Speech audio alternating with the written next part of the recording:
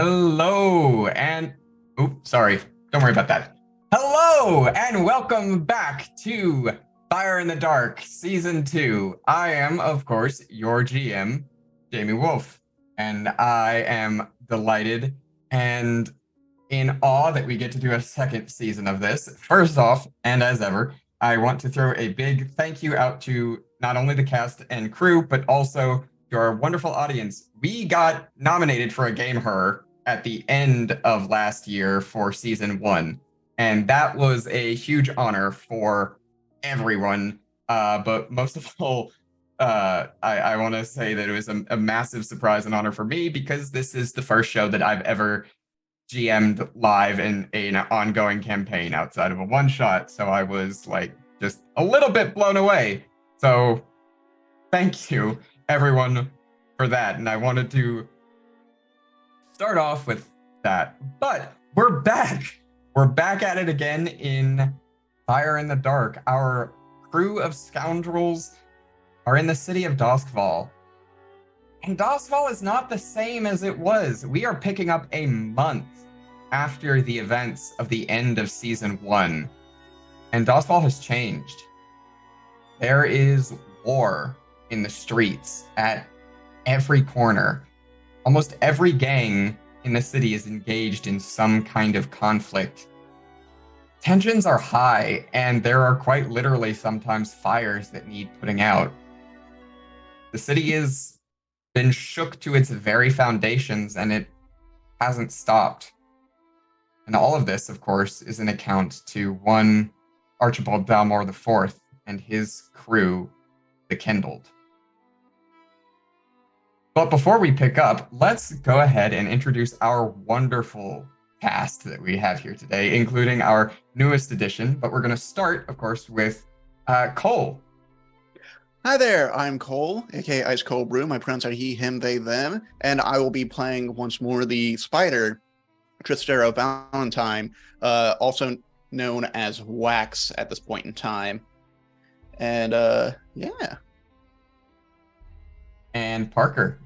Hi, my name is Parker. My pronouns are she, they. I will be playing Asher Spectre Claw, also she, they, our resident lurk, and I don't know, just problem child. And our newest addition, Mariah.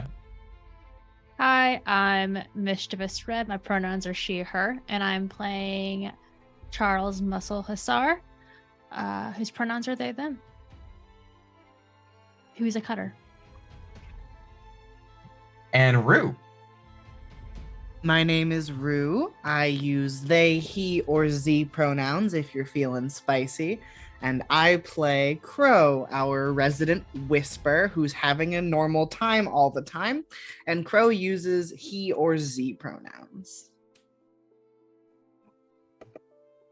And of course, last but not least, John. Hello, I'm John Downey, he, him, and I will be playing the deeply mortified, and traumatized, mostly traumatized, Mort the Mouth Morrison, a cutter, also he, him. And of course, I am Jamie Wolf. My pronouns are they, them. I am the GM, which means I am all the villains, the NPCs, and the background world. So anything that goes wrong and can go wrong, you can blame me. Except for the choices that this chaotic crew makes. That I can't take liability for anything this group does. I have no part in those previous choices. I just want to say that. You have no part in those previous choices. However, from what I know and experienced, based on my time with Mariah, my time in watching Vassin, and my time in all other things that have to do with Mischievous Red, the mischievous part of that title is well earned. So, without further ado, allow me to set our scene. Doskval, the city of eternal night. There is no sun in this world. The streets are lined with cobblestone. And it's not hard to find someone to do a job for you, whatever it may be. Whatever fringes of morality or legality you may be searching for, honestly, you could pop into your nearest bar and find someone who's probably willing to take the money for it. that doesn't mean it's totally chaos. There is organizations, lots of gangs that rule the streets, factions that control the various parts of Duskfall, everything from the blue coats, who ostensibly keep the law, but more line their own pockets, to the gondoliers, who protect the people from the various entities that go bump in the night that they find in their local homes. And all this, of course, shaded in by the crackling, glistening lightning wall that helps keep spirits out and in.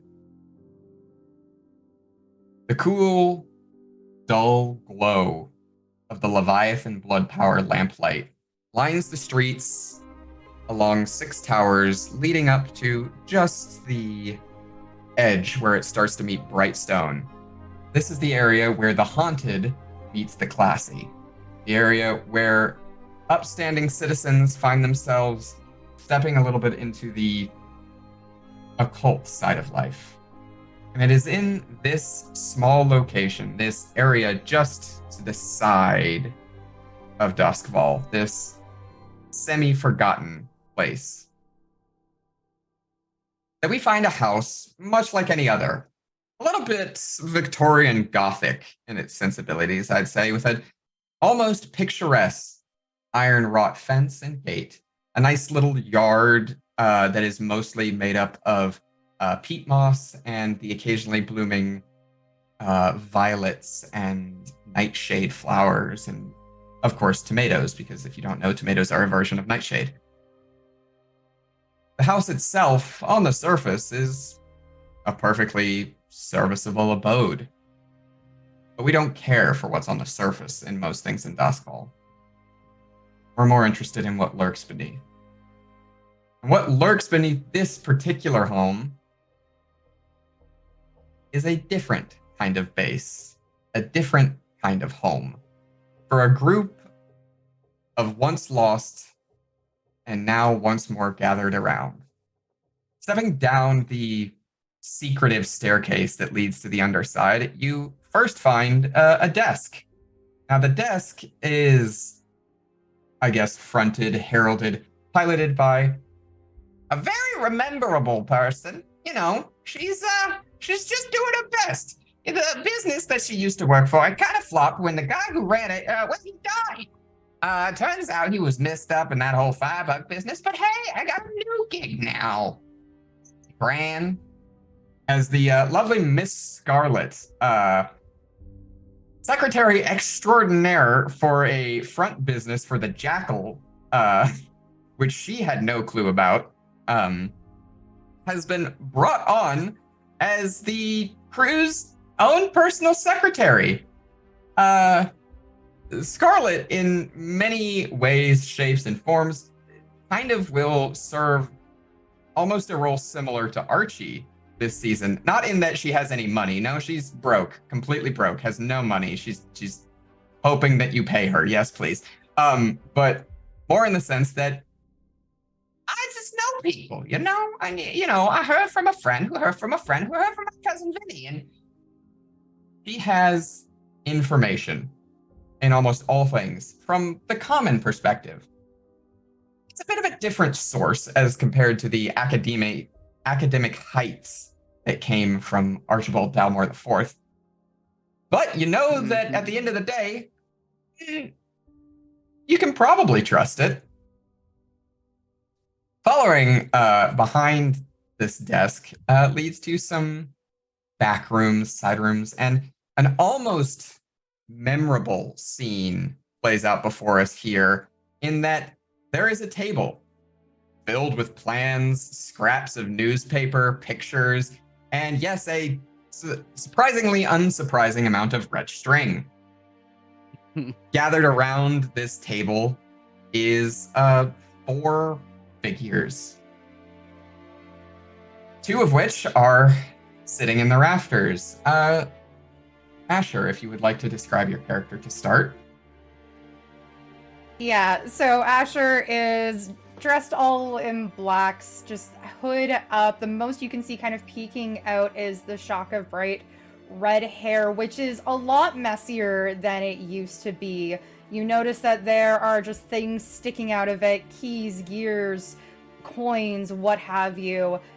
Almost its own nest of sorts, that where they seem to keep things.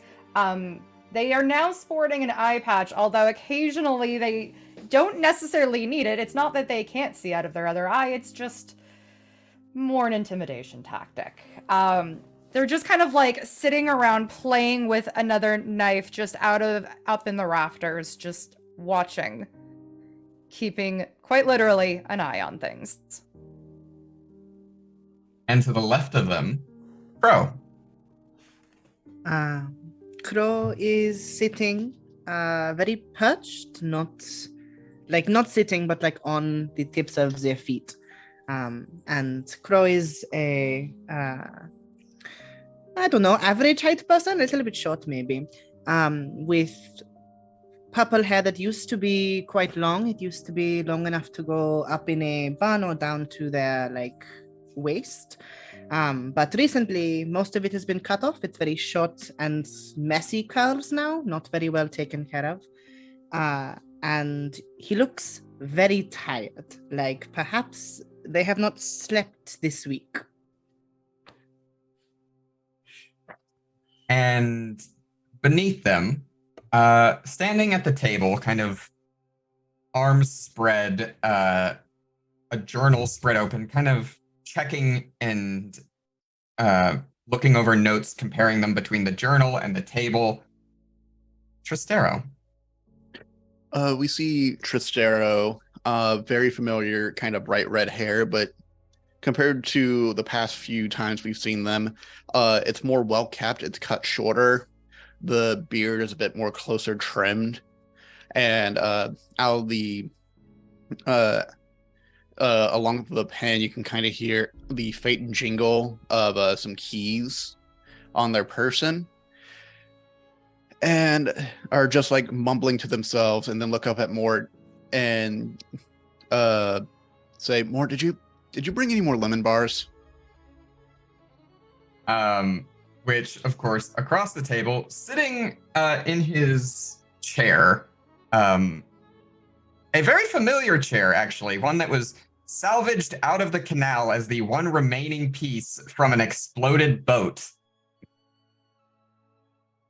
A little bit creaky, but fortified, and smelling, just adding the barest hint of that little bit of sea salt air to this underground layer that reminds you ever so slightly of your former base. Mort.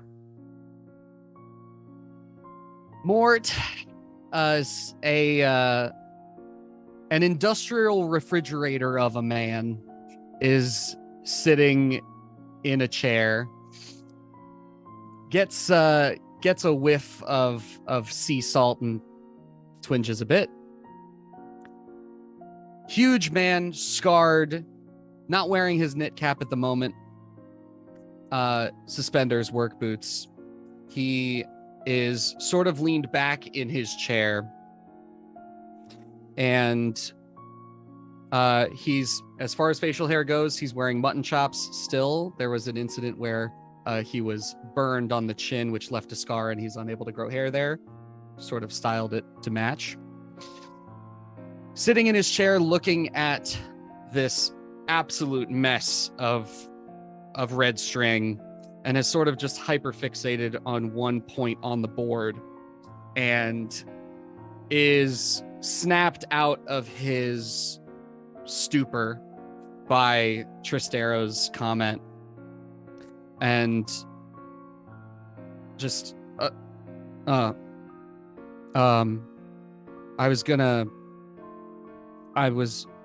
had thought that maybe no, sorry, no. No, you're good. You're good. Was just thinking about them suddenly. Yeah. Yeah. I can. I'll try to remember to bring something soon. Yeah. Come on. Hey, don't worry about it. We can always go by the coffee shop and pick something up on the way back. Yeah, that'd be nice. Speaking of the coffee shop, there is a pot of slightly burned coffee in the corner. The grounds are provided by said coffee shop that is known to exist just on the south side of Charter Hall. I don't want to say frequent stop of the gangs, but it is a well-known one to them. Now, in the wake of everything that has happened, the gang we have before us is no longer a venture producing murmur and pushing it across the streets. Indeed, the use of that was largely, by and large, to get rid of pyro, which has more or less been eliminated from the streets at this point. The Murmur Venture project itself is no more, however. It shattered into shrapnel along with the boats, and any last vestiges of hope and trust in the city with the betrayal of Archie Dalmore. And so we have a new name, a new gang. Before us we have We Who Remain. Whether it is in spite, in protest, or simply because they can. And it is as they are gathered around this table, looking over the various points of red string and notes, trying to figure out what their next, first, whatever move is. There is a knock at the door, and Scarlet opens it. Her face is a little bit red, and she's kind of doing a slight... There's a very handsome individual who's here to see you. If you would, And she kind of like looks back over her shoulder, and Mariah. So I will say, before she looks away, they'll reach out and like touch her cheek and be like, "Easy there, darling." Oh my! Like if you've ever seen the stereotype of someone who like quivers and almost faints, that is Scarlet right now. Her knees would literally be knocking in a Looney Tunes. She is like barely standing as... Yeah, so we have Chip standing there with long hair. That's blue, but different shades of blue throughout. What's most, I guess, what stands out most on their face is definitely their eyes, though. Their eyes are very bright blue. And if you look at them long enough, you can kind of see the color shift to where it almost looks like lightning. They're wearing leather pants and a flowy white shirt with a very deep V-neck. Yes. And in their hand, they are also holding a very well-pressed envelope with a familiar flowing script on it, addressed to Mort Morrison and those who remain. I have this for you all. All right. Come on in, Chip. We're a little bit light on seats. I hope you don't mind standing. Sure. All right. Yeah, and welcome to the basement of our house. Is this a statement? Do you want me to buy more chairs? Honestly, no. Knowing our luck would probably burn them. Yeah. Have a tendency to do that. I wouldn't call it a tendency. A habit, maybe? Got it. Oh, Echo warned me a little bit. Mm-hmm. speaking of Mix Crow, Yes. I have, there's a letter that came for you from the university whenever you have time. I think it's something to do with one of your students. Okay. I will look at it on my way up. Thank you.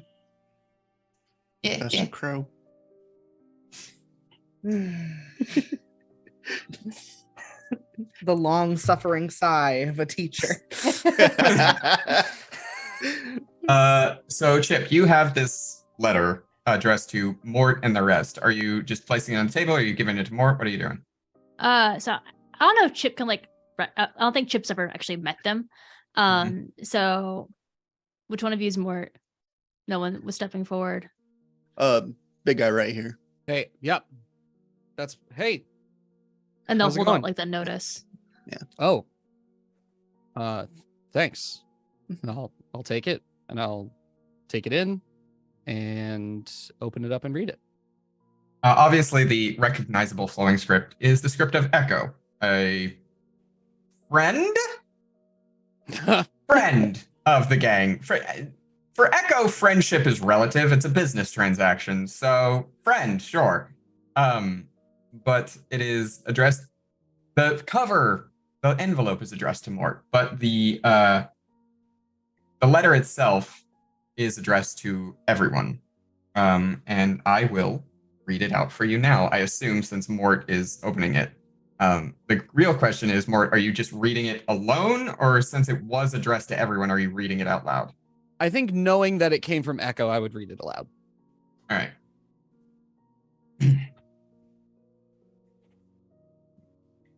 To those who remain, I do believe that congratulations are in order first. You've done well in reestablishing yourselves in spite of your losses, and your new headquarters are substantially better hidden than your previous endeavor, though far less convenient to access from the perspective of our humble coffee shop. I don't recommend being surprised we know about it regardless. It would do a disservice to both our intellects to think that we wouldn't know. In any case, I write because there is a small matter our coffee shop has to attend to. Some unruly patrons who keep burning the pastries and coffee grounds that is going to occupy our attention. And we likely won't be able to render you as close of aid as we once previously have. It's likely you'll find the rest of the city's residents in a similar state, fighting their own personal wars. This means you'll find it a lot harder to make friends than before. Also, many who might find themselves opposed to you will also be distracted. At least those who don't think you're already dead, along with your boat at the bottom of the canal. For the sake of not wasting our time, I shall get to the point. As an act of good faith and friendship, I'm relaying a piece of information that came across my desk. A certain young woman by the name of Cecilia Morrison recently arrived in the city on a ship known as the Katamari. If you don't know why that is a problem, I've included a clipping from the most recent Inkrake review. We figured Mr. Morrison would be interested in this information around his sister. Given that Miss Morrison is new to the city and entering in a time of uncertain dangers, we would like to extend an invitation for her to stay with us at our establishment in exchange for a mutual benefit. A member of our coffee shop's staff, one Mr. Jeremiah Reddington, happens to also be aboard the Katamari. He's a very useful figure in our ongoing dispute with the rowdy patrons. Should Mr. Reddington manage to make it back to us relatively unscathed, then Miss Morrison is also welcome to take up an abode in our establishment, until such time she sees fit to leave. Regardless, what you choose to do with the information is up to you. Oh, and this is Chip. His fee has been paid for this job. Use him as you will. Echo. And then there's a newspaper article that has been clipped to the envelope with a headline that reads, Katamari passenger ship seized, with the text, the Katamari passenger ship from Tykeros was seized as it came into port in a daring and explosive raid by an unknown gang. The gang appeared to be wielding fire as a weapon, similar to the now defunct gang known as the Firebugs. All attempts to communicate with the raiders have been met with gunfire or flame.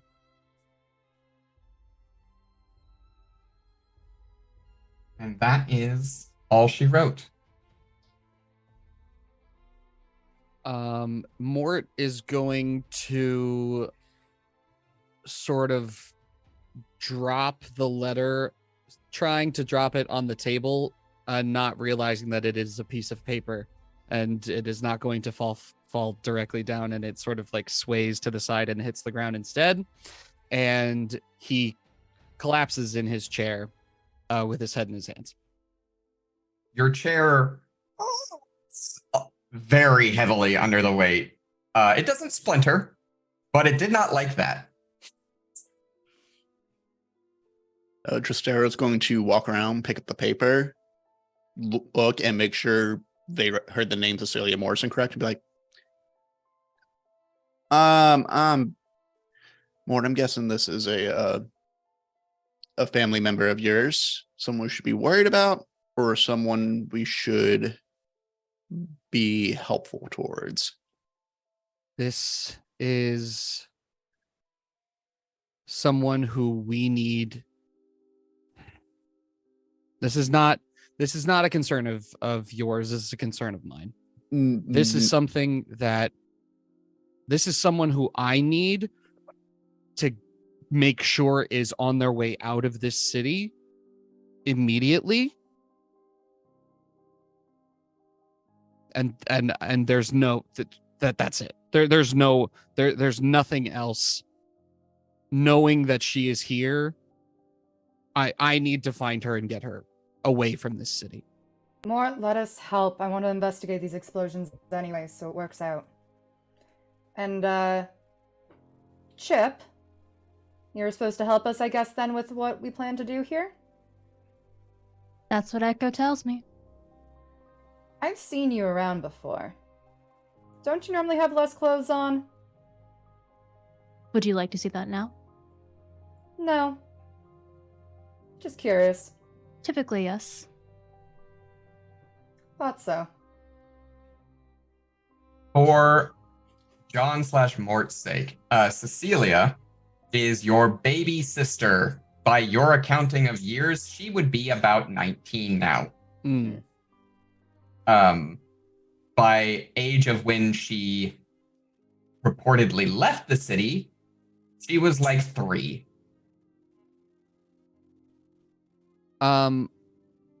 Just for clarification for me, how old do you think I would have been at the time of the coup? 22, 23-ish. Okay. So you're hitting like late 30s, early 40s for Mort is what I assumed. So yeah, that sounds right. So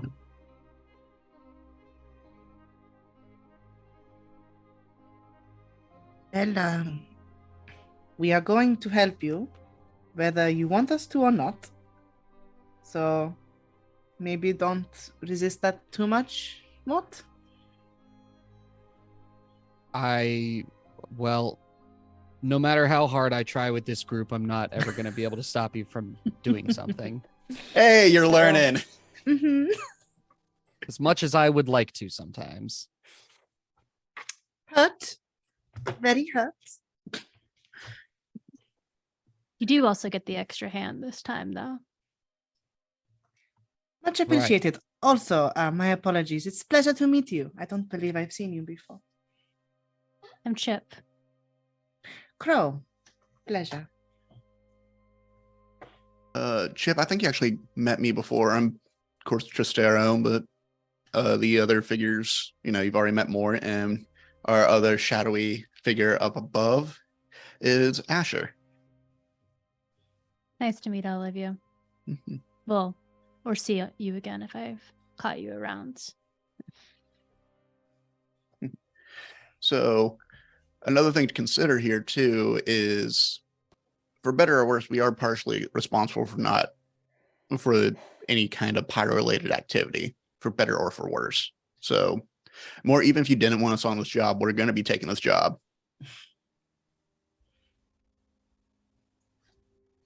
It sounds like, Mort, you would rather simply get your sister out of the city, or do you want to bring her to Echo until you can arrange safe passage for her?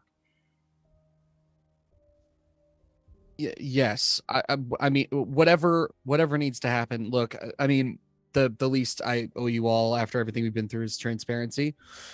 There is a literal demon who's been running around this city, finding members of my family, including myself, to toy with, and I won't let it happen to another person. The hunt is going to be looking for people of my blood, and I cannot give the hunt any quarter. And I also have an obligation to my sister to protect her.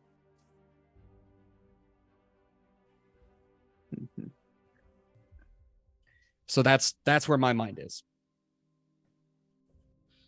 Well then, we should act quickly, yeah? I would like that.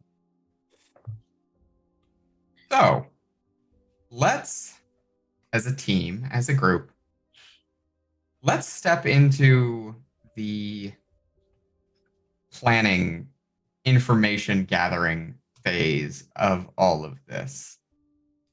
Here's the information you already have. Cecilia Morrison, aka Cece, came into the city on the Katamari and is currently, as is known, still on that ship, as is a member of the Damned, Jeremiah Reddington. The Katamari has been seized by a gang of unknown assailants wielding fire, similar to the firebugs.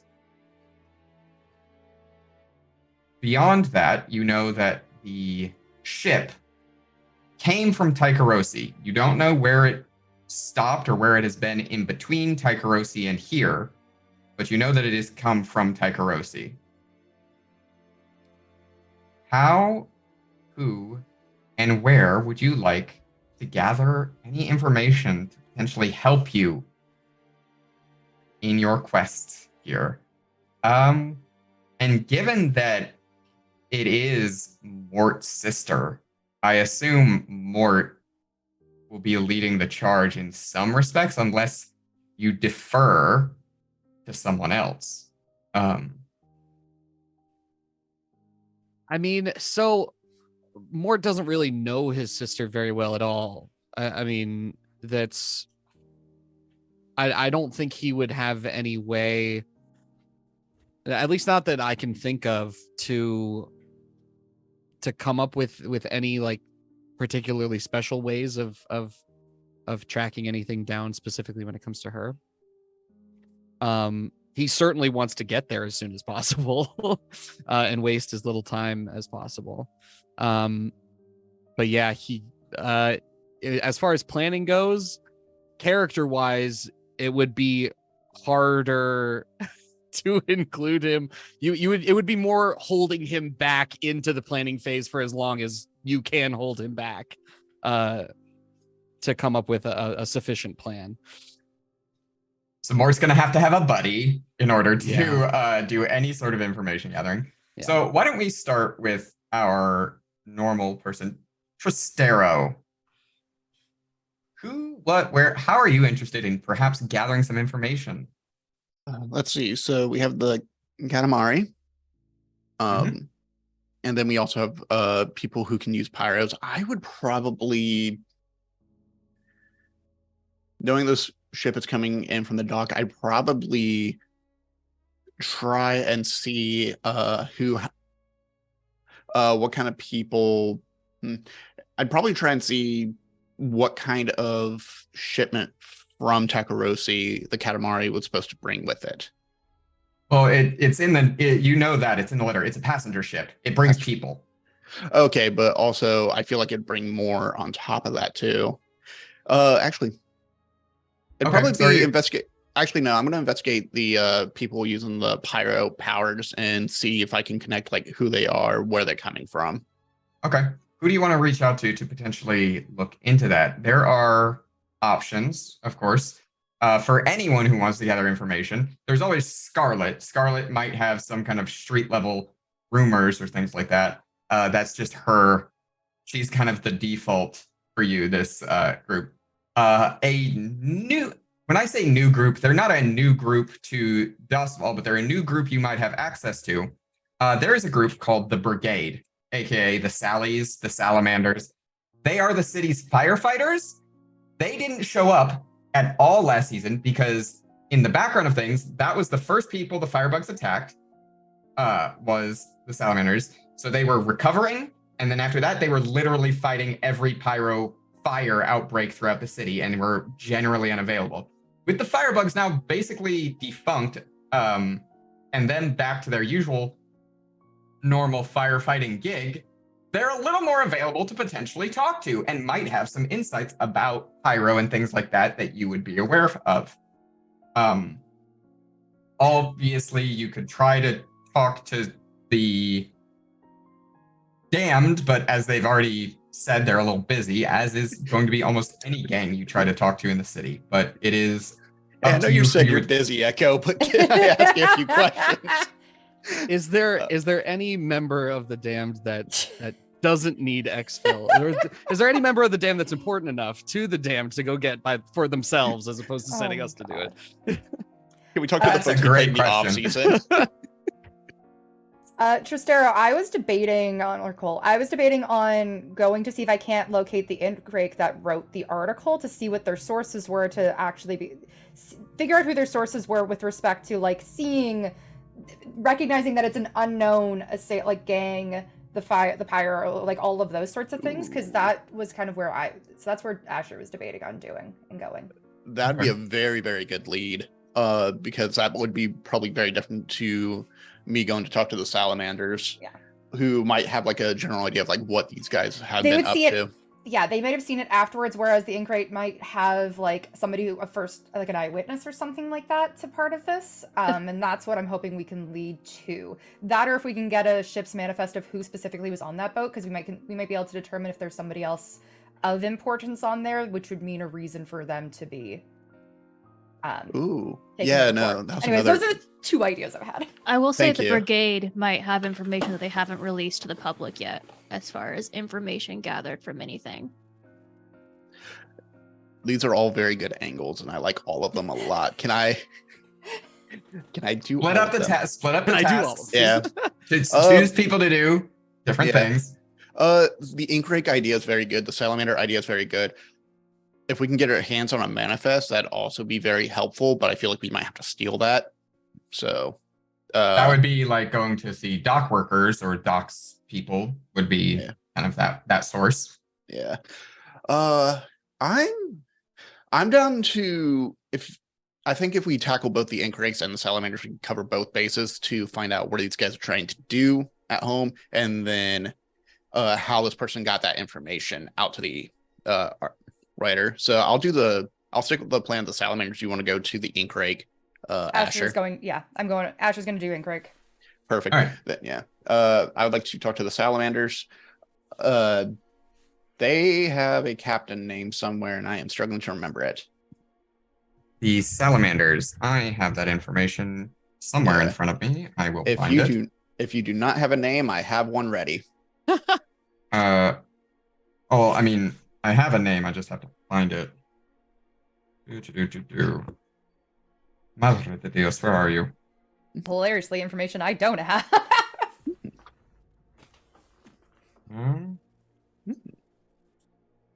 Do you have the name for the brigade leader in front of you? I do not have the name for the brigade leader, but I had one ready to go if we need a name. Actually, wait, I can just look the factions real quick. Salamanders, where are you at? Oh, they aren't even in the book. Yeah, they're not. Well, they'd be under the brigade, not the Salamanders. There is a captain. What name did you want to make up? Their name is Grizz Peaks. There you go. Grizz Peaks. Yeah. Good. I like it. All right, Nice. sure. So you want to go talk to Captain Grizz Peaks and the Salamanders. You, Asher, want to go talk to the Inkrake author who wrote the article. That's very, very easy because it's a newspaper article. The author's name is on the newspaper article. Yep. That is Liz Ben. Okay. What about Chip Portuguese. and Crow? What are you interested in doing? Sorry, I'm actively writing things down. I had to think of something else because I was also going to do salamanders. You can have more than one person go Yeah. to things. I mean, that's fair, but I want to make sure we get all the information we need. Oh. You can. I was gonna say you can just make sure I get all the information with like a aid roll or thinking of something I miss. Tristero still needs a babysitter. Like, it's only season 2. Not that much has changed. Hey, it's been a month. So Yeah, but here's the sad that thing: Chip wouldn't know that Tristero That's in fair. particular That's needs a fair. babysitter. Fair. So sad And that his I normal can't babysitter is Mort, but Mort also needs a babysitter. Mhm. So sad that I can't ask Rick questions about this because why would Rick know? I was going You to could try. I was going to either be one of our crew members' babysitter. Not that Crow is the best suited for that, but they can try. Or I do still have a connection with the Demon of Flame. Mhm. And I was going to reach out to him. I don't remember his pronouns. They are fire manifest. Their pronouns are eat, destroy, destruction. Understood. To reach out to them and see like if they know where the fire ability is coming from. Like just in case it is not pyro, if it is something else. So those were my thoughts. I am open Okay. to other things as well. You are perfectly welcome to try to reach out to the Demon of Flame. Mort. Chip will- Hmm? I was go gonna- ahead, Chip Chip. will go with Tristero. Chip will go with Tristero. All right. Mort, what are you doing? Knowing that probably going guns blazing into this ship without everyone else is a bad idea. Still wanting to do it, but Cole posed a very good question in our side chat. Is the ship on the open ocean? it is. So it is basically it's not on the open ocean. It's in holding, I guess you could say. It's in basically it's a large enough ship that it's not directly docked in the dock. It is out in the ocean, and then there's a courier ship that goes to it, and that ship that has been seized is currently, as far as you know, you'd assume semi-blockaded by the people either who took it or by the faction, i.e. probably the Blue Coats or a military faction who's trying to resolve the situation. Okay. So there, just so I'm clear, I don't know if I'm just not listening well or not, but are they on the courier ship or are they on the ship? They're on the ship. They're on the ship. The ship. The ship. Like when they quarantine ships. Yeah, right. I'm doing So- everything in my power to make Mort hate boats even more than he Yes. already does, basically. And this is a perfect opportunity for Mort to maybe have to go secure a boat for them. Does that sound like something we would Yeah. need to do? I'm trying to think of how we would actually get there to deal with the problem. We need You a want to boat. go secure an asset. Yeah, Yeah. absolutely. That Yeah. sounds much better than ghost storing in. I feel like Can save that for out. it's always we've done so well with saving our ghost door Deus Ex Machina for the end of a Yeah. To leave, not to get there. to Yeah, leave is exactly. so good. Having that in our back pocket at all times is spectacular. I mean, we could always swim. It's great exercise. No. I would No. never swim in this water ever again. No. Absolutely not. Sorry, you're new here. That's yes. um, No. you don't know how much anxiety you gave me from that suggestion. Mort also has a thing with boats. He's not quite a big fan of them anyways. I think it's just don't- being with the water. I look, I guess it's a childhood. There was no like specific traumatic event. I'm sorry. I don't like it. I'm sorry. It's Easy okay, big there. guy. You're allowed to just not. Scarlet has just been like she's always listening. You have to know this. You have to know that Scarlet's always listening. She is a gossip. It's okay, big guy. Not everything's for everyone. Listen, you gotta understand. My cousin Vinny, he's got this whole fear of snakes. He's never seen a snake in his life. You don't have to worry about it, all right? I have a lot of concerns for Cousin Vinny. I'm not gonna lie. This is like the 15th thing I've heard about Cousin Vinny. I'm very concerned of whether or not they're an actual person. If they are, very interesting person. Probably a lot of great stories. Mm-hmm. Perhaps Okay. there are several people. Okay. I guess I'm gonna find us a boat. Okay. Mort looks so Proud of you, buddy. Mort looks so unhappy that he is having, of all the things he's realizing he has to do. And with that, let's actually start with Mort and the acquisition of a boat. Mort, for this acquisition of a boat, are you thinking like this is like a survey roll? Are you thinking like a hunt, like a tracking it down kind of thing? That's a very good question. I would love to make it a hunt roll if there's a way that we can hunt is finagle tracking. that. Hunt is tracking. If you want to track a boat that would be available for you, that could take you out there, would either be free or cheap to do so. That is hardcore, I would say, tracking. What a shame the Foghounds aren't around really anymore for us to steal a boat from them. Exactly. That Yeah, we worked could have so just well for us stolen in the another past. boat from them. Would have been fine. I feel so bad if we stole another boat from them. They're just a boat ATM, really. Is that not what they are for? You've stolen 2 boats from the Foghounds. The Foghounds left the city. They're not here anymore, all right? They don't exist in the city. They're not a faction. We took too many boats. We overdrew. That was... You took 2 boats and you blew up a third that was in their dry dock. Like, so what I'm hearing is we overdrafted and now we have to pay the fee for it. So, Mort, are you ready to do our first roll of season 2 of Fire in the Dark? Jamie, I've never been more ready. All right.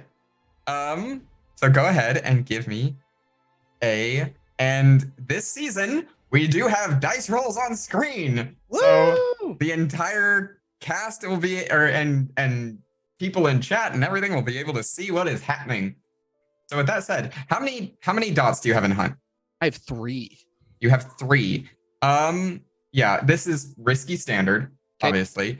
Are you going to push yourself? Are you going to go for a devil's bargain? Or are you just going to take it straight up and down? This is information gathering, so there's not really any risk here in general. So consequences are minimal, if anything. Yeah, I would entertain a devil's bargain for sure. Okay, that's the one way you can really get consequences in an information gathering session, so I'll go for it. Yeah. So, your devil's bargain is that you get the bonus die, but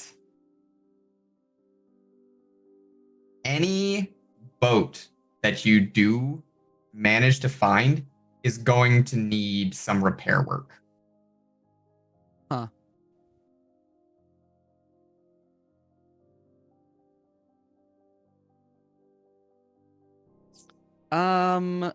I don't love that.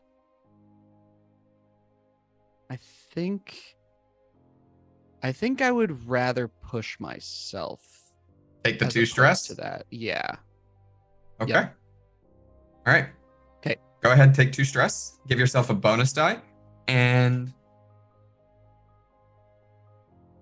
Okay. That is a 5. So, with a 5, you definitely manage to track down a boat. You absolutely do. It is a free boat, in fact, even. It is a boat you don't have to pay for or anything. With a 5, there is going to be a little bit of a downside on that acquisition of the boat. Here's the thing. The boat you managed to find is the last remaining boat in the Foghound's abandoned dry dock. It still has a little bit of damage on it from the last time y'all were here, and it was abandoned, so it hasn't been worked on. That boat is good enough that it can get you there. Getting back, however, you're not so sure. Okay. Great. I'm going for it. Okay. Let's go collect our final ship. The final payment vessel. of the Foghouse. The boat you find, I'm not gonna skim details. It's a tugboat. It's a tiny little tugboat. It's got some pull. It's got some power, and if it ain't pulling anything, it can go at a nice little clip. But it has no armor. It has no resources, and it is barely gonna fit the 5 of you. I just step on, use my very rudimentary knowledge of how to pilot a boat, and I holding in everything that I can, as nauseous as I am being on a boat, make my way out of the dock and over to a rendezvous point. You are able to make it. A rendezvous point's not hard to find because there is a canal that juts right up against where your new headquarters is. You can literally park the boat outside if you wanted. Perfect. All right. I think I make it like a block and a half short of the destined rendezvous point because I simply have to get out. You simply have to get out. You get out for a minute. You kind of gotta go and like lean against the wall, get your sea legs back about you. You're a little wobbly, and then like since you're already there and it is a tugboat, you literally just take the chain at the front of it and just pull it through down the canal the rest of the way because it's not that heavy in the water. You just like a dog that you're walking down the canal. All right. So, next, Chip, were you going to the salamanders or the ink rigs to help? What were you? Salamanders. Salamanders. You're going with the salamanders. All right. So let's have Chip and Tristero go to the brigade, the salamanders.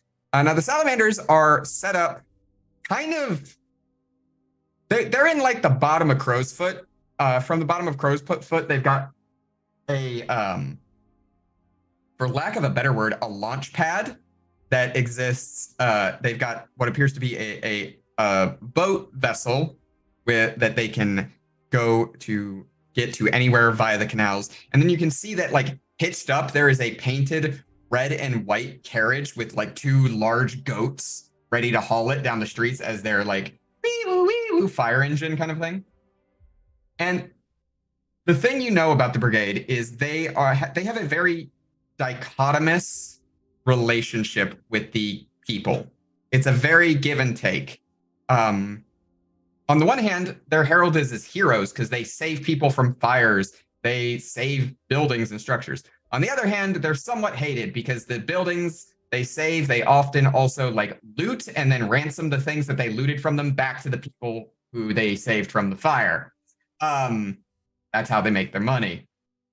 They are not a public service funded by the government. Does Dustfall have any public services funded by the government?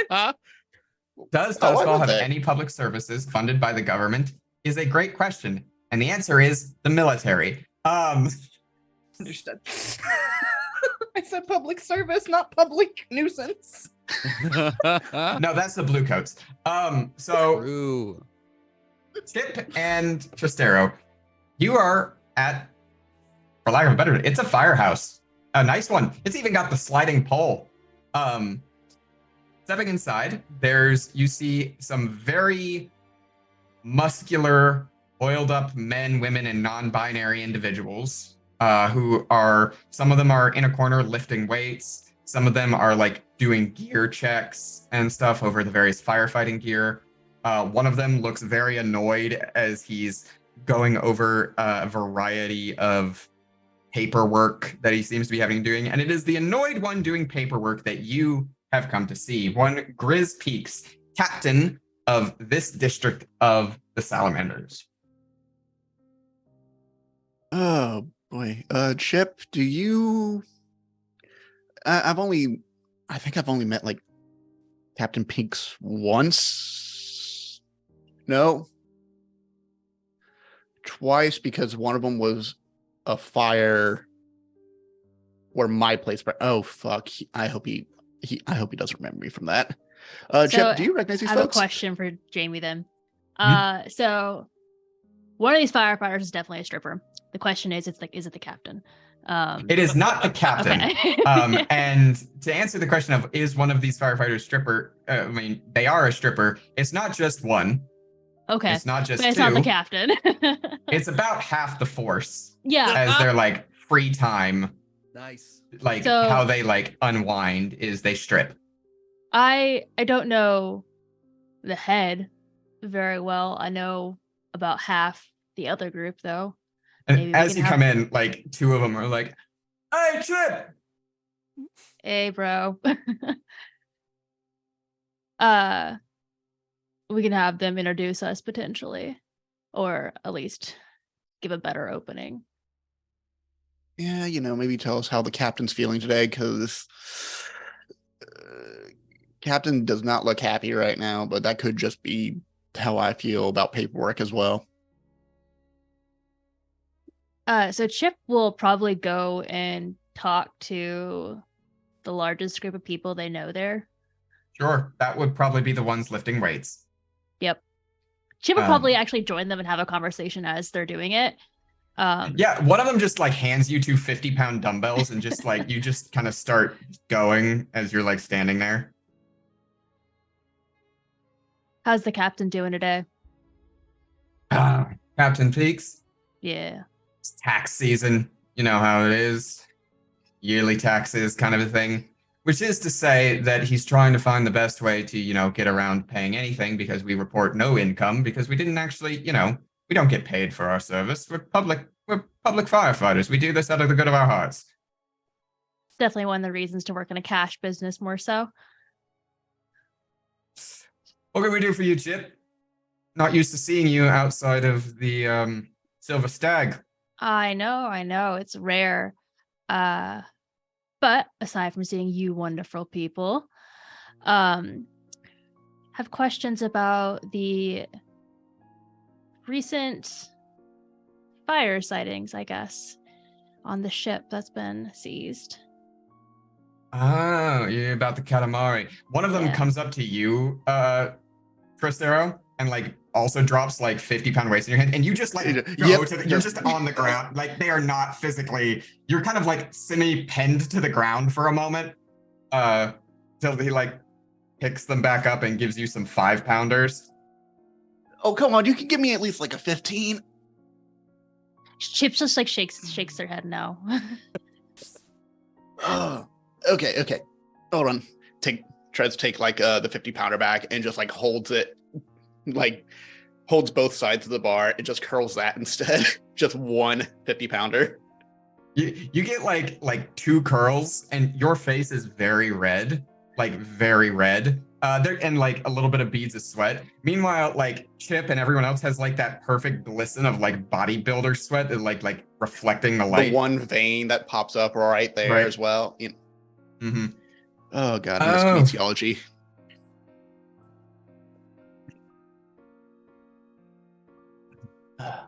Actually, one of them will pat you on the back and go, maybe you should join us a little bit more often, friend.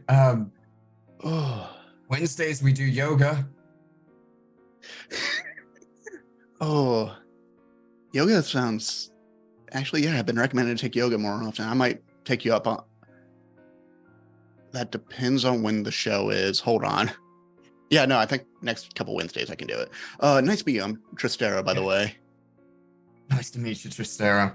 And yeah, we got, we do yoga every Wednesdays. We pump iron whenever we're not on the job. Chip, as you're saying, that you said to the one about the fight. Is it about the passenger ship out there, right? Yeah. Yeah. Yeah, we heard a bit about that, but outside our domain, basically, military told us to back off.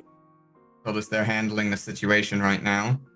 As for the fire, though, couldn't tell you too much about it. Only what we saw off the shore, a couple of things. A couple of gouts of flame here and there, and then it's mostly quieted down. Seems like it's largely being used to keep the military dogs at bay.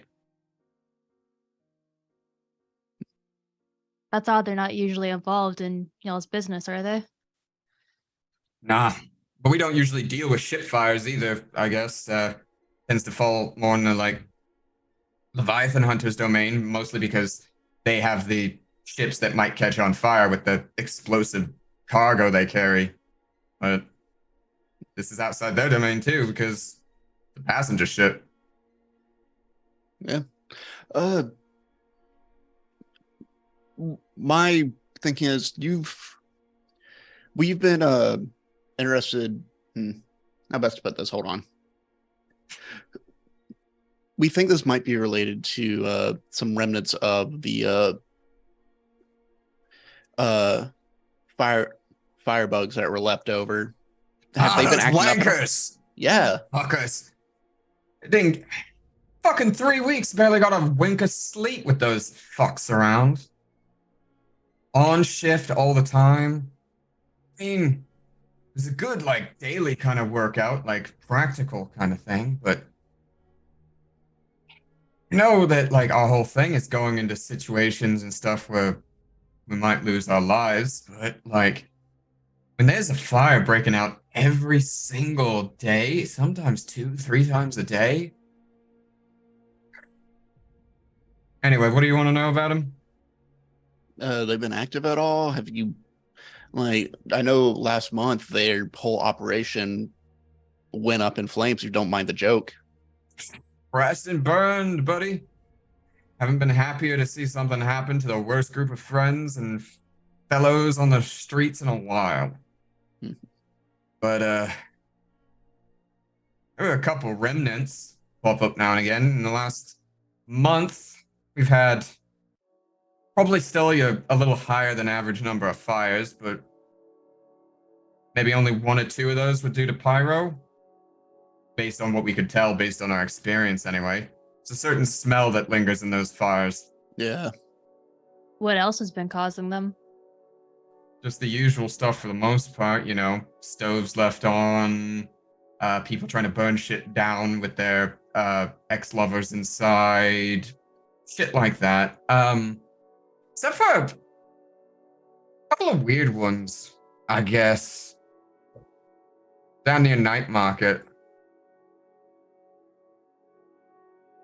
Those ones, I don't know. There's only 2 of them, but there was no trace of accelerant, no Leviathan blood, no lighter fluid, nothing to start the fire. The building, you know how buildings usually burn from the inside out kind of a thing? If you try to start a fire on the outside, it tends to die pretty quick.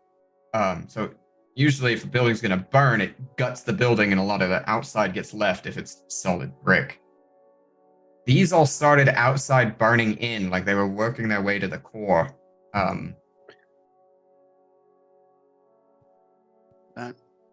It didn't... I don't know. With no smell Smells... Sulfuric? Ozone. Okay, good to know. Yeah. Anyway, anything else for you? I guess my big concern is trying to figure out where kind of these firebugs like to camp out. If that's the case, like they had to be planning this for a while, so they had to have some place nearby. If any of the other branches, if y'all happen to have like a potluck or anything, get together from time to time whenever you have a moment. Most of the remnants of the firebugs got stamped out hard by someone, mate. Like, I mean, they just got wiped. Flash Haven't frozen, really yeah. seen hide or hair. Most of the pyro that's been left has been just users that weren't a part of firebugs, kind of a thing. Dwindling supplies, some ODs a little bit. Otherwise, mostly just people using their last batches. All right. Hey, if you're not down for the Wednesday yoga, by the way, you should come by Saturdays. That's poetry night. Oh, you do not want my poetry. Hey, Actually, I know who does, though. I know who would love that. hey, we accept all poetry here, man. Like, see Johnny over there? He has this like whole thing with, I don't even know how to explain it, but it's like, it's about the words, but it's about the spaces between the words, the lacuna kind of a thing. He had one poem, it was about the emptiness. It went for like 27 minutes, kind of a thing, of you just sitting there in the silence, being forced to think.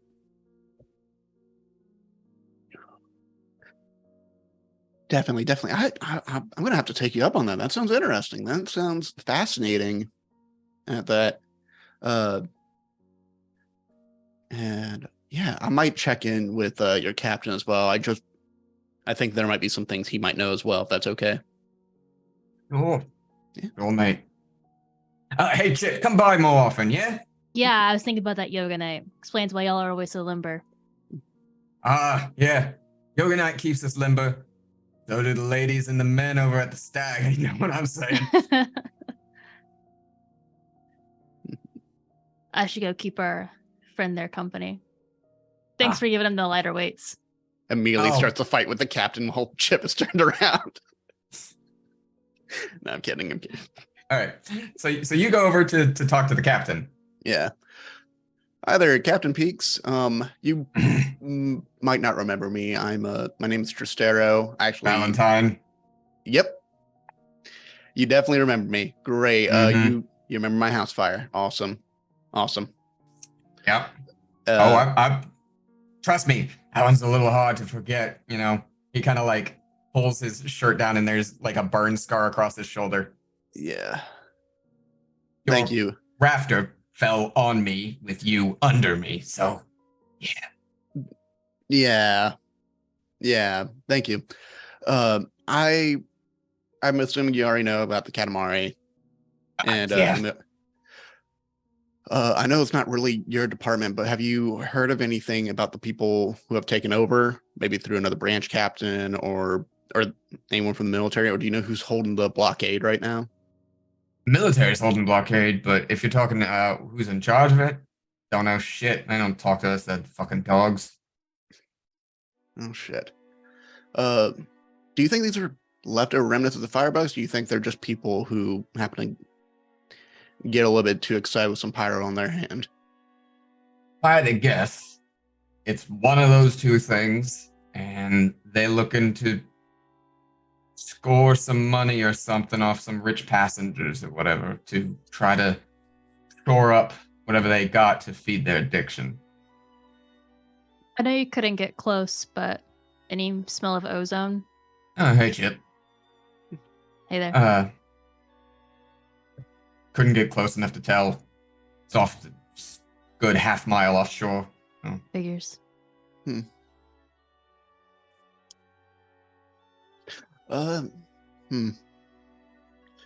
If that's the case, then that's going to make it a little bit okay.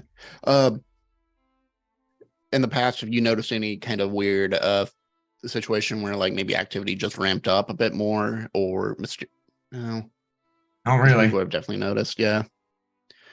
Out of character, y'all. I'm drawing a blank. If anyone has any questions you want me to ask. I think we've exhausted it. Yeah. Yeah. That's about the most we know. Yeah, I think the information about the night market fires was interesting. Yeah, considering you're about to talk to something called the Fire Manifest. And also, we got info about Poetry Night and Yoga Wednesday.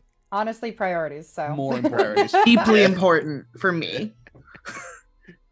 How, Jamie, how weird is it to us, to anyone who would have heard that the military would have stepped in for this job? Pretty weird. The military doesn't usually deal with passenger stuff. It's handle your own shit. You two tend to have private security for this matter to make sure shit like this doesn't happen. The fact that the military is stepping in any capacity, real fucking odd. But it seems like, based on what they heard, it seems like the military is like doing their best, question mark? They have like a blockade on the ship in a Yeah. way, it seems. Whatever else they're doing, you don't know. Okay. Right then. So Tristero and Chip, before you leave, Captain Peaks holds up a hand. Boy, Valentine. Before you go, you see him pull open like a junk drawer at the bottom of his desk and start rooting around in it. Going through some of our old stuff from old files, backlogs and files and things like that. You already lost most of your shit. Wasn't worth giving it back to you in any case, but found this. And he reaches in and he throws a necklace across over to you. It is a locket that you know that you gave to Marasi, inside of which there is a picture of you, a picture of Marasi, and a picture of Lim. Oh, I really wish I had this sooner. Thank you, Peaks. It is partially melted on the surface, so that any inscription that was on the front, which you remember on the front was now and forever, that's gone. The pictures, however, on the inside are surprisingly intact. I didn't remember where I got this amulet from. This locket from. Thanks, Captain. I appreciate it.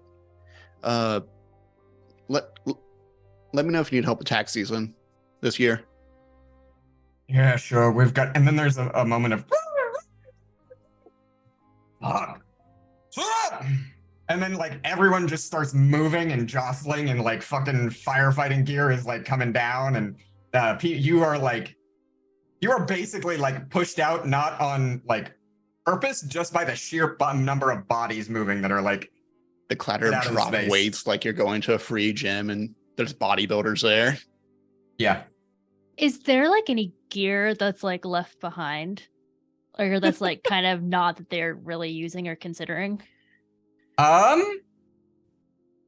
There is a leftover. I mean, they have some spare firefighter jackets, like the ones with like a little bit of like fireproofing, and they're pretty thick. And a spare gas mask.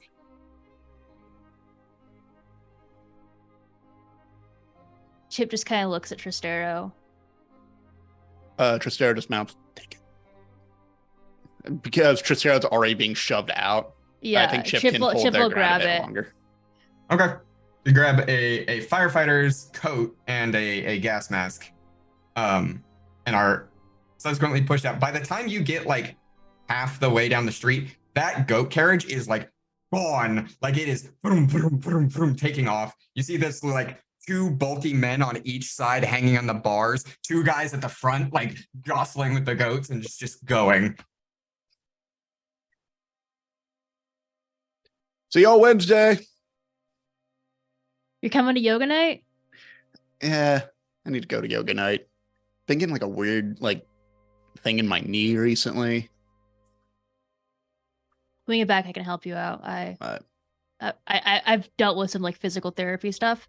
Got to protect your joints. Yeah. I can help you out. All right. Thank you, Chip. I'd really appreciate it. Oh, All right. Now, let's scooch on over to Asher Spectre Claw. You're going to see the Ink Rake author, Liz Ben. Yeah. All right. Well, there's a lot of Ink Rake publishing houses around, but not too hard to find the one that published this story because it's probably the one down by the docks. Yeah, that tracks. So, the Ink Rake publishing house, it's an open house. People are allowed to come in and, in fact, are encouraged to come in and complain about articles to the Ink Rakes because at that point, the Ink Rakes will beat their asses. So you're able to get in to where you find Lisbon, who appears to be a mid-30s, hair pulled loosely back in a braid down that goes down all the way to the base of her spine, of bright green hair with flecks of gold all the way through it that appears to be natural, indicating a Taikarosi heritage. She is typing away at a typewriter. You can hear it clicking. And despite the fact that she is not using all of her fingers and is in fact chicken pecking, you have never seen someone type this fast in their life. Miss Ben? She does not stop. Who wants to know? Recent article that you wrote, the one about the Katamari and what's happening with it? What about it? Who are your eyewitnesses? Fucking me. Was getting a fucking fish down by the dock for dinner. You don't say. Hmm. Can you tell me more about what you saw, specifically around the explosions? I certainly can. Can you any details? Did you see somebody set them off? Who did you see? There is a ding as she slides it over, and then she's like, and what's in it for me?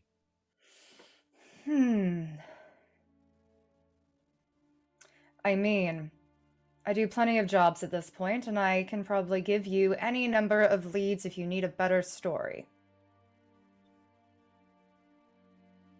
I can get you inside information from various sources.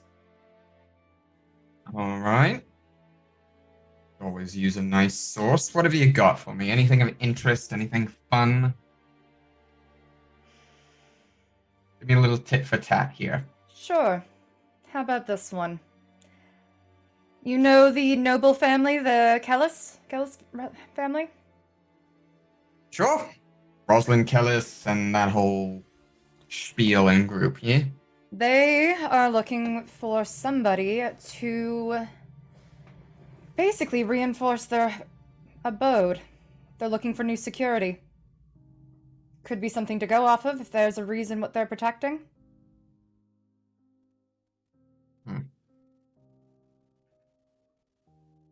When you say update the security, what do you mean?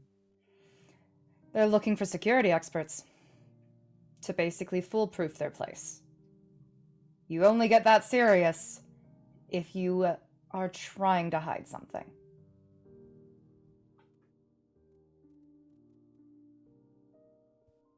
Fair enough. Fine. There's a ship out there in the ocean. Katamari? Yep.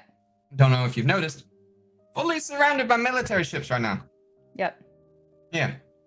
None of them have managed to get on. There's fire, fucking flames, and gunfire and everything to anyone who tries to get too close to the ship. But why would the military be interested? It's a great question. I'm trying to figure that out. Exactly. Well, I happen to get my hands on a copy of that ship's manifest. Somebody's on board. Somebody important. There are, somebody on board, probably somebody important, and also something on board with that somebody. Oh? Mm-hmm. Who and what is on board the Katamari? I don't know the details of the what, because the what is so classified that it's just listed as object. Interesting.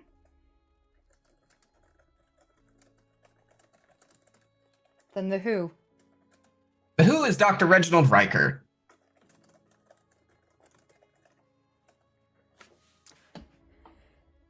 We don't know too much about Dr. Riker, except for the fact that he is a former military scientist for the Taikarosi military. Okay. Specializing in crowd control. Crowd control. Okay. Well, that's ominous. Well then. So that's why the military's involved. Mm-hmm. Makes sense. What did you see about the unidentifiable gang that seems to have taken over the Katamari? Ship's half a mile out to sea, love. I didn't see them. Nothing distinguishable, nothing weird on their person, or they just looked like people? The ship's a half a mile out to sea, love. I can't see them. Well, then how do you... Okay, fine. I can see the fire. Fair. Anything strange about the fire? Looks like pyrophire. Except the fact that pyro is basically gone. It's been a month. It's probably all that's left is dwindling down. Maybe it's the last little bits. Right. Anything else bizarre that you've seen about it? Anything else that seems out of place with this? Nope. That is all she wrote from me, unless you have something else to share, but I don't. Unless you're looking for information on anything else. Oh, I will come back to you later about that, if that's all right. There are... We'll see about that, depending on how your information is on the Kellis family and how if that leads anywhere. Fair enough. It should. If it doesn't, I'll be quite surprised. Right. And if I get any information on who they do hire, I'll let you know that too. Sure. And the clicking just ensues once more as she once more goes at her typewriter. Asher turns around and just leaves. Does not care. No pleasantries needed. Okay. All right. So we have a boat. We have some information from the salamanders. We have some information from the ink rakes. Let's look at our more occult sources. Rue, aka Crow, how are you trying to contact Fire Manifest, the demon of ash and flame? I assume that in our underground little base place, I have like a spooky room, for lack of a better term. Where I keep all of my occult things so that they don't scare other passers-by. And so I would like to, on the floor of that room, in like chalk but ash, if that makes sense, like ash chalk, like charcoal. That's what it's called. It's called charcoal. I'm just stupid. In charcoal, draw whatever like sigils are necessary, and then sit down in the center and light a fire in a bowl, and then just lightly like draw a knife across my palm and let the blood drip into it. Okay. And after some communing and the like, and a little bit of setting up, because I didn't know if you remember the first time this thing contacted you was through a mirror. So oh yes, setting up a mirror. Mirror in order to perhaps be a medium of communication. There is some pause, some moments, lights flicker down, and then back up. And in the mirror, there is a form, a figure starting in ash and flame that slowly spirals together until it is a vaguely humanoid cloud of flickering black, gray, and red sparks, with most of them setting around where a humanoid eyes would be.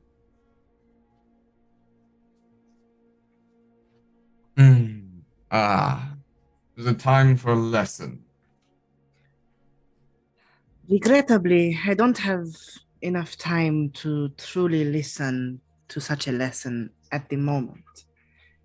Something a little more pressing interest. Very well. There's a boat off the coast, and whoever has taken it hostage is using fire in a fascinating way, almost like the pyro pushers, but I know the city's resources of that are draining. I was wondering if you knew where they were sourcing their fire from. Amidst the water and the waves falls outside my domain, as you may suspect. But Indeed. bringing fire and ruin and destruction to such a place does invite me a little bit to know, to seek, and to understand what is there. And what I can tell you is that it is, much as you have suspected, the tainted flame of that liquid drug you've spoken with before, the ones that have polluted the very essence of fire with their control. They are making use of it. It is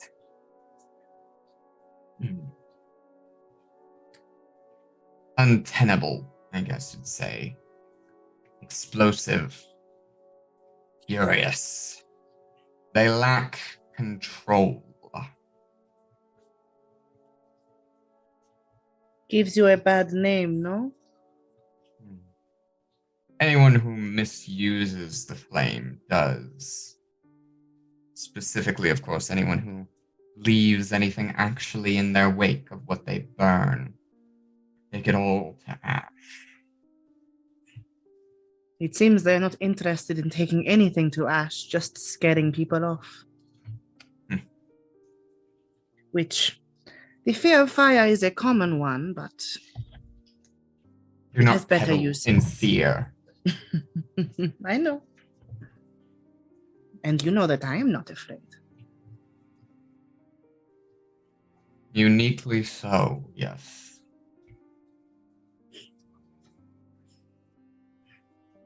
So what is it you need of me? What is it you ask? I wondered if this would be an opportunity, a learning opportunity for me to, what is the phrase? To fight fire with fire. Yours is better. It is in every conceivable way. I think it would be nice to show them what real fire can do. Very well. Should you attempt to channel flame when facing one of these individuals, I shall acquiesce to fortifying it in some manner.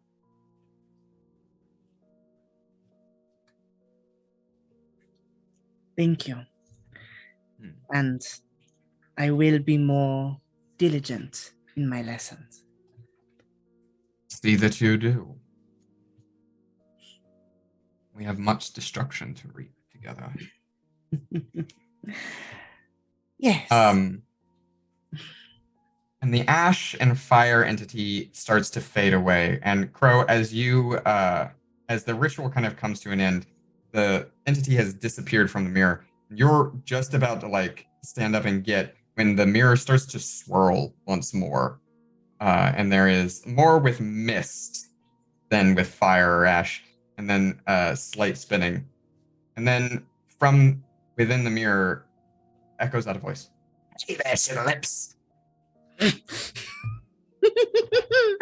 Oh, hello, Rick. It has been a while. How are you? It has been a while, hasn't it? I'm in the shit. Oh, what's wrong? How can I help? Help is very much appreciated when you might have the time. This might be, until you do something, the only time I'm able to talk to you.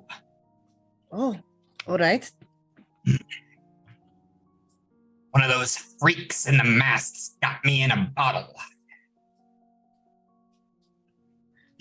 Which one? Only Which reason mask? Which mask, you say? Well, they've all been in and out at various times. Seen a lot of them here. But the one I've seen the most, that one with the rabbit. The rabbit. I don't presume you know anything about where your vessel is being kept, no? Nope. I'm only able to get this message out in the brief moment before I go back in the bottle. Using me, sugar lips. Draining me of my power. Well, I don't Like intend a to. battery. I don't intend to let that happen. I will come for you. We are burning a ship first, but as soon as I am done, I will come Sounds for like you. fun. Yes, I wish I could bring you along, but I will. Tell you make one up for thing. it. Tell you one thing about where I am. All right. A lot of people singing. Lot of people singing. Lot of people singing, like Oh, opera oh, or gotta go, like. guys. Yes. Okay. I'm sorry, Rick. I will help you soon. And they close all of. Yeah, everything Yeah. shuts down. And you manage to shut all that down. Now, before we go to our, because I assume everyone reconvenes and information is shared liberally, and Mort passes the keys to someone that's not him, the boat. Asher is stone wall. Like if you share what's happened to Rick, Asher is very, very interested. Yeah. Crow will talk about like seeing Rick at the very end of their communal. Right. Okay. That's a whole thing. Okay. We'll need to do something about that, especially if it leads us to the masks. Yes, but this first. Yes. Yes. Sorry. We might be dealing with two things at once. If the military is involved with a scientist with crowd control, and there's been smells of sulfur, I'm wondering. Ozone, not sulfur. Ozone, sorry. The fire on the boat is pyro. I have confirmed that.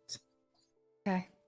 So we will just need to keep an eye out for the usual, but at least it is nothing worse than that, so to speak.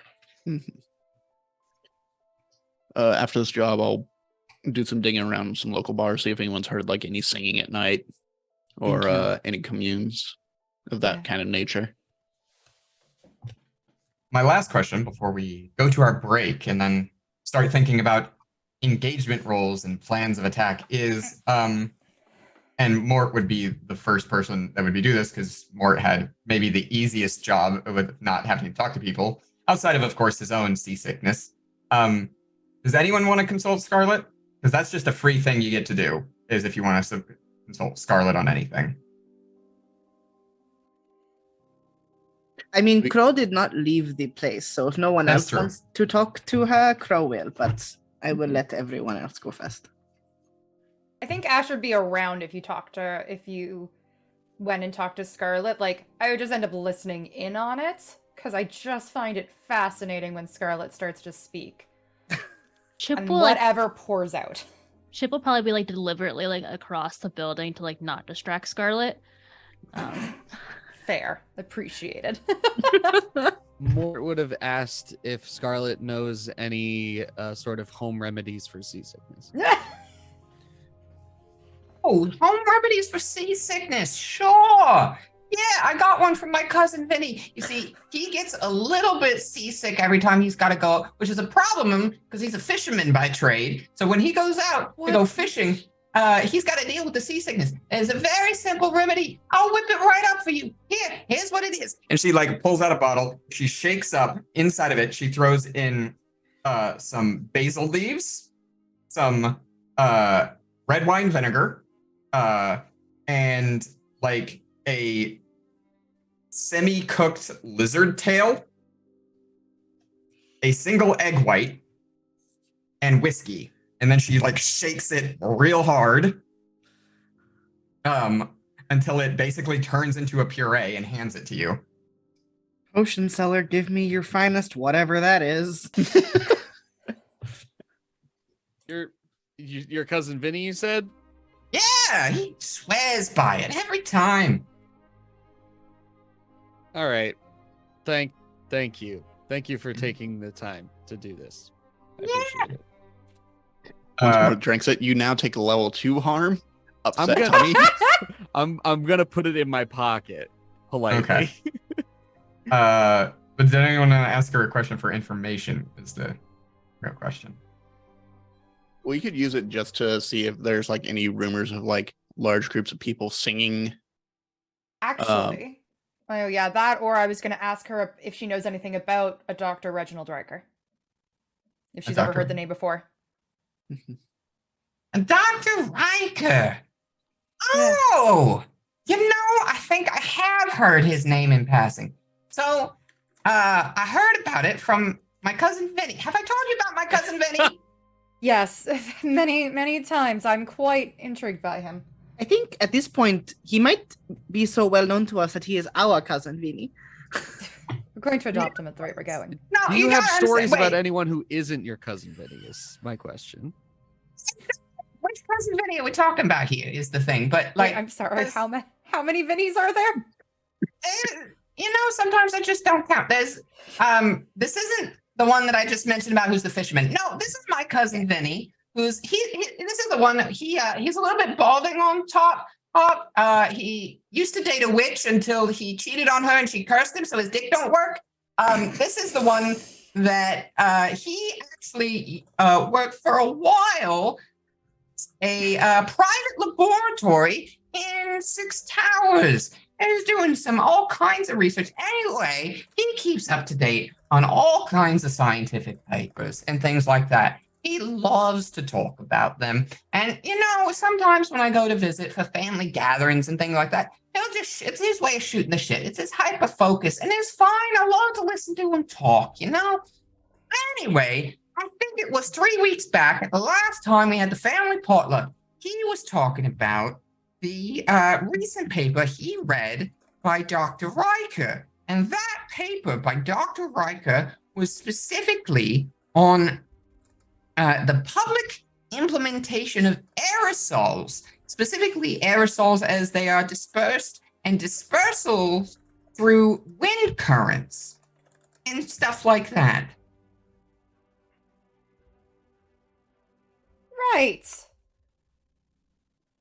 If I wasn't more afraid of this, if I wasn't already afraid of this man, I am now. Okay, that's great. Thank you, Scarlet. That is Always, sweetheart. You know, do you want me to introduce you to my cousin Vinny? Like I said, his dick don't work, but he makes good money. darling, you know I don't go that way. Oh, that's so fair. I'll have to introduce you to my cousin Vincent then. He's lovely. Right. Okay. Good to know. I will keep that in mind. You gotta understand, she's right. She used to be my cousin Vinny. Anyway, then she figured out that she wasn't a guy. And, you know, we were all so supportive and good for her and all Good. trying to figure out herself. Anyway, she changed her name and she decided to go, instead of going by Vinny, she started going by Vincent. And now Love that she's for her. great lovely individual. I'm going to introduce you to her. It She sounds works good. as a fishmonger down by the docks. Do all of your cousins work by the docks? Oh, Okay, just curious. But yes, I would love to meet your cousin Vincent at some point here. She sounds delightful. yeah, absolutely lovely girl. You know, all 4'3" of her. Love that.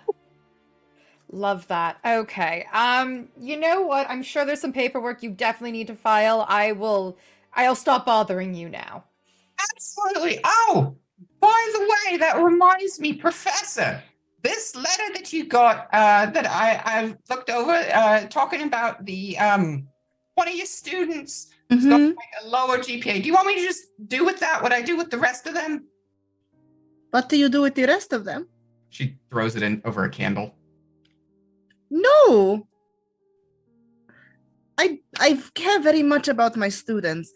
Oh, but like, this doesn't need. It's just talking about they think he's got too low a GPA. And let me tell you, look, I went into their database, talked my way past all their filings just to go have a look at this person's GPA. They've got a 3.03. How Oh, is they're fine. low? They're fine. They just said that it's too low, according to this letter, too low on a track for the sciences route they're on. That doesn't make sense to me. Are you expected to always be perfect? I was, but I was on scholarship, so.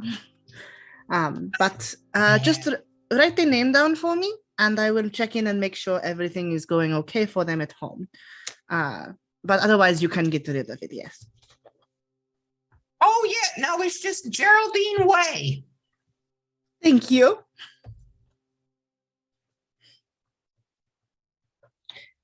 All right.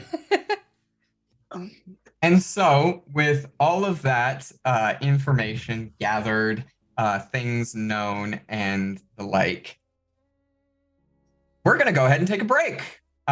So we're going to be back in 5 to 10 minutes. And when we get back, we will get into the engagement, the action, and everything of getting on this ship and what the hell is happening on it. So stay tuned. And we're back. Hi, everybody. Welcome back to Fire in the Dark. We just left off after a vast information gathering session about what's going on the Katamari, who's on the Katamari, and how we might be able to get on the Katamari in an effort to save Cecilia, aka Cece Morrison, Mort's baby sister. So, what are we thinking, y'all? Because we've got the usual group of plans. We've got assault, deception, stealth, occult, social, no others. I think it's a transport route. And the stream is over. And Trastero suddenly explodes. I don't know what happened. And cut. This has been the transport joke for this session? No. It's gotta get one in. There's Had to get always one. one. There's always at least one. As Honestly, we I know. feel like I was gonna say I start feeling like I should have been planning to get past the military blockade. That's just it. We need to figure out how do we get past the blockade. In addition, because if they're not letting the salamanders get into, like, if they kick them out, they're kicking everybody out then, because priorities apparently are the doctor. So I do lean towards like more of the stealth route, just because even though we're with a little tugboat,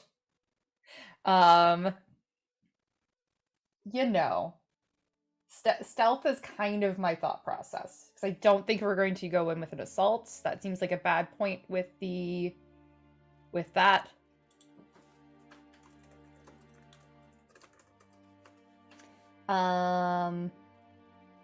Yeah.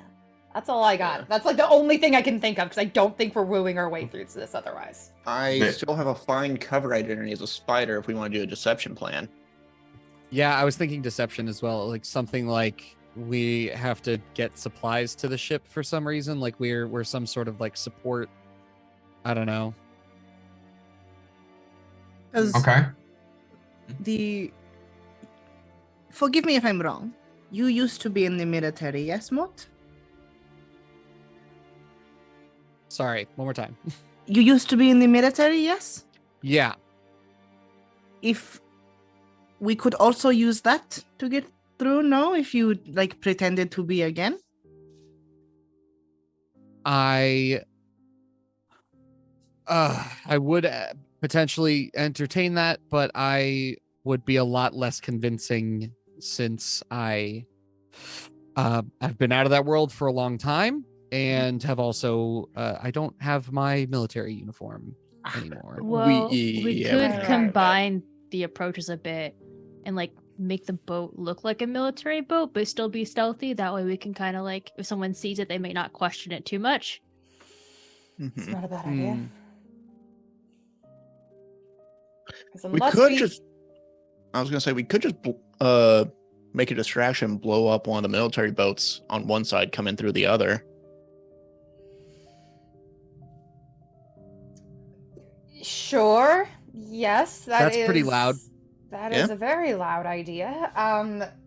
That probably would require at least one person being off on their own, though, to do that. Unless you can remote detonate. I don't know. Yeah, Hmm. unless we can somehow modify this tugboat into being, going underwater, I think, yeah, either distraction or I do like the idea of making it look like a military boat. Even if it's just like one of their rescue rafts or something like that. I don't know. Crow, weird question. Weird answer. Weird answer. Yeah, this is the route I'm going. Is there any sort of like spiritual ghost field kind of shenanigans you can pull that will sink our boat under the water but leave space so we can breathe? Like the experimental vehicle? I could try. It's not something I've ever done before personally, but I am happy to give it a shot. We got some Leviathan blood, don't we? Would that be a good catalyst to set that up? Yes. I am Okay. down to do that if we want to go under. We have a lot of options here that we've kind of laid out. I'm gonna summarize them. We've got a submersible tugboat, which not the worst plan if you can pull off the attune to make it work. Nice little funky little ritual there to try to make a little bubble around yourselves to drive the boat under the water. We've got blow up a military vessel on the opposite side of where we were trying to get in. Sure, that would work if you could figure out how you were going to do that. And then, last but not least, we've got to disguise ourselves as a military vessel and try to get up close to the ship without causing too much of a ruckus. One of those is deception, one of those is assault, and one of those is stealth. I will say that we don't have to directly blow up the military ship. We could blow up we could like put like something nearby and just blow that up and make the explosion big enough to like maybe distract them, pull the military. We don't have to get on a military ship. We could just blow up something near one. But another thought is we could be we could not kind of disguise ourselves as military, but also as a support vessel for the military instead. So we can sort of sidle up next to one of them, say that we're here to give rations and supplies, take over that military vessel instead, and then use that. We won't have to disguise it as like a full-on military vessel, and it won't look weird that we are actually going up to the ship, right? Maybe then we can figure out what the military actually wants with it. We have an idea. Oh, we know but, they want, yeah. but we can probably get more information that way.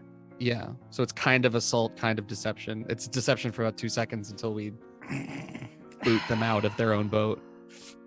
I know we like stealing boats. However, I'm not I was certain. It's the only thing I enjoy about boats. I was going to say, for someone who hates boats, you love to steal them. Which, by the blow them way, this is the final gift from the Foghounds. By the way, this little Oh, tugboat that Love we've that. gotten. Love that Perfect. for us. Is that why it says fuck MVPs inside the boat? Yeah, I I hadn't saw noticed that. that. Oh yeah, no, it's carved in there. It's carved under the wheel well. Yeah. My vision was a little blurry getting on the way over here, so No, fair. it's great. forgive me. I am mildly more inclined towards going the kind of more occulty, see if we can't make this go under plan, purely because, I don't think pissing off the military by any means is probably a good idea. But that's just me. Just a thought. To be fair, I feel like we pissed in a lot of people's Cheerios, even with the 1 month rest that we've had of just rebuilding. So I feel like this would just be par for the course. We just got a government entity pissed off at us too. To be fair, before you make any decisions on that, it is worth noting the Imperial military is the only tier 6 institution in the entire city. Yeah, that's fine. We can take them. Yeah. Easy. I don't know about that one. I would You are like tier to 1. not. Yeah, we aren't. I don't know what you were doing during this last month, but I certainly was not pissing off literally everybody I ran into. So, I think that we should try to, at least go one job without making a new enemy, maybe today. Honestly, that's actually probably a pretty good idea. Don't get me wrong. I do think I know. they're gonna find out and get pissed at us anyways if they recognize us. By the way, do we have masks? Do we still have masks laying around? I always have one. You'll be very familiar, but yeah, no, that should be fine. You I have like- the stolen gas mask, some leftover stolen firebug masks, and crow's mask. I'm just gonna go about not being seen. I feel like that's easier. Right. Underwater it is? Underwater, yeah. All right. So if we're going to stealth plan, what I need from you is the point of infiltration. How are you getting in? We are turning our tugboat into a submarine and driving it to the boat. Yes, Do but we? physically, where are you entering? Is it okay? So the ship that we're attacking or that we're infiltrating, sorry. What's it made of? Steel? Okay. Um, You could blow a hole in the side of it, sink it, and go into the hole. No. We're gonna Titanic the ship. Got it. There are people on it. I lot have- of people on it, I think. I'm not a fan of that plan. I will say. I have suggestions of how you can get in. I have 2 suggestions in terms of what you would generally know about boats. The first, there is going to be a hatch on the bottom underneath it that is, For the bilge water. for the bilge water. Yeah, you can open that and go in from underwater. Granted, you will get wet, and so will probably the bottom of the boat a little bit. It may sink slightly. You will have to try to find a way to pressure. It usually has some kind of winch to pressure it back down to fight the pressure to close it again. You might have to deal with that. Second, you can try to climb the anchor chain and go in through the breech anchor hole that the anchor goes into. Or third, you can try to climb up the side onto the deck. Sounds bad. I'm a big fan of Hull. Yeah, hole is pretty good actually.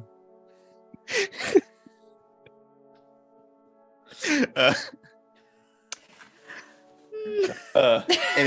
Yes, Crow, do you have thoughts on the fact that we're fans of Hull? What do you have to say about hole? Not much. Maybe too much, actually. Probably. Well, it depends. Do you want? I will ask our 2 people who are capable of closing heavy things. Do you want to have to close a heavy thing, or do we want to climb a chain? It's true. I can close it. I don't mind. I will be impeccably motivated to close it. probably that is slightly less. I think that's going to be more stealthy if we do that. More just stealthy, because yes. it keeps us under. Whereas if we have to come back to the surface, the military are going to see us. If they're all over the place, it's only a matter of time before they spot the boat. Yeah, I agree. So I think going under is probably our best bet. Okay. All right. If this is the way we are going about it, then the first thing I need is actually an attune roll from Crow to sink the boat and keep you all inside and not drowning. Yes. And the boat functional. Would we have left the house at this point, all of us together? Mhm. Is there someone who's particularly what do you say? Is there someone who would notice things very, very well leaving the house? I'd say the most aware. Visual. Who has the highest study and or survey? How many dots does people have in study and survey? Two Two. in survey, one in study. Two. One survey, one One. study. Chip. None. Nothing. Nada. I have 1 in survey. Look at Okay. this individual. Not a single So- thought in their head. In that case, I would say that Tristero, having been the one person who brought it up, would have noticed on the way out of the house a plate of burnt lemon bars in the trash next to the house. Oh, buddy, I will not say anything. Oh, buddy. Fuck. All right.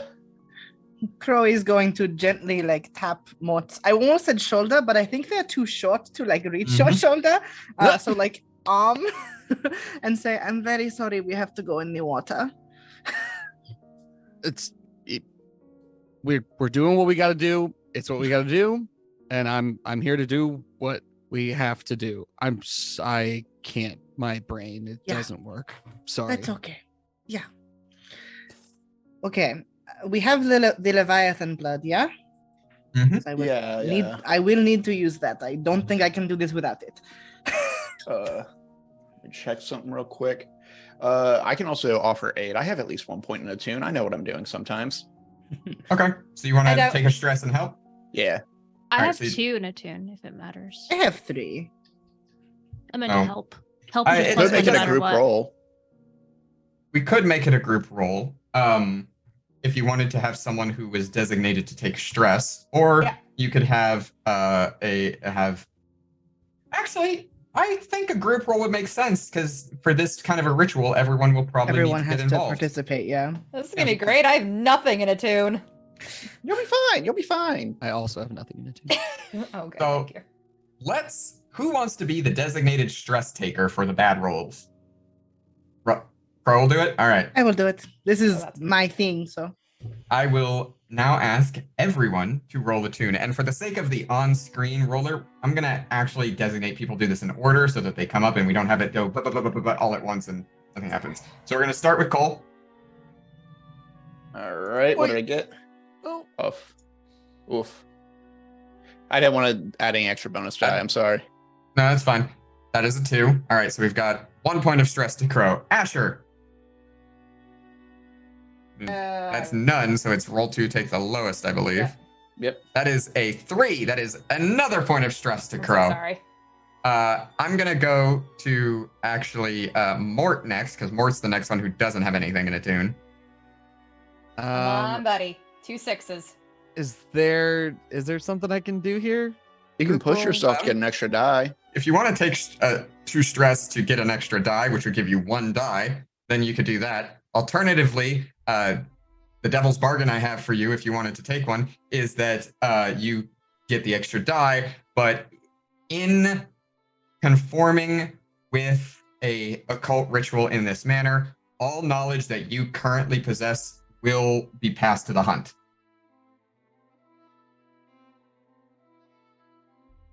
love to see Wow. You love to see it. It's If- okay. If you- Morton knew that, he would never say no, but out of character, I love it. Yes, absolutely. All right. 100%. Yes. So take the devil's bargain, take the 1 bonus die, and roll me the attune roll. Okay.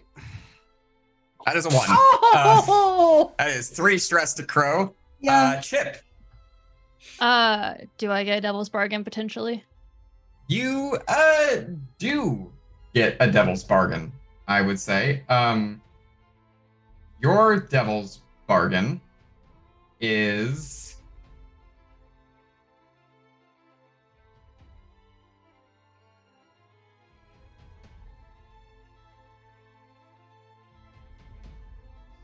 Your devil's bargain is that as the ship is going down after you've the ritual has completed and you're not able to do anything about it because you see your sister.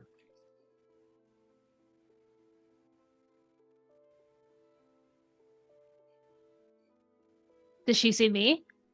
You don't know. Yeah, I'll take it.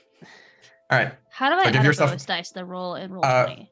So when you click a tune in Roll20, it'll pop up with a prompt box that says, and then you'll choose risky and then standard because this is just for this. And then there'll be another prompt that says any bonus die, and you'll say 1. Got it. A 6. So Oh, that God. is no stress. And last but certainly not least, Crow. Do you have a devil's bargain for me? I do have a devil's bargain for you, and my devil's bargain for you is that in order to fully enact the ritual and work as the channeler from it, you will have to ingest the Leviathan blood, and it is toxic. So you will take 1 lesser harm of poison if you do so. Yeah, I will do that. All right, so give yourself the level 1 harm poisoned, Poison. and then roll me a just the risky standard with 1 bonus die.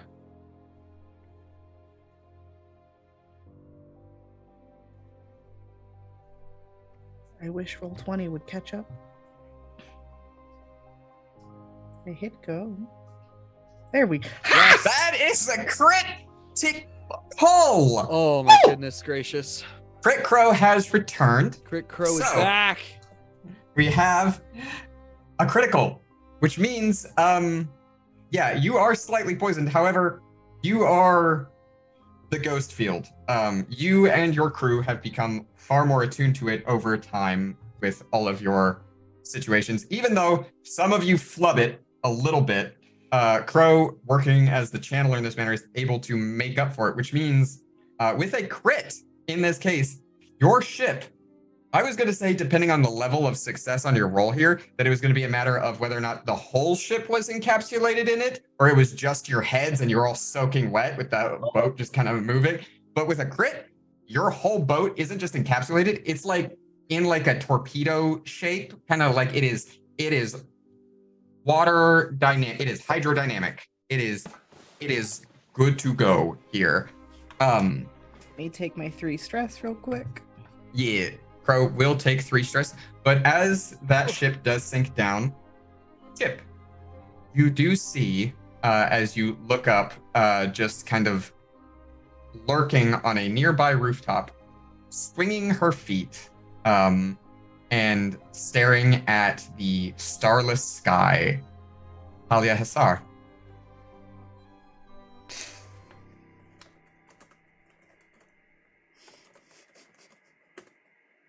Yeah, Chip's surprised, but like doesn't say anything. Look like they've seen a ghost, really. Okay. But the ship sinks, and that means, guys, gals, and non-binary pals, bitches, bros, and non-binary hoes, it is time to roll the engagement roll. The first engagement roll of the season. So, you get 1 dice for sheer luck. Is this operation particularly bold and daring? You are infiltrating a ship that is blockaded by the most powerful faction in all of Duskull on an unknown situation with an unknown entity. Yes, it is bold. It is daring. Is it overly complex, however? No? It's get in, get out kind of a thing. The get Made out a is... ship air bubble though. I was gonna say if you discount the first part. That's just Did a very driving good a job. ship. Yeah, It's just driving a ship. It's fine. So I'm not going to take a die away for that. Does the plan's detail, i.e., infiltrating through the bottom, is that a weakness, a vulnerability? Not really. Every ship has those. You don't need to worry about it. Is this target strong against this approach? Is the target strong against occult-powered underwater submersible boats? No, so you don't lose a die for that. Can any of your friends, contacts, or individuals provide aid in this manner? They kind of already have, so I'm going to give you the die for there. Are any enemies or rivals interfering in this? Just a side note, the Kindled are always interfering at this point in every situation and idea, so we're going to take a die away.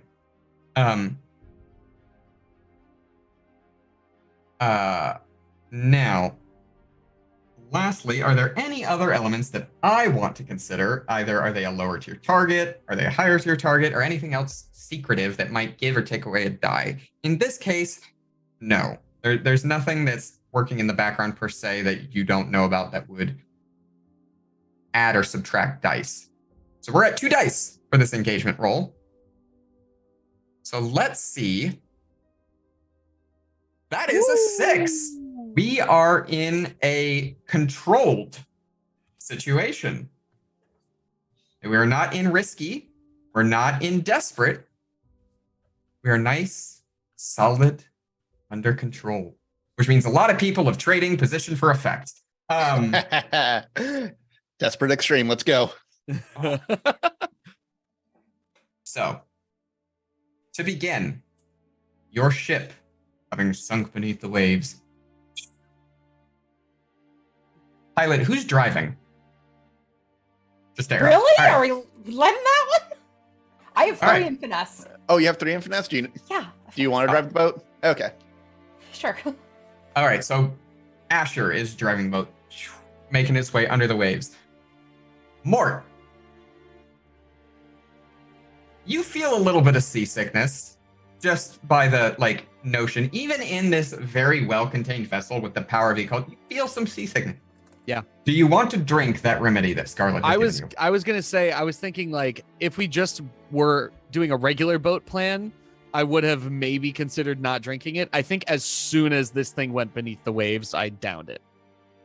All right. As you're going, you see beneath the waves, because this is not a normal ocean. No, this is the ocean in the world of Dosval and weirdness. There are leviathans, giant monsters beneath the waves. As you were kind of just chilling on the boat, doing your best, your hands shaking a little bit seasick, you see a bioluminescent turtle kind of going by.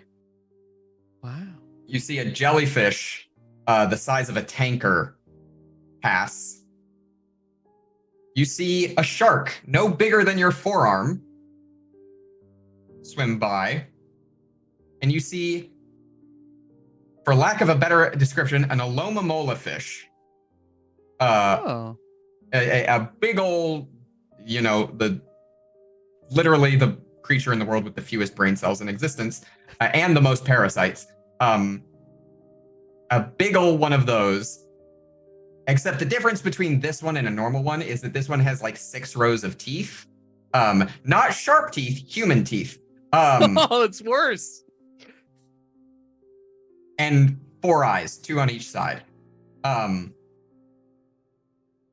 As you're passing through, you take that out, you smell it. It doesn't smell great, but it also doesn't smell nearly as vile as you expected. It smells like a drunk Italian uncle. A little bit like marinara sauce and pasta and whiskey. Yeah. So Uncle Vinny instead of Cousin Vinny. Somebody named Vinny. You take the drink and for a moment it rocks you, it hits the back of your sinuses. It is like taking a straight shot of whiskey and basil. That's the most prominent flavor actually, is the whiskey and the basil. And it hits you.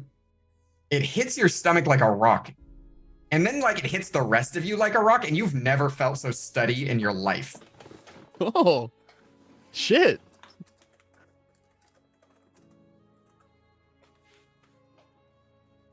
Let's do this. I feel great, actually. Oh, It's hey, Crow. Did Yes. did Mort get traded out? Someone possessing Mort right now. No, he's not possessed. I would see it if he was. Why is he excited to be on a boat? Ash, let me take the helm for a minute. No, actually, absolutely not. no, I'm I didn't let feeling Tris- good. If I didn't let Tristero do it, I'm definitely not letting you. I You're have getting never flashbacks crashed a to- boat. Do you want You're to getting come and watch? flashbacks to epinephrine Mort after at the lab. Yeah, pretty much. Do you want to come and watch the fish with me?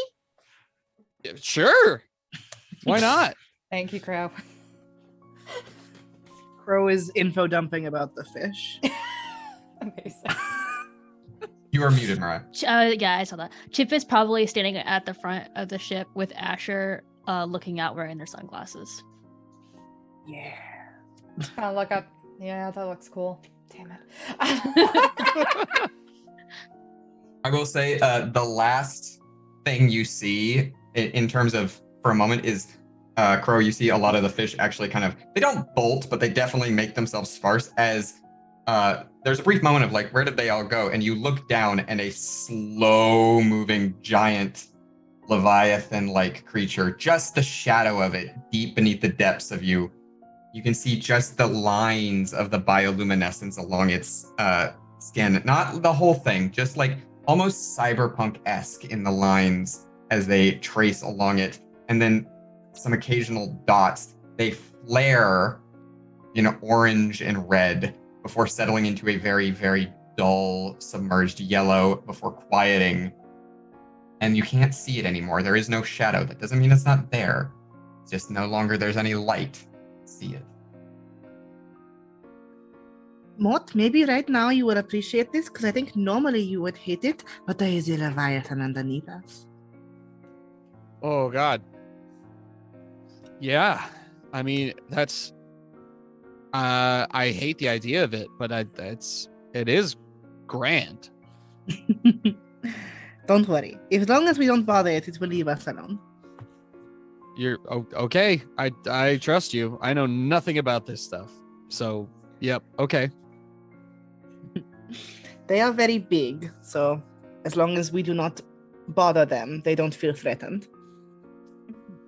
Oh, Like sharks. I know the feeling. I hope I don't make you feel threatened. No. I was thinking more myself outwardly. I don't. Yeah. Yeah. But no, you don't make me feel threatened. I'm glad. You managed to make it to beneath the ship. You've bypassed the military blockade, all of that, and there is the hatch. The first question is, how are you opening the hatch? Is there a latch on the outside? There is a handle. Kind of, I guess handle isn't the word. There's a handle. It's one of those like bolts, lock screws that you like twist 90 degrees and then have to push up because it opens inward.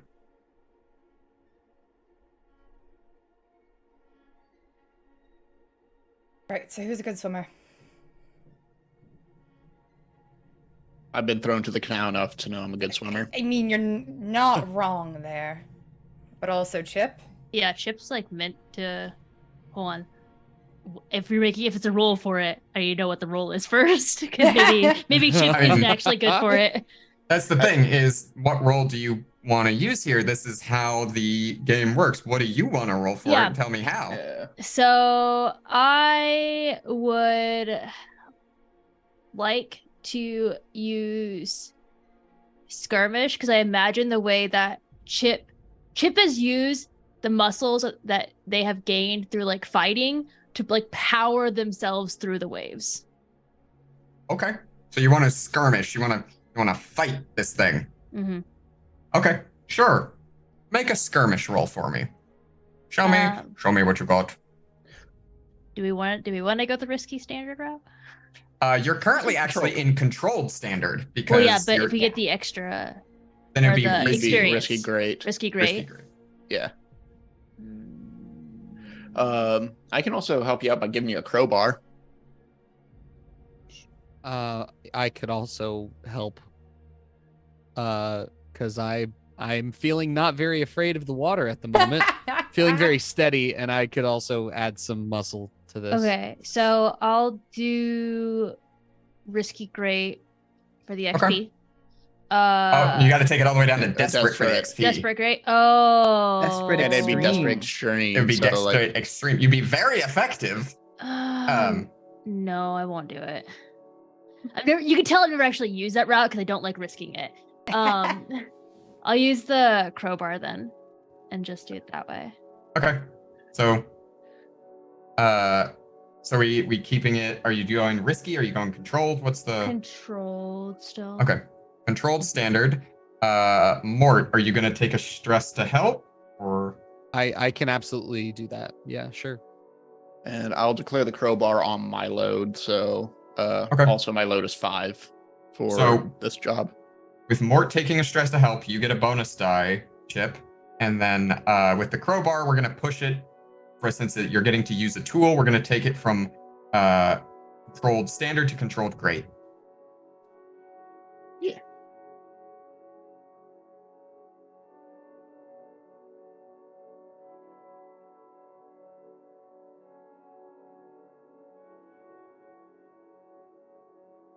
Okay.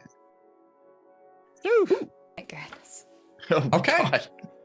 That is a 5, which is a mitigated success. So there is a consequence, but you definitely succeed. You get the crowbar up in there, you turn the handle, and with one of you, with Mort working the handle and you working the crowbar, you manage to pop and pry the hatch open.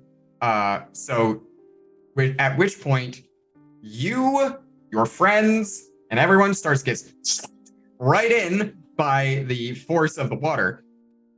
Now, the consequence that you potentially have to resist here is that you break it. The hatch or the crowbar? The hatch? The hatch handle.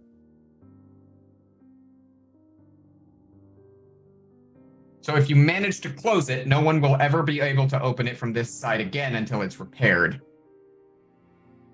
That's fine. That's fine. That's fine? You can't open it from the outside. We're not going to have to open it from the outside again. So No. However, currently, this room that you're in, the bottom of the ship, is flooding with water along with you. You need to close this thing very quickly. There is, as you would suspect, there are basically the same kind of crank you'd use to crank an anchor up that is used to wedge this thing back down against the sheer force of the water that is flowing in. So who's doing that? Mort. All right. And Mort, how are you doing this? I'm doing it. I'm in there. I'm in there doing it. What are you rolling? What do you want to roll? How do you want to do this? Wreck. Okay. I'm just throwing my body full force at it. Full force. All right. Yeah, go for it. Do you want to push yourself? Do you want a devil's bargain? I'm feeling pretty confident. I got 3 dice. So Okay.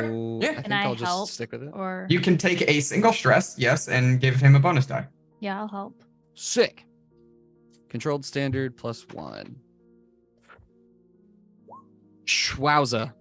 That is a 4, which is a regular success with a consequence. So you do manage to close it back down. You manage to close it back down. Your consequence here that you have to choose whether or not to resist is that you also break it. So like the crank handle. So if this thing were to open again, there would 1, be nowhere to close it, and 2, this is a large piece of metal that you just snapped. That is loud. Yeah. I would like to resist that. Yeah. Okay.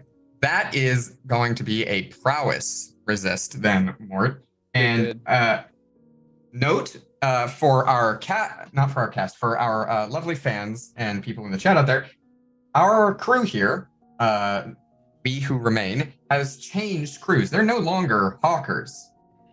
And with that, they've also picked up a few new abilities, including Forged in the Fire. Each PC has been toughened by cruel experience. You get a bonus die to resistance rolls. So make sure to give yourself that bonus die. Hell yeah. There we go. Oh, 6 is always beautiful. There we go. All right. I'd love to see it. You take no stress, none. Woohoo! 0 stress, and you manage to avoid snapping this thing clear off or making any noise with it as it closes down. You find yourselves all standing in the bottom of this passenger ship it's not the storage area. No, you're below the storage area. You're in the place where they have closed off in case they hit a rock or something that floods with water. You are below everything here. You're also standing in about a foot of water. I assume that at this point we will be making our way downtown, making our way forward through the ship. The question is, where are you going? Because not to be the stickler, but unless someone wants to do a flashback, no one picked up a plan I know. for what this ship looks like. I got that. Yeah, no. I think on the way back from Crow's Foot, because I think that's kind of on the way. No, I'd take a huge detour from Crow's Foot after going by the fire station and stop by the docks. And there's just like this really awkward scene of Tristero going by a shipyard, and they've just like started calling for lunch and all that. Tristero puts on like a different coat, walks up, looks for the shipbuilders department where like they keep all the plans and stuff. And it's just like a really awkward scene of Tristero walking by, looks around, and just shatters a window, crawls in unceremoniously, and just Steal goes some ship blueprints. Yeah. All right. Just goes past your ship. Okay, there we go. All right, I'm gonna call that 1 stress for that flashback. I'm gonna call that 1 stress for that flashback and leave it at that. But you do have some basic layout plans of your typical passenger ship. Not this ship specifically, but of the standard passenger style ship of this class. So, as you would know from where you are, directly above you is shipping and storage. People's suitcases, anything else that's being transported, and also bulk extra rations in case the normal stuff goes, they run out for some reason or something goes bad. The dry goods, the stuff that doesn't go bad stuff. That's what's directly above you. From there, you have access to what is ostensibly a passenger ship. So there's cabins where people would be staying. And then there's the next level after that is what we would call crew cabins, where the crew would be staying. And then after that, it's kind of the main deck where there is, not the main deck as in like on top of the ship where you're like standing on the deck. No, the main deck in terms of like things to do. There's like a small theater, there's a cafeteria and the kitchen that goes with it. Shuffleboard. There's shuffleboard. There's a bar. There's a darts area. There's a board game room. Anything that you might imagine might be on your typical cruise, but kind of slightly lower class. How many water slides are on this boat? 0. There is no water slides and there is no pool. Mini So golf. sad. There's no mini golf. This world does not have golf. They know better. I'm if too only. dumb to add that to the list. Brandon, can you do it? I think Tristero's gonna say, okay, so if anything, if these people are being held up, chances are high they're being held here in the common room area. Try to keep all the passengers in one spot just so they can keep watch on them and make an example of all of them. So I say we go up to. We need to locate for certain Cecilia, but we should also find Dr. Riker. And red. Because those are the two that are going to be the most likely to be absconded with, I would presume.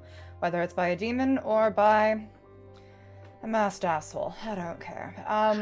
That's also why I think we should check out the storage and holding area in case agree. any of those folks like to, I don't know, stow away and decide to conduct a ritual to be noticed or something like that. Also, do we think that Dr. Rika's object is with him or in the storage? I was thinking Either. the same. It's hard to say. I think it's worth checking storage if we're I going to agree. be able to do so relatively unnoticed. Yeah. Yeah. Yeah. Okay. So let's go Um, through that first, see what we can find, and then. Up to the higher decks, yes. We can also check the passenger quarters as well too, because Riker might be keeping it stowed away, usual spots, behind a cabinet, under the bed, removed a board, something. The big thing is we don't even know what we're looking for. Hmm. We just know it's an object. Object. Something aerosol related, probably. Yeah. Likely related to his latest research. So if it looks like it can disperse a drug via air, then probably take it. hmm Do we think it's likely that people are being held in one large open area that they can all be watched, or that they're going to be in their rooms? I feel like the former is more likely. Former for sure. That's why I think if we check the passenger rooms, we'll probably just need to be on the lookout for whatever crew is taking over here. Mm. Yeah. Which reminds me, one, code names. Two, Spectre. Can you try and get a look on who we're dealing with? If they are firebugs, what kind of set for that? Yeah. I'll go up and see if I can do any recon while you lot go through storage then. hmm Somebody find me something pretty. Okay. Diamonds or pearls? So- That's the question. Diamonds over, we're- darling.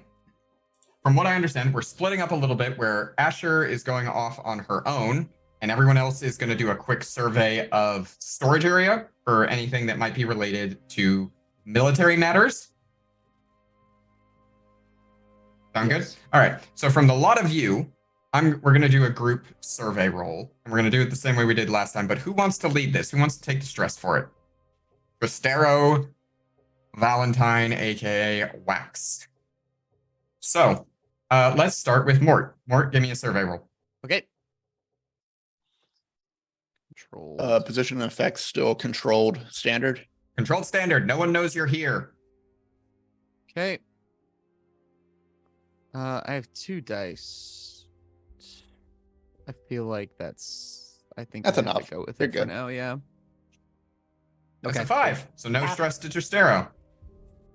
Pro, give me a survey. I can't argue study with you, can I? Study would be more like studying one particular crate. Yeah. So in this case, we're doing, because when you get to storage, y'all, it's crates and Big. suitcases. Big, Yeah. just wooden crates and suitcases mostly. Okay. I don't have any in survey. So, do you have a devil's bargain for me? I do have a devil's bargain for you. The devil's bargain is that you get the bonus die, but regardless of what you roll, you're going to get distracted by some spooky fucking vibes that you start getting from a different part of the ship down here in Oh. storage. Oh, yes. Hmm. I am very interested in spooky vibes. All right, roll for spooky vibes.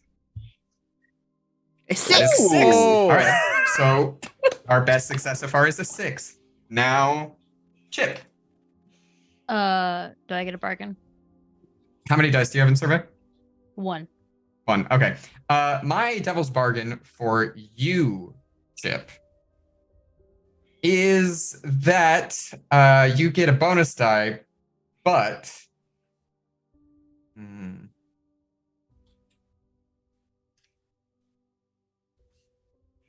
for Chip, I think you get a bonus die.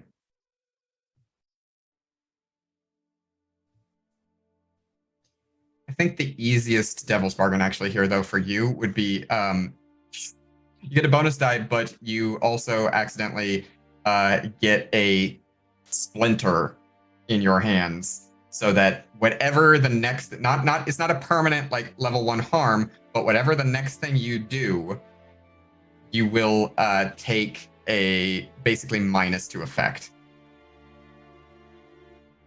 No, I won't take it. Okay, so 1 dice. Controlled. Standard. Okay. As a 2. Okay. Oops. No Sorry. stress. No, you're good. That's stress. And Tristero. I built my character for this. Anyways, 2 things. 1, can I move it up too risky? Great for my role. You Can you do that, absolutely Good Boys? can. Sweet. You know me. And then second of all, could I please have a devil's bargain? Of course you want one. Yeah. So, Tristero, your devil's bargain is that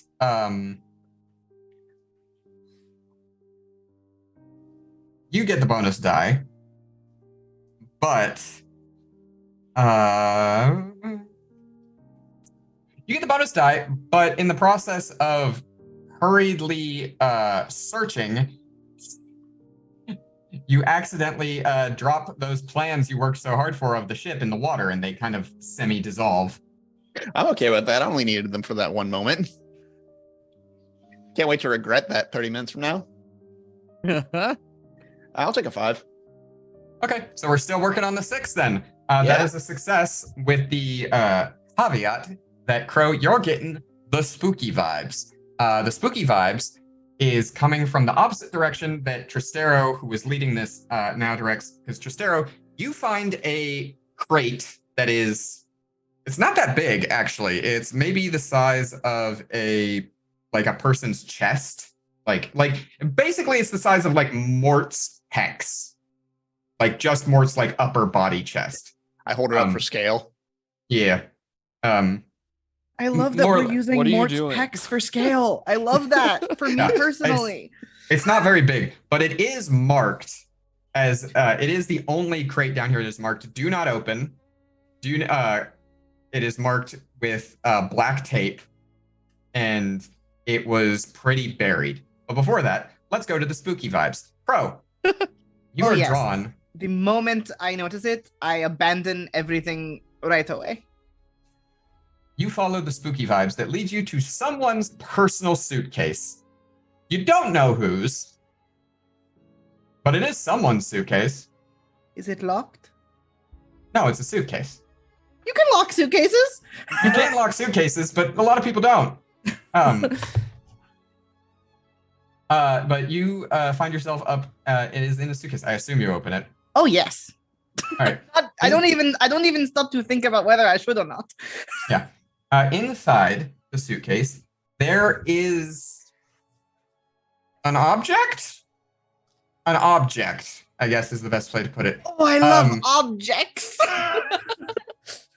Calling it an object, I don't know. I guess a better word for it would be specimen.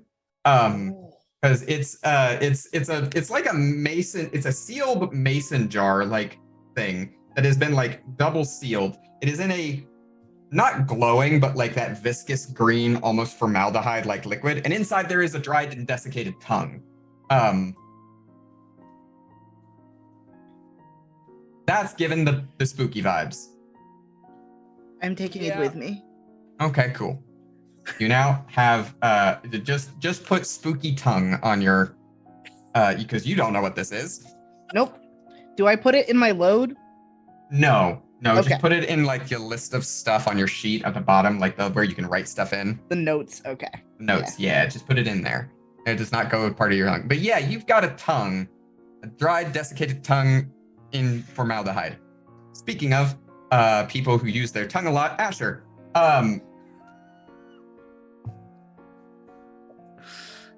Well done. Yeah, what's up? Roll me a prowl, because you're trying to go sneak and gain information. Yeah. Cool. And I just assumed you would want prowl. Yeah, that's pretty much it. Do I have a devil's bargain? Yeah. Yes. Yes, you do. I was way too excited. Okay. We're keeping Jamie on their devil's bargain toes today. Oh, this is a devil's bargain that has been in the works and was gonna exist regardless. Asher, as you are doing your investigation, however well you manage to sneak, you definitely will find the people, and there will be at least one individual amongst them that you recognize. Done.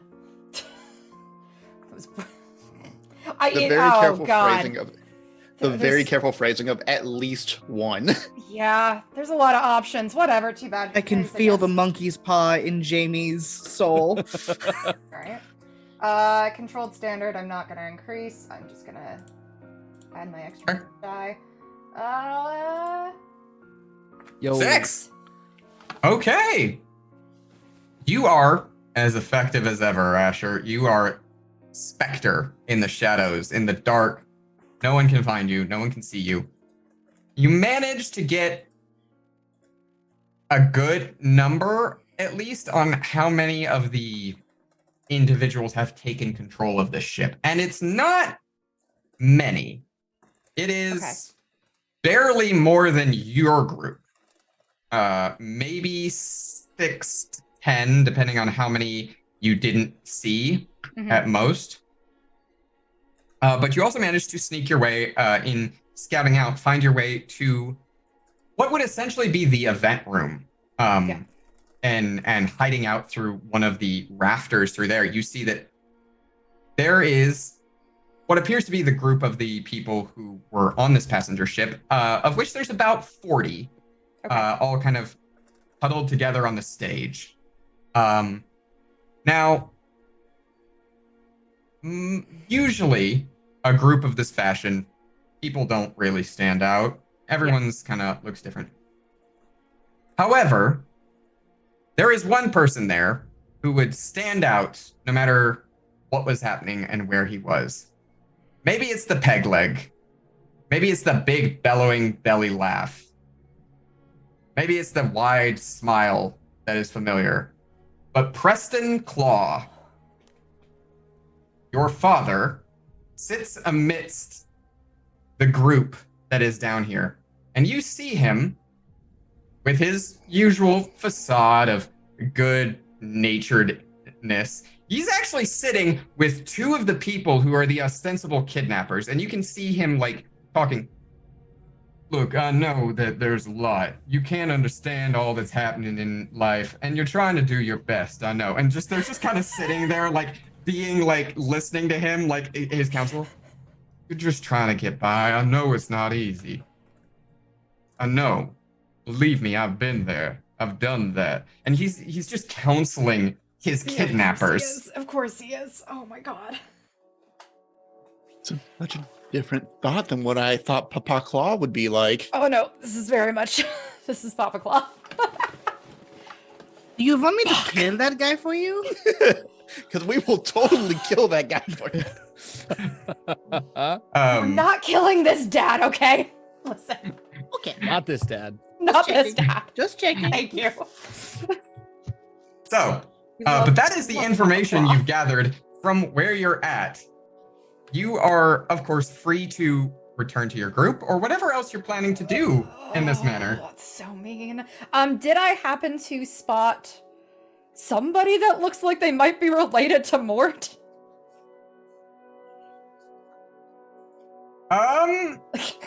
It's just a smaller Mort. No, not at first glance. There's there's no one who ostensibly looks like a female Mort. Okay, well, you know. Like a 19-year-old female Mort. There's no one who looks like that. Yeah, Mort is also praying, I guess, that he recognizes this person that he hasn't seen since she was 3. Yep. Yeah, that's gonna be a whole thing. The other one I'm gonna look for is, does anybody look vaguely doctor-esque, kind of seeing if somebody might stand out as... Stethoscope, scrubs. Yeah. Give me a study or survey, either one, I would say. Okay, I'm just gonna leave this one. I don't care as much if I don't. But I am just very curious, but there's a 6. Hell yeah. There is a 6. Okay. It takes a moment, but there is a man who is, let's call him unique. Not Okay. in that he looks any differently dressed than everyone. He's pretty presentable. He's wearing vest, he's wearing like a plaid shirt with like a vest over the top. He's got small, I'd call them academic style glasses. His hair is steel gray and has been very closely cropped in a somewhat military style, like the style of someone who's adjacent to the military, but it doesn't have to completely conform to their standards. Yeah. Nice shoes. He's kind of like sitting on a stool with some of the others the few stools that remain in the back, and stands out as one of the few people who stands out as academically inclined. He also stands out to you because he keeps like flicking open and closing a lighter, like a metal lighter that he just has on him. Like it's like a fidget toy, basically. Okay. Interesting. Okay. I'm gonna go. There's only the two people that are. Are there only those two people in with the rest of this crew right now? Like with all of the passengers? No, there's like 4 here. Okay, There's the never 2 mind. that the guy's counseling. There's 2 others who are just kind of walking around, keeping. They all have guns. Yeah. Get to see me to shoot me. Fuck. Nope. I need to go get everybody else. Okay. I will make my way back to them. This is taking so much to drag me away from this, but I am gonna. I know. Weird, right? It throws Asher. This is throwing Asher. But we're gonna head back. I will relay everything I saw. However, I will leave out the part about my dad. I am not mentioning that Papa Claw is around. And I will say, Mort, do you happen to know what your sister looks like? Because I can't find a mini version of you anywhere in there. There is a dawning horror on Mort's face. Or when was the last time you've seen your sister? I mean, mouth. She was a toddler. Oh. And that was 16 years ago. Right. Maybe she was just in a different room. She could have been in there. I just have no idea. Oh. She might Well, be in there. There's plenty of people. I'll notice. I think I'll notice. I'm pretty sure I'll notice. You're going to hope for the connection of familial. Okay, yep. What we might want to do, though, there's only 4 guards within. It might be best to start there. Also, I think I got eyes on Riker, who seems awfully fidgety for somebody, just in general. That's coming from me, who's constantly playing with knives. So, I realize I left out a detail for Asher. okay. Asher, between the survey and the prowl, I realized some information that I should have given you as well.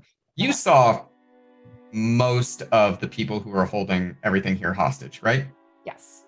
And after careful consideration of how they hold themselves, who they are, all that, they are not professionals. They appear to be a somewhat ragtag group made up of largely hodgepodge individuals from all walks of life.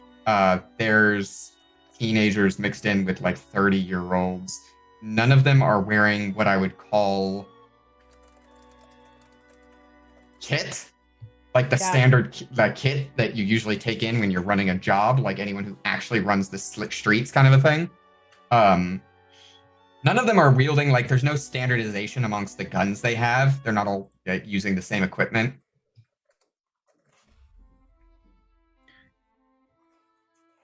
Weird. I'm going to relay that too. I'm going to recommend something that sounds probably a little out of, maybe not that out of character. So there's 4 people that I could find watching the passengers. I'm going to recommend we don't kill them. Yeah. I know, novel concept. No, here's the thing. None of them, They're not part of a gang. They're not part of anything. I feel like they've just been like picked up and told to hold a gun and do something. They're not. This isn't typical. This could be a decoy job. Well, or it's just a crew that they got a bunch of people because they didn't care about them. They don't care if they're going to live or die through this. They just needed them to actually be physically there, which makes me concerned for a lot of other things. Did you... Yes. Nobody found explosives on this boat, right? I'm just curious because what if this ship goes up? Because... Well, let's talk about the box that Let's you talk found. about the box. Please This tell was me the the box one. is a bomb. Box is not a bomb. In fact, like I said, it's not that big, about the size of your standard upper part of a chest. Opening it up inside, you find, like packing straw, like Yeah. old style packing straw, hold something in place. You find a lot of packing straw and nothing else.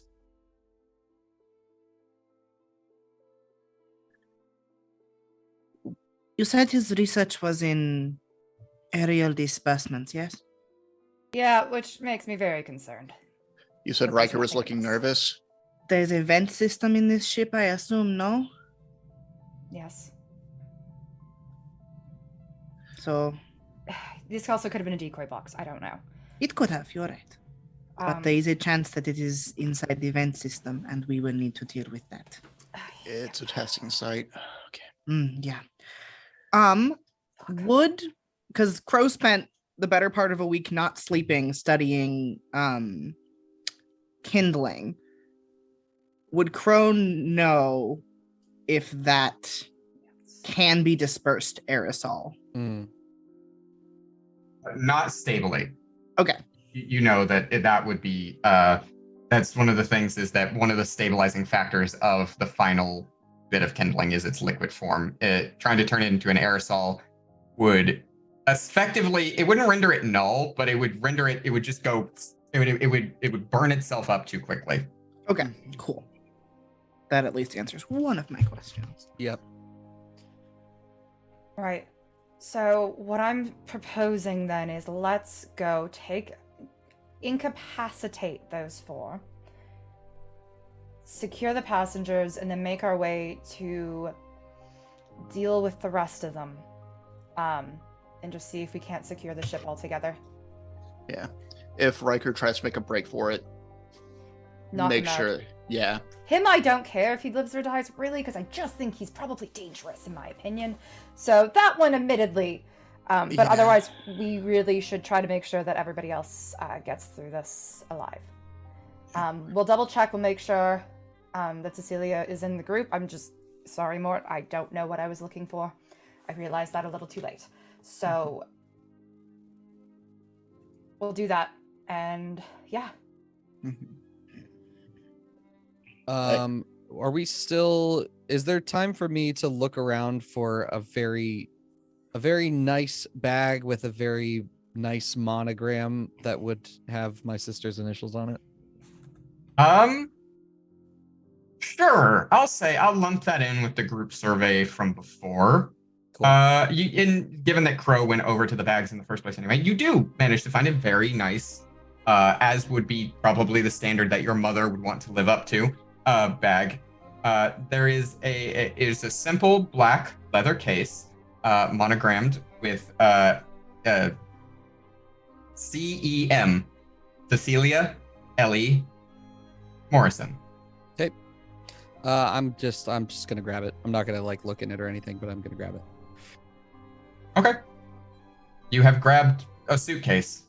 Great. It is it's not a big suitcase, but it's not a small suitcase either.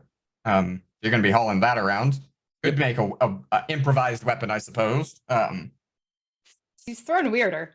He's thrown people. Yeah. He has thrown weirder, including his father. Yeah. So, tell me what the plan is here. Where are we going and what are we doing collectively? Oh, God. I am extremely concerned about the dispersal system in the vents. I am Yep. too. I am a chemist. I am happy to deal with that if you want me to deal with that. Okay, how about you go investigate that? Take Tristera with you. I take the muscle and we try to take out and secure the passengers. Muscle will looks- hand you the gas mask. Thank you. Just in case. Good call. Thank you so much. Mouth and muscle. I'm taking M&M. Ooh, You're mouth and taking muscle. an M&M. Yeah. M&M. Hey there. Hey. Trying to think if I have anything I can give to y'all that'll be helpful. I'll do a fucking flashback if needed. All right. So Crow and Tristero head into the central ventilation system, of which you now have to try to remember where it is because the plans were dissolved in the water. Whereas the rest of you are heading to the main deck in the event center. Yeah, the event center. Mm-hmm. Yep. Okay. Let's start with the ventilation system. Finding your way there takes a little bit of effort. Because it's part of it's part of what would be considered crew area, but it's in like a back standard area, so you got to go through a bunch of places to get there, kind of a thing.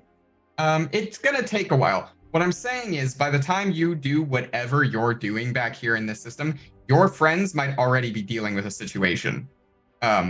Just so you're aware. But you do manage to make your way there.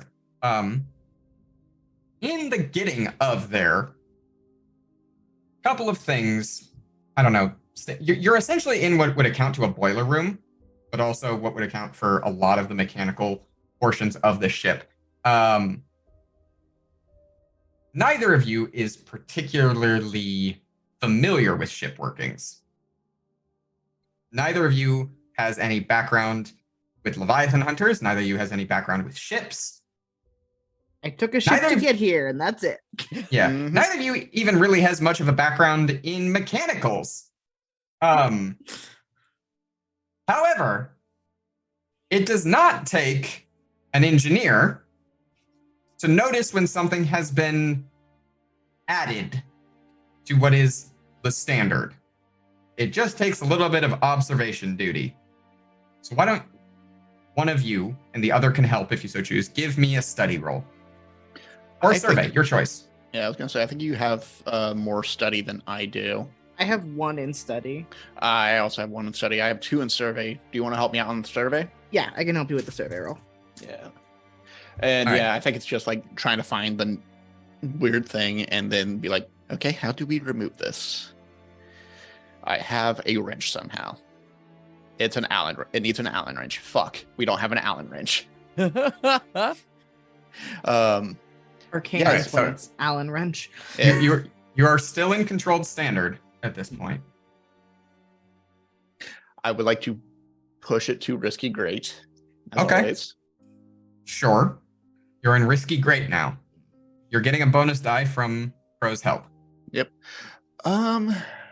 Do I want to take a devil's bargain? Knowing Parker, just like look at, yeah, that makes me Sorry, want to was it the actually. look? Yeah. What would a devil's bargain in this look like? Just out of curiosity. I Whether have been known you- to say no to them from time to time. Yeah. Whether you manage to find it or not, you definitely accidentally spray yourself with whatever in it. Oh hell no, I'm not dealing with that. I don't have the gas mask on. Why not? Put it on. I thought you were wearing it. I thought you had it. You're the one dealing with chemicals. You can put it on until we find it, and then I will put it on to look at it. We don't have to. Okay. It's okay. Well, I think that would defeat the purpose of the devil's bargain then, so I'll Yeah. just roll 1 dice with the gas mask on. Hey, I got a That's 6. a 6. Yo! Yeah. Woo! So you are able to find what has been added. The good news is you're able to find it. It does stand out, as it does. While most of the stuff in here does seem to be made of steel, this appears to be made of brass, so it stands out a little bit. Bad news is that it has been hard welded into the entire system of the ship. I don't know whether to be pissed off or impressed that they found time to do this. And not only has it been hard welded, because you got a 6, I will also tell you, not only has it been hard welded, it has been hard welded for a while. Like, this is cold welding. This wasn't just done. This has been days. Probably done when they Took off. Ticheros? Tikeros? I say it wrong. You say it the correct way. It's actually Titcheros the entire time. Everyone's just saying Tycheros.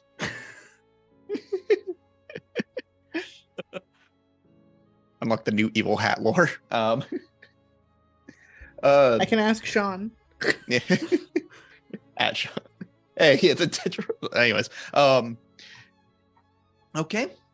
Now I wish we had either mouth or muscle with us. I still have a crowbar. Don't know how useful this will be. What's the melting point of brass? What is the melting point of brass? I'm Googling What a it. question. You Google it and you tell me. The melting point of brass is 930 degrees. I don't care if it's toxic or not. I just want to know. It is 1,710 degrees Fahrenheit or 913 Celsius. Yeah, so you need an acetylene torch, basically, to do anything to this. This was. Can I do what I made a deal with the demon about earlier to do? And carve this thing out of there with fire? You can certainly try. It is worth noting before you do this. Okay. You don't know what's in it. No. You don't know how it will react to heat. You don't know if fire of any kind is going to have an impact on what is inside this container. And you also don't know what happens if you fuck up and breach it and it gets, like, the entire concentrated amount gets all over you and or Tristero or both. So, with that in mind, sure, absolutely. How do you want to do this? Before I do that, it's still the strongest thing I have in my mind. There's no way to, like, enter the vent system and crawl to it, is there? Because that's the only other thing I would think of. The thing you're looking at, imagine a container. I guess I didn't describe it. Imagine a container that is capsule shaped and about the size of Mort's entire torso. We're going to keep with the standardized Mort system. Mort torso, understood. How do you all keep looking at me? We're gonna go with the entirety of Mort's torso. So, you know, a mini fridge, effectively. That is some torso. And that's about the size of it. And then, again, totally made out of brass. It has one window inside of it. Inside that window, you see a gaseous purple, I guess, is the color, purple-wise. And then from this thing that is fused to the side of a boiler, there is a pipe that goes up and then, like, spreads, and you can see that pipe hooks to the ventilation systems.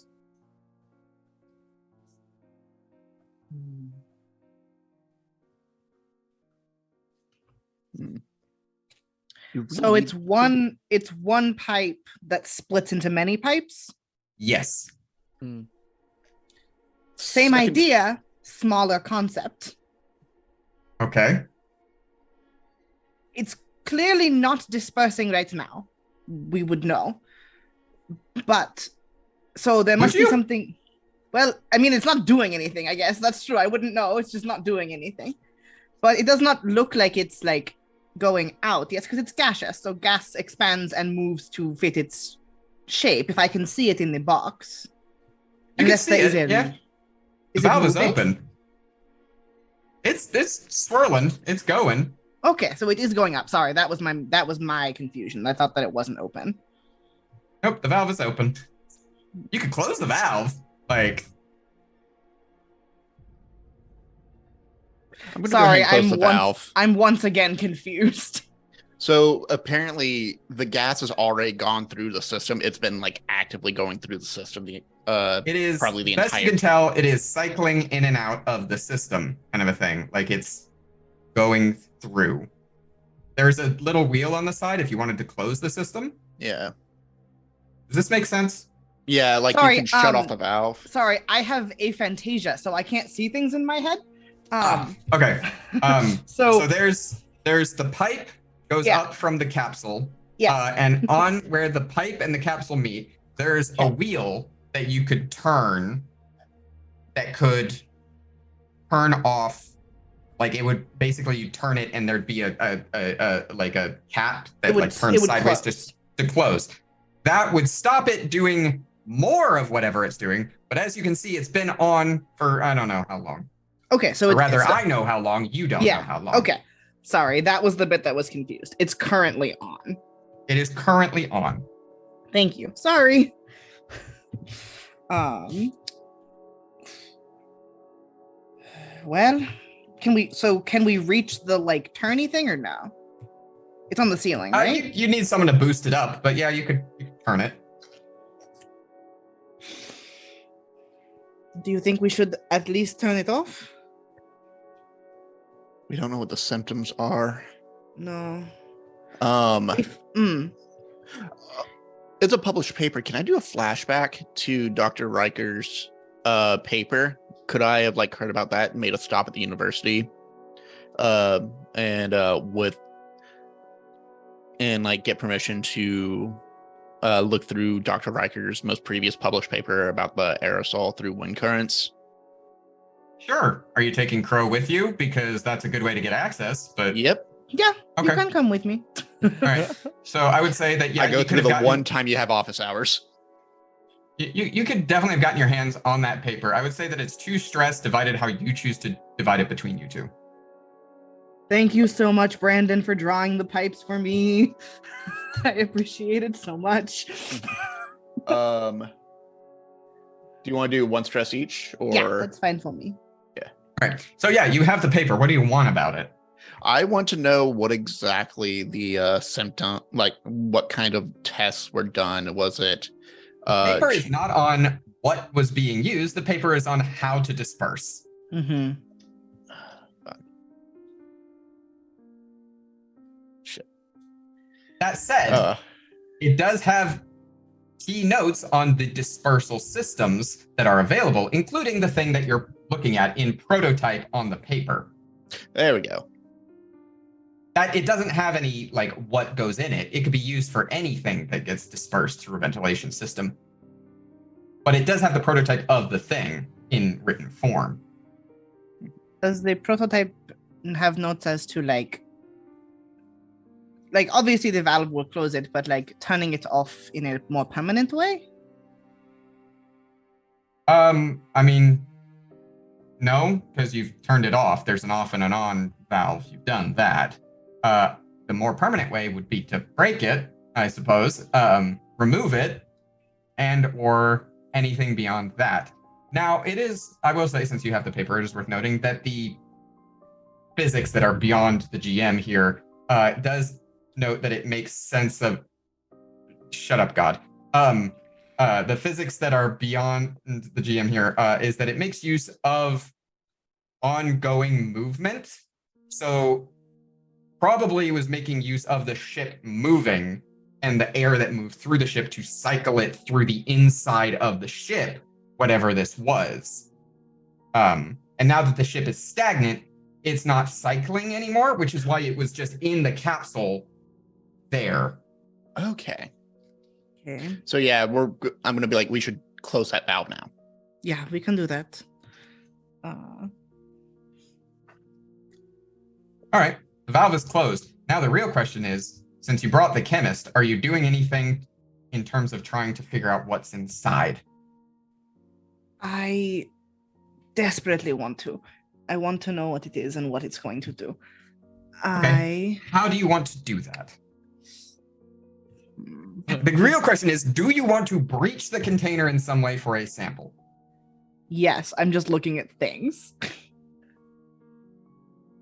If you're gonna do that, I'm gonna give you what help I can and then leave.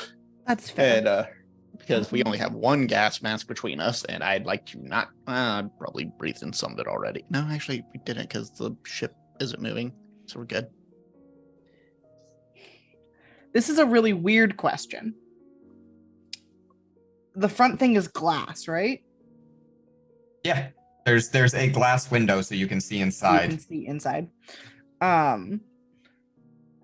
Would it be able to be like if I got a needle really hot? Would it Could be you- able to be pierced? Yeah. Sure, why not? Give it a try. You know what? I'm just gonna say that I don't think there's a roll that needs to be done here or anything. You do manage to do that. In terms of your expertise and analysis, what it is may take a hot minute. So you're gonna have to sit with your sample for a while, and we will come back to you. Justero, you're leaving.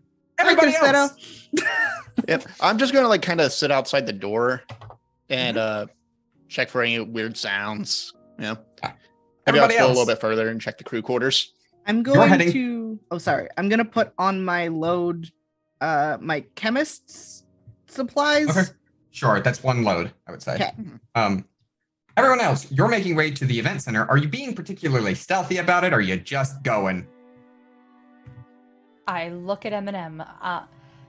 Oh goodness. I'm probably going to attempt to be subtle about stealthy about this. Do either of you have any interest in that?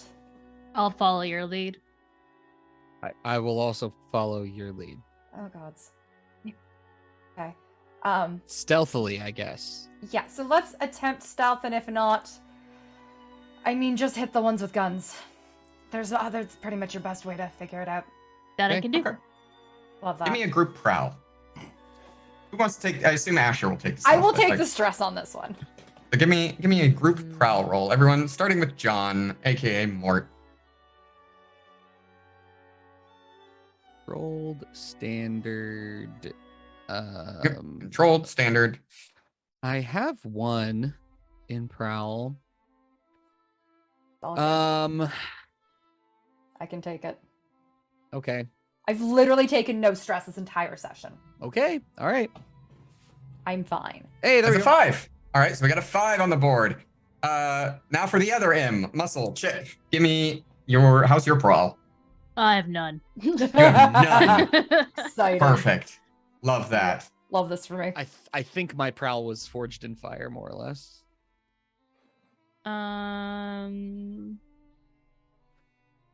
I'll do it. Controlled. Controlled, standard.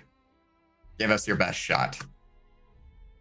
That is a 2. All right, so we're taking 1 stress. And It's a 1. that's a Okay, 1, yeah, sorry. Yeah. plus. Asher. Cool. Let's roll. Oh, I That's didn't do 2, good on my 3, own. 2. Oh, What that's the so heck? unfortunate. So you take 2 stress, Uh-huh. and your best and sneakiest individual here is actually Mort. I think Mort I'm the just, mouse. like watching everybody, so I'm almost tripping the over mouse. myself. So I'm like screwing myself. I'm also admittedly distracted, but nobody else knows that. So I also, Chip also probably like is so bad at stealth he like bump into you Okay. and mess up your own Mhm. stealth. it's fair. I think Chip's that's just like going along in their head. I think Chip's like the theme song from like stripping at the stag is like in their head, and then they start humming it unconsciously a little bit, and then Asher recognizes it, and then like there's just a slight collision and a bump, and it's all downhill from there. Except then it's like you manage to like get your shit together because we take the 5. We Good. take the 5, which means success with a consequence. The consequence here that needs to be theoretically resisted, if you so choose, would be you're stealthy all the way up until you get there, and then like you flub it going through the door to the event center. I'm gonna choose to resist that. Okay, that will be, I would say, it's not a prowess resist, I don't think. I'm gonna call that a insight resist, actually. Excellent. Sorry, I was hoping for that. And We have bonus die from Forged in the Fire. Yes. Yeah, we should be resisting things left and right. That's a 6. You get no Yo. stress. Yep. Okay. Incredible. All right. So you manage to very stealthily get your way into the event center, which is why, since no one sees you as you enter the event center, you are able to get a very nice look as like there's like 6 individuals now who are all sitting at Papa Claw's feet as he's like giving them advice and being, now listen here. Look, I know you're down on your luck. You've been dealing with some odd stuff. Addiction's a beast. I know how it goes. I've seen a lot of friends with it. It can drive you to do some things you're not proud of. But you can be better than this. Is this really what you want your legacy to be? How you want your children to remember you? Or you want your children's children? Or better yet, not even if for those of you who don't have children, your brothers, your sisters, your siblings, your parents, your friends. The family you find along the way, not just the family you were born into. You can be better for them. I believe in you. Look, I understand you're doing what you have to do. And it's been hard. It's been so hard. I know. We're out of pyro. We don't know how to make more. It's so expensive to find any of it on the street. Don't need it. You hear me? Don't. You can get help. I know it's not that easy. I know it's so simple for me to just tell you that. But the first step towards any recovery is admitting the problem and taking that step for help. We think these people just met? This person's giving a lot of seemingly pretty good life advice, honestly. Yeah, I think that just happens to be who he is as a person. I watched him the group was only at 2 people when I first came through here. And there's 6 of them now. Now there's 6. He's He's holding group court. going. Yeah, he is. Pretty good distraction, though. Yeah, let's see if we can knock out or at least disarm the ones with It almost guns. makes you feel bad, though, for disarming them, even. We're just disarming them. Or unless we can think we can turn the tide, use them, adopt them or something. I mean, if we can, great. That guy can probably get him to do whatever he wants. Yeah, That's kind of what I'm could. thinking. Oh, God. Okay. We're gonna need to make ourselves known then. And you can just see Asher is like wincing because clearly they're avoiding doing something they don't want to do right now. Chip Hey, are you obliviously. Oh, No, I was gonna you're say good. Chip obliviously announces, like, pats Asher on the back, feel like announces their presence. So you, Chip, announce the presence of you and Mort, who, once Mort is seen, is big old boy. And then, and of course, Asher. And the 6 who are, like, being held court there are, like, immediately, like, go, but the man who is holding the court with his big peg leg, his big bolsters, is all right. Is all right. They're not military, see? They don't look like military. Trust me, I know what the military looks like. I've faced those dogs down myself. Is the time. Look at this ragtag. They're like you, but professional, you know. They actually know what they're doing. I mean, they got kitted out. They brought the tools. I don't know why one of them's got a fucking suitcase, but hey, there you go. But they're certainly not here bringing on the force like the military would. So why don't we keep the guns down? Let's talk this out, yeah? At this point, he kind of looks up. Now, Asher, it has been, what'd you say, like 5 years since you saw your father? Yeah, about that. About 5 years. Other than the eye patch, though, you look pretty similar. And the tattoos on my arms. The tattoos on your arms, the eye patch, things like that. But the Skovelander red hair stands out, to say the least. And, you know, so as Papa Claw kind of looks up, and he kind of scans the individuals who have come in, taking a more close look.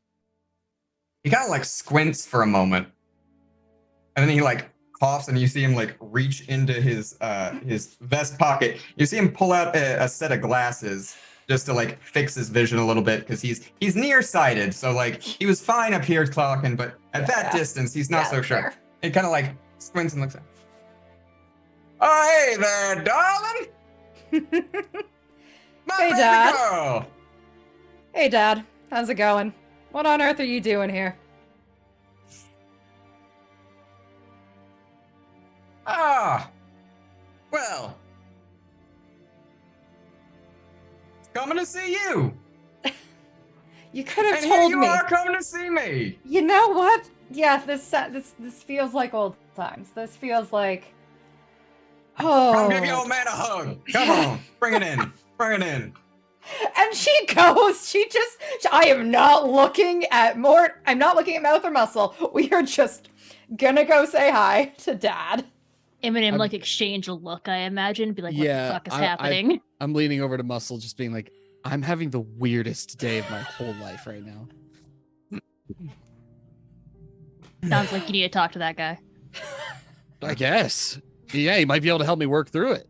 So he brings you into like a very tight hug, like holds you tight. And as he's like holding you very tight, he's like, "There's a 3-shot revolver in my boot, and I've got half a pound of marijuana up my ass. So, you know, just in case we need it." Yeah, no. And he like pats you on the back. Good to see you, love. You know how much volume 8 ounces of weed is? That's so fucking so much. weed. That's so much weed. This man has a gigantic cavernous ass. That's at least the length of an esophagus to the stomach. Come on. Yeah, that's so much. He is, I want to say, in terms of size, he is only a little bit shorter than Mort, and wider. He is wider than Mort. The man is built like, he's just like layers of fat over layers of muscle kind of thing. He's a large man. Asher, in comparison to him, is tiny.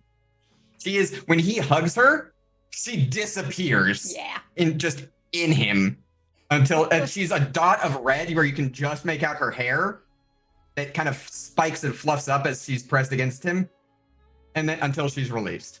Yeah. Right. So, what on earth is going on here? What do you... And she kind of just like backs up and looks at the 6 and just... You can tell we're not military. You can tell that we're just here to figure out what the fuck is happening. Do you care to enlighten me? Just... I'll let Damien, why don't you explain yourself and everything that's happening here? And he like pats one of the guys on the shoulder, and there's a guy, he's Dustfall native, looks maybe he's mid-20s, not shaved in a couple of days, deep bags under his eyes, and you can see that he's got some of the varicose blue veins of a pyro user who hasn't had a hit in a long time kind of going.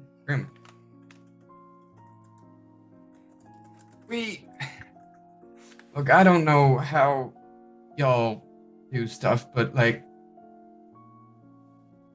we're just a couple of,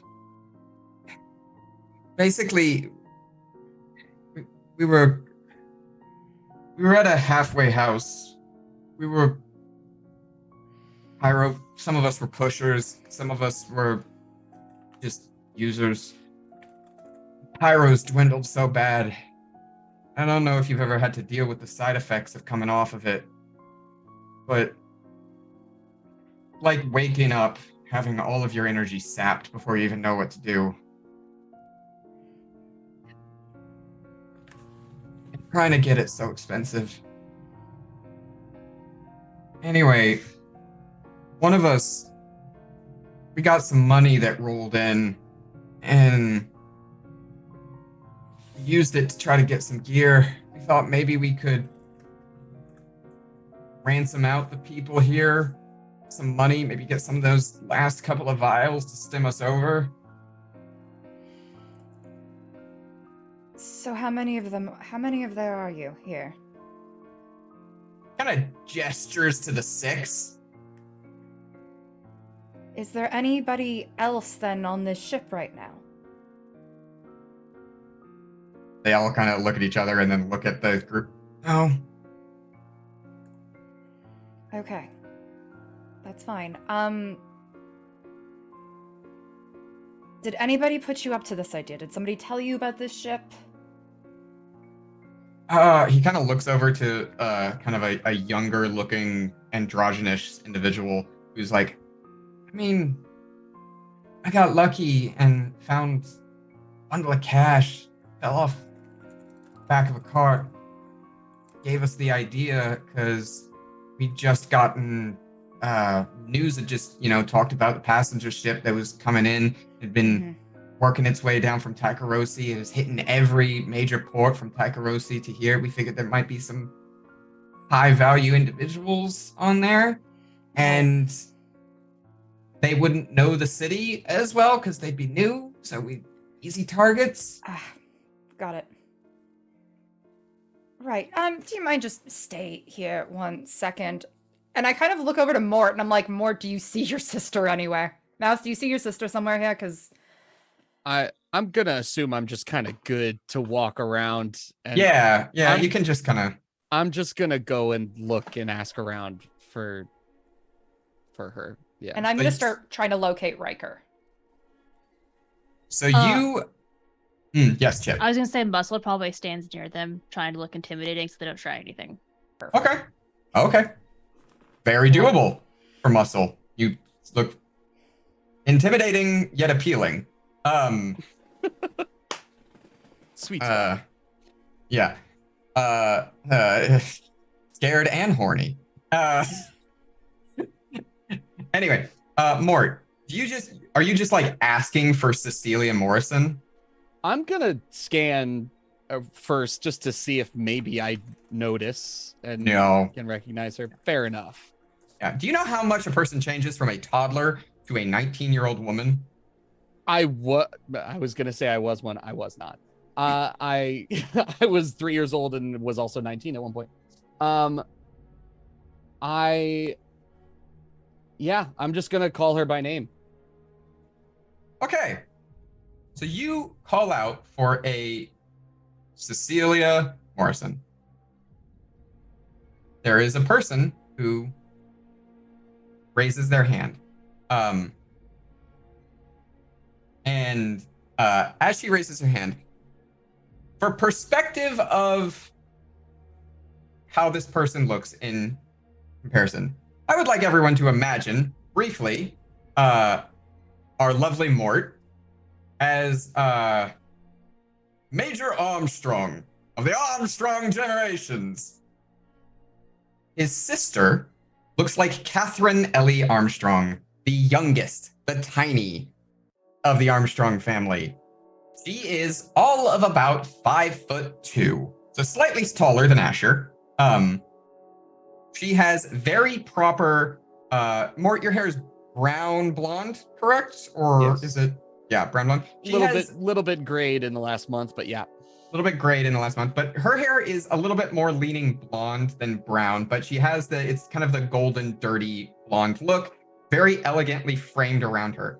She's in what I would call like the Victorian style travel coat that has like the double breasted that kind of comes across that hangs to just about her knees, and is wearing some very nice, large, comfortable looking travel boots.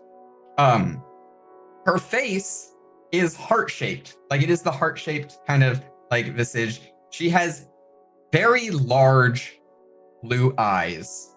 And you can see that even in the midst of crisis here, her makeup is pristine.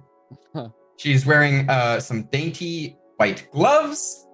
And yeah, she kind of pulls her. That would be me. Yes. I'm sorry. Can I help you? I taken aback for sure. I need you to come with me. I think I need more information. I'm sorry. There's no more information I can give you, and unfortunately I'm gonna go up and start to like where we're going. We're physically moving. Mort, it has been a long time since you've interacted with a person who is as strong as you are. As she stands and plants herself there like an unmoving rock. Okay. I am going to lean down and say quietly, it looks like you have taken after Mother. That is just enough of a surprise, I would say, that she loses her focus and you're able to start propelling her out of the larger group. Okay. Asher. You said you were looking for Riker. Yeah. You, as you would do, you throw your initial glance back to the stool where he was sitting. Yeah. When you first saw him. He is not there. Mm-hmm. It takes a moment where he is sitting in the metal rafters, I would say, above everyone in this event center. Oh, well, now it looks like the whole big family reunion's gone on and all that. Perhaps we can get to the actual event. And he pulls out a pocket watch. You have 10 minutes, I would say, until a military brigade busts down at about 3 or 4 different entry points into here in full tactical gear. Assuming, of course, by that time, the entire ship hasn't had an unfortunate accident.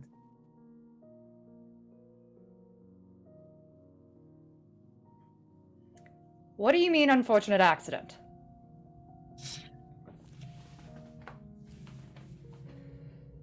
Well, how do I put this? Miss Spectre. And yes, I know who you are. If you'd be so kind, do me a favor and tap any person in front of you. Just give them a soft tap, if you would. Tap a random next to me. You tap a random next to you and are met with a familiar sensation of a static shock. Every person, surface, and entity in the ship is currently held at a perfect electrostasis of my own design. You 3 are not. Though eventually you might equilibrate in being exposed in long enough. That said, your entry here is the perfect little disruption, I suppose. You've started a chain reaction.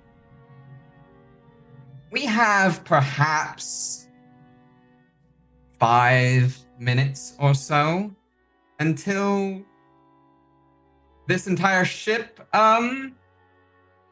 magnetizes. And then, upon which point, as the magnetic polarity of the ship switches, that fun little electromagnetic depth charge that's left over from previous Scovelander war that is directly underneath us will probably trigger an unfortunate series of accidents that no one could have foreseen. Why? Test. Just testing your contraption? Is that what's happening here? You're utilizing an entire ship. People. Testing my formula. God, not another fucking person with a formula. You're on the ship too, though. Well, I'm fine. if it blows up or magnetizes. You don't have to worry about me. I won't be here. And he flips that lighter one last time, and then as he flicks the spark, it doesn't fire, but a little bit of electricity, and across his face forms a wolf mask with lightning shooting off the sides of it. Realized it 2 seconds ago.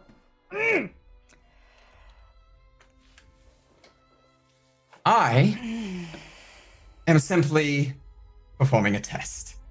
And you have done me a wonderful service in being the triggers rather than the military infiltrators. With that said, he flicks the lighter again. You see him, he no longer exists for a brief moment. He is a flash of lightning that hits one of the random electrically charged individuals. They jolt for a second, their eyes turn purple, and then they salute you. Adios. Unless, of course, you want to shoot an innocent civilian, as he starts to just walk out, controlling this person's body. I'm going after the person, whoever his body he's possessing right now. How far away is this person that they're possessing? Oh, from him? It was like just a short stretch down. From you, they're just kind of in the crowd. So he's just walking. He's not that far from you. He's just walking out. So Asher is following afterwards, period. Yeah. About this time, down below, our lovely Crow, you have analyzed this formula. This is about the time we're getting to that you've figured out the formula. One, you figured out vaguely what it is. It is an it's an electrolysis solution, essentially, that rapidly turns every single cell, I guess, electron. That's the thing. Every single electron in your system into a quantum state, i.e., they can be shifted in whatever form depending on outside influence once they are perceived into whichever state he wants it to be.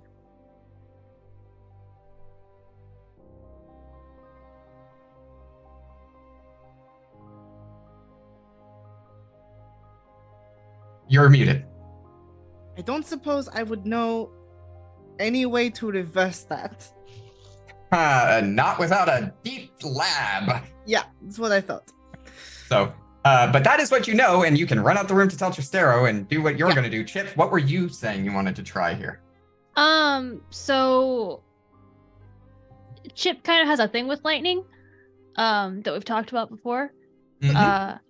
So can they try and target the person in particular that he's possessing and like change it enough that he's no longer able to possess him, but not fuck up the whole ship? You want to try to force him out? Yeah. Okay.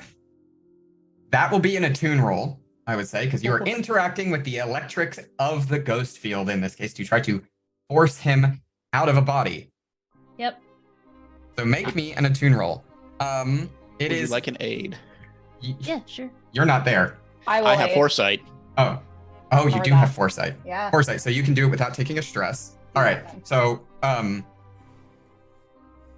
okay. So foresight, that gives you do need to explain to me how you're rendering aid still. But so you got a bonus die there. You are no longer in a controlled situation. You are in a risky situation, just to note.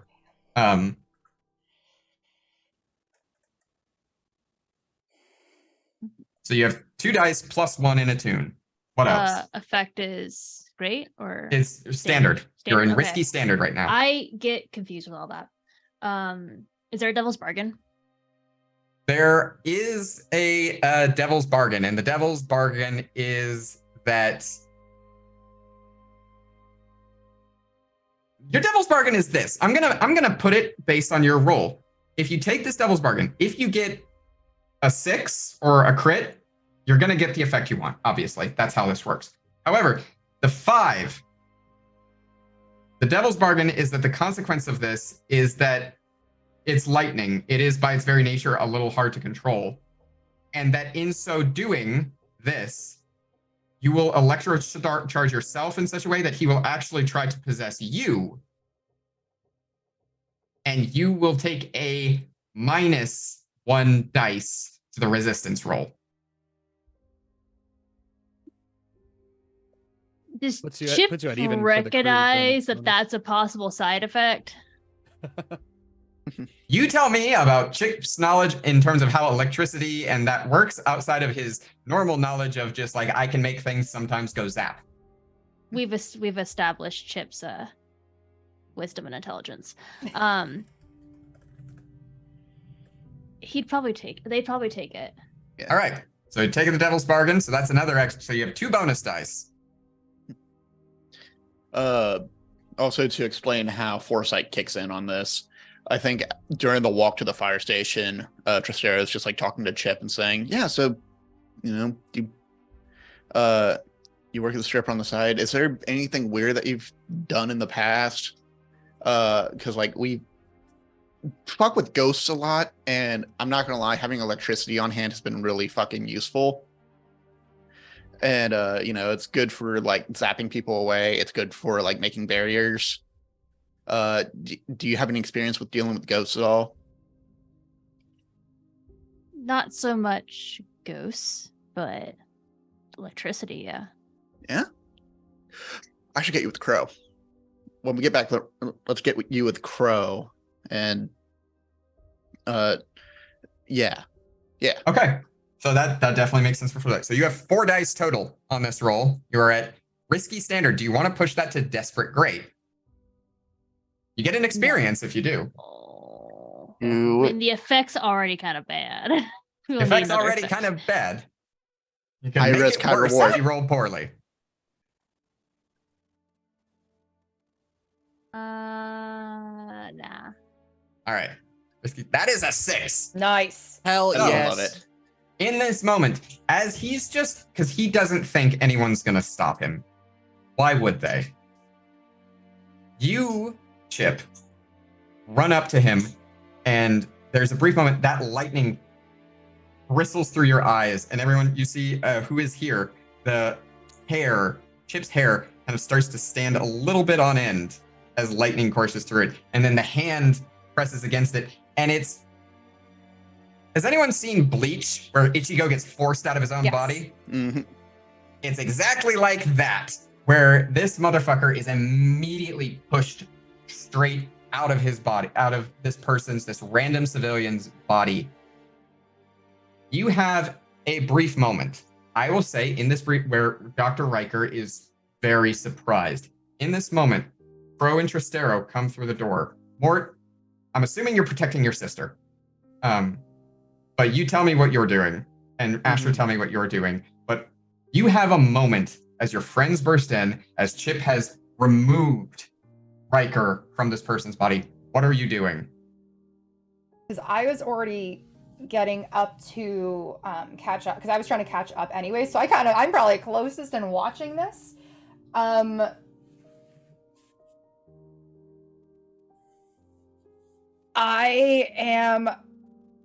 I don't think I'm able to affect him in any way or form. However, I'm not certain this would work because it's just a spectral form, but Asher takes off the eye patch and is gonna see if she can do an aura read on this fucker.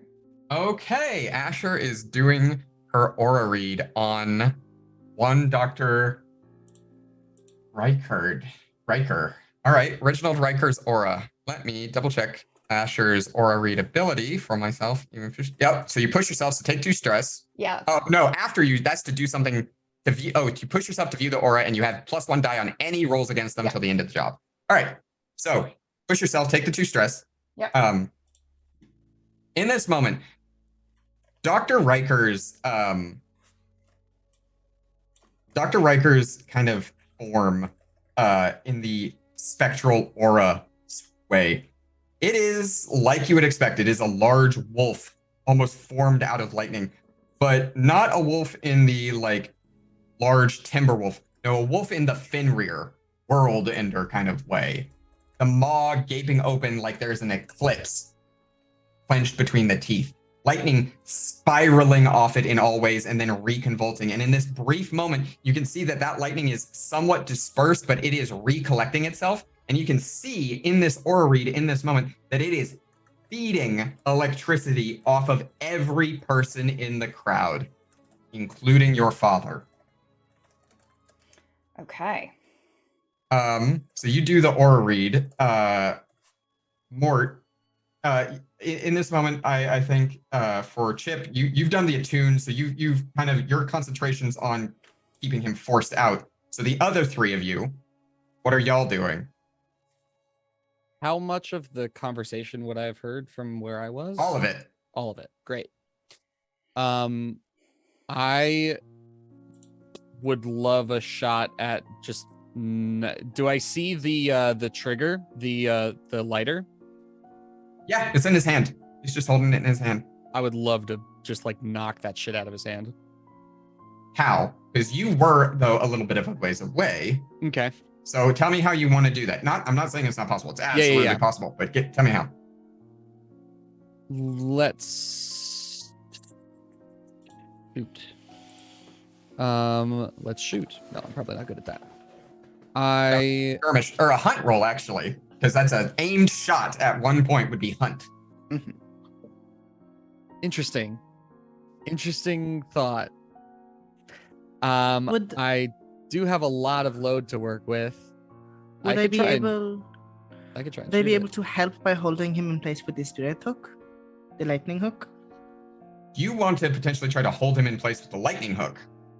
Okay. And yeah, I'd say that's a help to Okay. whatever who else is doing. So should we roll that first? That's just a help action. It's take a stress, Yeah, give you a okay. bonus die to whatever you're doing. Yeah. Yeah. So yeah, I would mark a pistol of sorts and then go for a hunt roll to shoot it out of his hand. Okay. So you're rolling hunt? Yep. This, I am going to say, this is a small object in a crowd of people. This is desperate on its own. Okay. So mark the experience for the hunt, so in insight. Great. And so you're at desperate standard. Mhm. I would say, so the help can either give you an extra die or it can bump you up to great, from standard to great. Because that's how that can work. Yeah. I have 3 in hunt. You do have 3 in hunt. I think great effect seems good here. Okay. Yeah, that's what I'm gonna do. All right. So we're going desperate great. Your Mhm. 3 dice in hunt, aiming at. So give me take the shot, Mort. Yes. That is a 6. All right. So so not even the consequence that I was, just because I think to add the consequence you might have had to resist was that he was going to get one last flick in to try to possess Cece. But he's going to, your shot goes off as he is completely taken aback.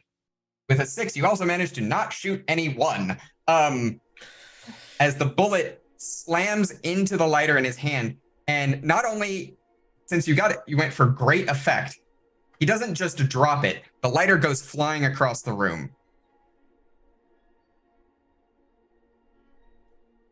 Asher's probably gonna try to get it. I was gonna say, can I catch that? I mean, That we'll call that Tristero. Yeah, Tristero, Okay, you're gonna try to catch that since Tristero's all right. So Tristero, sure, you can catch that. I'm not even gonna make you roll for that. You're able to that's just okay. reach up. Thank you. I was You're ready able to roll. reach up, catch that. Maybe you fumble it a little bit, but hey, what you make it's at firefighters, what you make up for in not having the strength, you've got the finesse. Like you got the touch.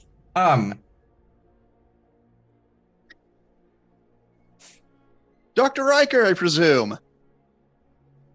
You rat fuck. With the lighter now out of his hand, you see him angry. fully angry in this moment. What's that? Do you need to use your toys to use the special powers you got from Archie? That's so sad. Probably didn't even do the research himself. Probably had to have Archie help him out. Probably. I can't imagine you managed any of this on your own. Asher pulls out a gun and shoots him. Okay. In this moment, as No you words, all are, just gonna go for it. as you all are effectively, I don't know, negging him, Bullying him at this point. bullying him at this point. Asher whips out a gun and takes the shot as he's like closing his fist, and lightning just starts arcing off of him. Just a conduit. As he, the bullet though, this is again an aimed shot. Yeah. So that's going to be a hunt, not a skirmish. I can't say finesse in any way, shape, or form here to like particularly aim this one. Finesse is more like looking at like small up close things, Okay. tinkering, locks, things like that. In this case, an argument could be made for hunt or skirmish. That's pretty much where you're at. They're both the same, which is nothing. I have a +1 though because I did an aura read on him. You do. You have an extra die. What's my devil's bargain? Your devil's bargain is that I don't know if you know this about lightning, but it's very fast. Yeah. And it's very conductive. Yeah. Especially things that have been electro charged. Yeah. It's gonna arc to them. Your devil's bargain is that there's a bolt of lightning going off somewhere. Absolutely not. I can't do that. I'm gonna push myself instead and just run with 2 dice. Okay. Take the 2 dice. I'm trying to figure out a way to help you out as well, outside So- of. Chip will probably help because, like, I feel like Chip doesn't know what's going on, doesn't know like anything about the mass or anything. Fair. So seeing you pull out a gun, Chip would also probably pull out a gun. Okay. So I So feel that's like we can do it. it's a help action. We're just Yeah. multiple guns at this point. So Yeah. it's a help action. So give yourself a bonus die. Perfect. Up to 3 then. We're in risky. Risky? Is it risky? It's risky. It's very risky Making sure at it's this not point. desperate at this point. It's risky standard. Okay. Can I push it to? I was gonna say, can I go to desperate great? You can. Absolutely. Because this is, and so I've got pushing myself the +1 and the help, so I've got 3 dice. Oh, You have 3 3 dice. bonus dice, which are the only dice. But that's okay. We're not. This was never. Six. All right. So a single shot Thank you, Chip. goes off. They are my No lightning arcs to any of the passerbys.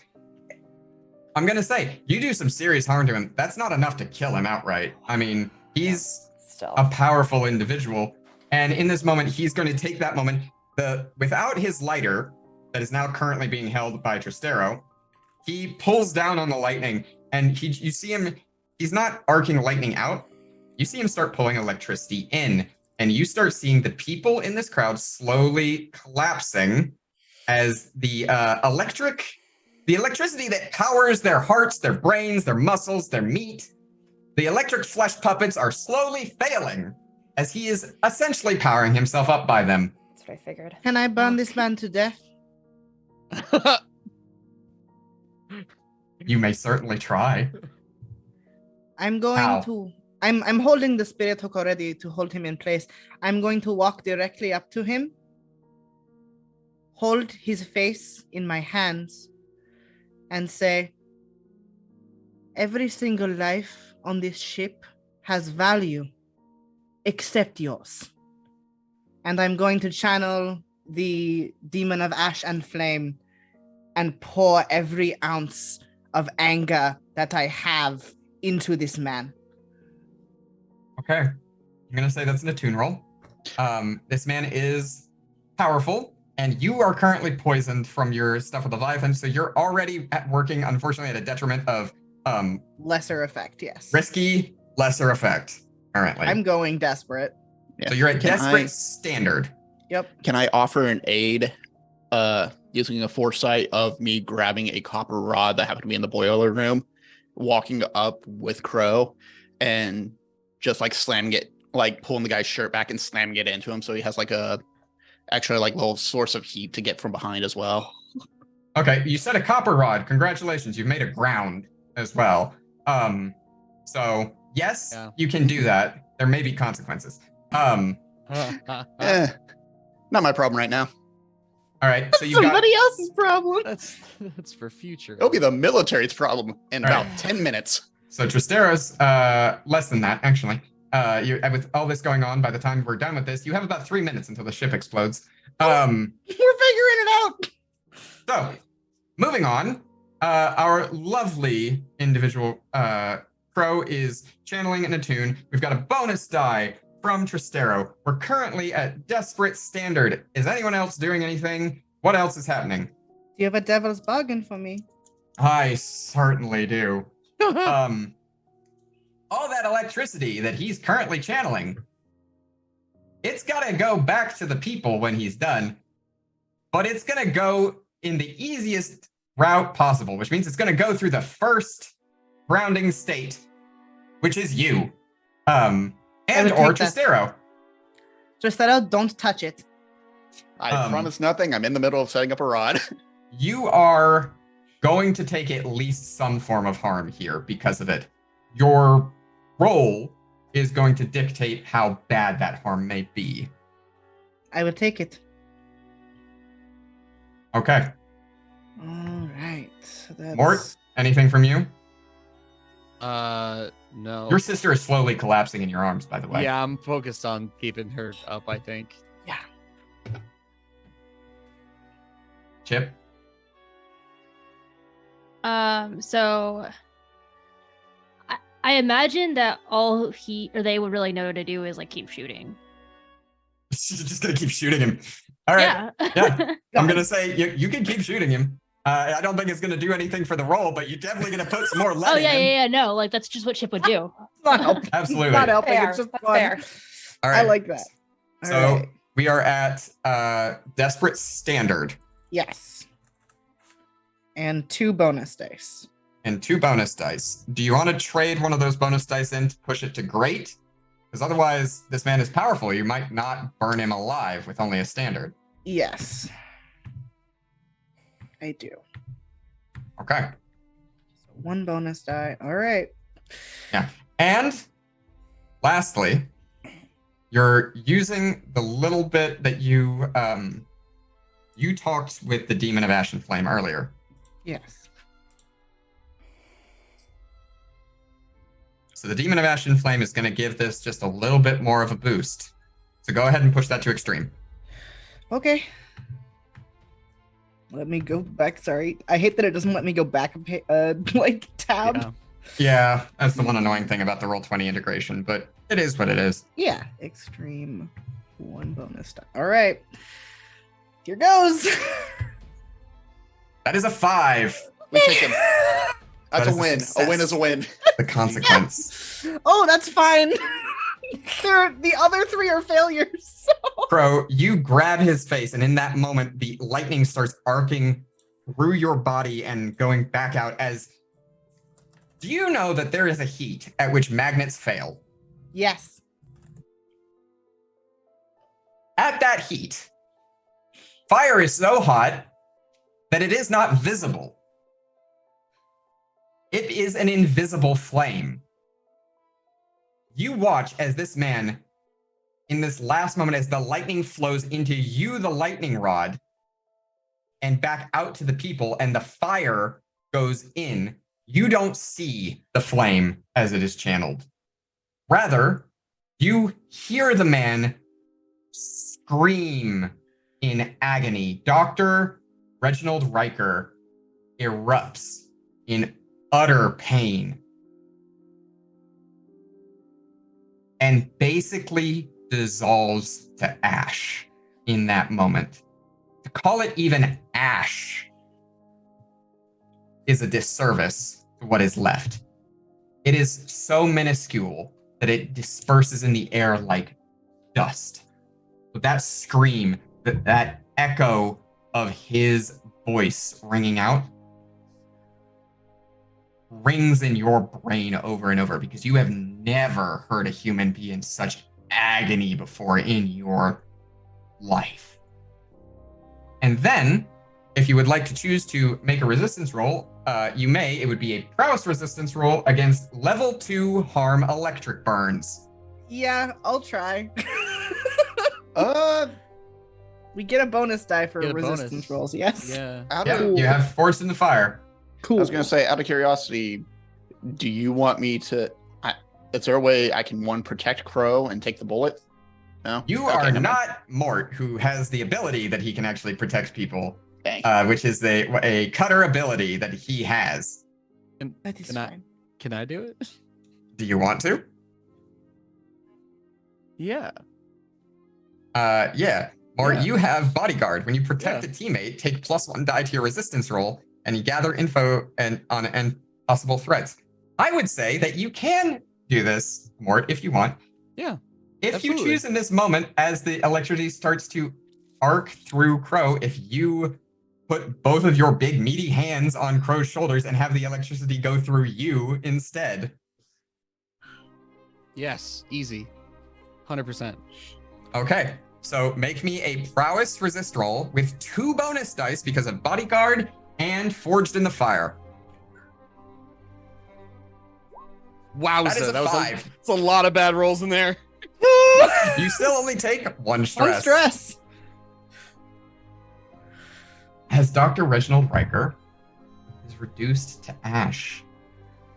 And everyone kind of manages to recover. No one saw Riker die. They were collapsing from the pain of it all and the loss of control over their limbs. But they all heard it. Regardless, Mort, you feel a little jazzed. You feel a little electric right now, as does our lovely Crow, which is good because you have 3 minutes until this whole place explodes based on that clock. You have 46 plus 5. You have 51 people you need to try to get out of here in 3 minutes. Bro, how big of a ghost key portal can you make? We are going to find out, I guess. Cool. 1 second, and I want to flash back to the supply hold where like I kicked open a suitcase and just has all these alchemical components for like spirit sight, and it was essentially supposed to be a delivery to the Demmer sisters. Oh.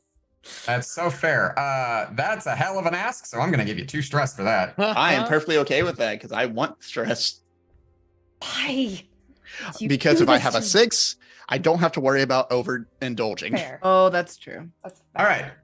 So you do have some reagents to possibly help, which is why I'm going to say that a ghost door of this size is not impossible. With that said, we are still in a desperate situation with trying to move 51 people through a ghost door to a different spot. I've So leveled you're- up in resolve. You are automatically in desperate. Yep. And Yeah. because of your injury from earlier, you're still in lesser effect. You are in the worst possible situation right now to run this ghost door. How do you want to do this? Can I help by like trying to gather everybody together? Because like I can't commit. I can't help. They're with the- already together is the Okay, thing. wow. Like Yeah. they're already in a kind of like Yeah. organizing them a little bit. The only reason they're not panicking is Papa Claw. It's all right. It's all right. It's okay. Look, Papa Claw is helping. I know it seems like a desperate situation, but my daughter is one of the most brilliant people I know. She's definitely got an idea to get us out of here. Oh, That's so goddamn cute. dad. Don't do that. Wait, daughter, Oh, yeah, that's my dad. Funny story. Yeah, cool. we'll do introductions later. put a pin in it. Door. Everyone, well, if you can please can- gather around very calmly. Can I take a devil's bargain to not change the added dice, but to change the effect? Yes, you absolutely can. Is anyone helping? I assume I someone is. can help. I would like yeah, to. and Yeah. as much as Um, possible. Mhm. Well, we can we can do a help. We can also do a group roll for a big old fucking ritual with Crow leading if we want. All right, everyone start singing Kumbaya. Let's go. If What are I we gonna take do? if I take 3 stress, I was I'm gonna- out. Yeah, I don't I think can take it. I got room for stress. I got 5. Like, I could take it. But where's Chip at? I have like 2, I think. Oh, Yeah, I was gonna say I don't feel like you haven't taken too much. yeah. Yeah, Chip can do it. Okay. all right. Okay. So why don't we do a group attune roll? Okay. And let's start with Tristero. You have 1 die. What's the roll? Desperate. What? It is desperate. For you, standard. Sweet. As a 5, we're in a good Okay. start. All right, let's go to Asher. Who has 0 dice in this? Has 0 dice in this, despite What that is- high. Sorry, desperate? Are we in desperate? You are in desperate standard. Perfect. Sorry, this is probably just gonna suck. Oh That's my a 5. god, never mind. Wow. No stress. Let's go to Chip. Doing great. Chip, you're also in desperate standard.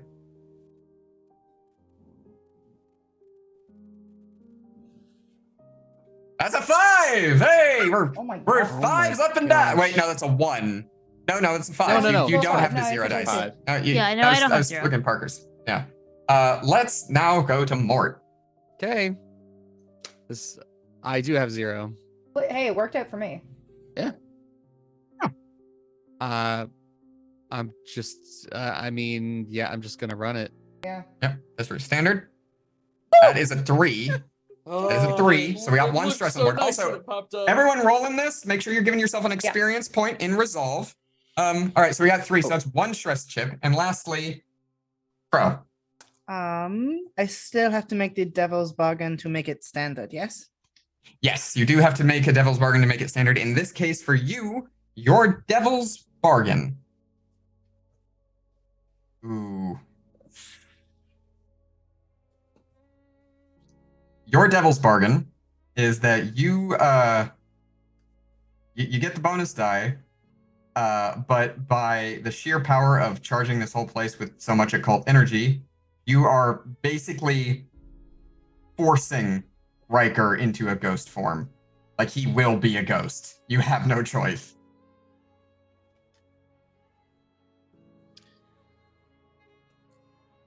Oh, I don't want to deal with him again. Valid. Returning villain. Returning villain. No. Returning I have villain. enough of them. I'm not going to take that one. I don't All want right. to deal. I just killed this bitch. I'm not dealing with him again. Desperate, less effect then. Yes. All right. It's a 6. It's a 6. All right, so Chip, I you have only not take rolled less than a 5 today. Oh my goodness. Damn it. Chip, you take only 1 stress as this portal does open. It is, because at our highest effect rate, we are looking at standard, incredibly unstable. And you don't know where it goes. Nope. No, Just that it's not here. Problem for another day. Yeah, that's Problem problem for on the a Problem other for side. about 4 seconds from now. Yeah, in a Problem minute. for about 5 seconds from now. With a snap of the fingers, everyone boom, disappears off the ship. As you disappear off the ship, when you all reemerge, I, as your lovely GM, am going to roll a straight up and down fortune roll with 1 die. I have already in my mind determined what places you will end up, depending on the fortune, which side of the die it Excellent. is. So, by and large, be prepared and hope for a 6. But I'm only rolling 1 die. That is a 1. Oh boy. We go to jail. Directly into jail. We're in the water. On one of the military ships. That's what I was expecting, yeah. Yeah. Worse, you are in the middle of the military complex on White Crown. That was the absolute worst roll you could possibly get. I'm so sorry. I know that I rolled it, but I blame the digital dice.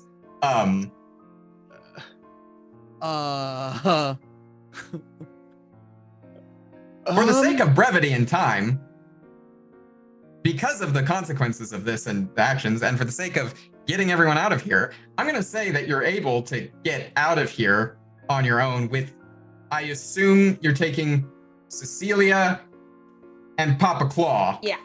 And the rest of you, and leaving everyone else behind to be dealt with by the military complex. Yes. Did we find Red at any point? Yeah, right. Yeah. You did. He's in that group that you're leaving behind. He is in there. He was just in the greater group. No one looked for him. No. Is the thing. We got kind of tied up, but also we didn't know what we were looking for. That's so fair. That's so valid. Never caught him. Can I spend a stress? Just shout, Red, if you're in the group, get the fuck over here. You may absolutely spend a stress on top of the stress that I'm going to make everyone take for just general escape. Yeah. Off camera. But there is a moment of for none of you as your characters, but a lot of you as players, a familiar skeletal robotic armed individual with a bowler hat and a pistol is like, who the ever living god smacking, and then vroom, you're all gone. Echo sends his regards. Their regards, sorry. That makes sense. But you're all able to escape pretty handily at the end of this and leave that group behind. It's stressful to get out of a military complex, but you managed to get out.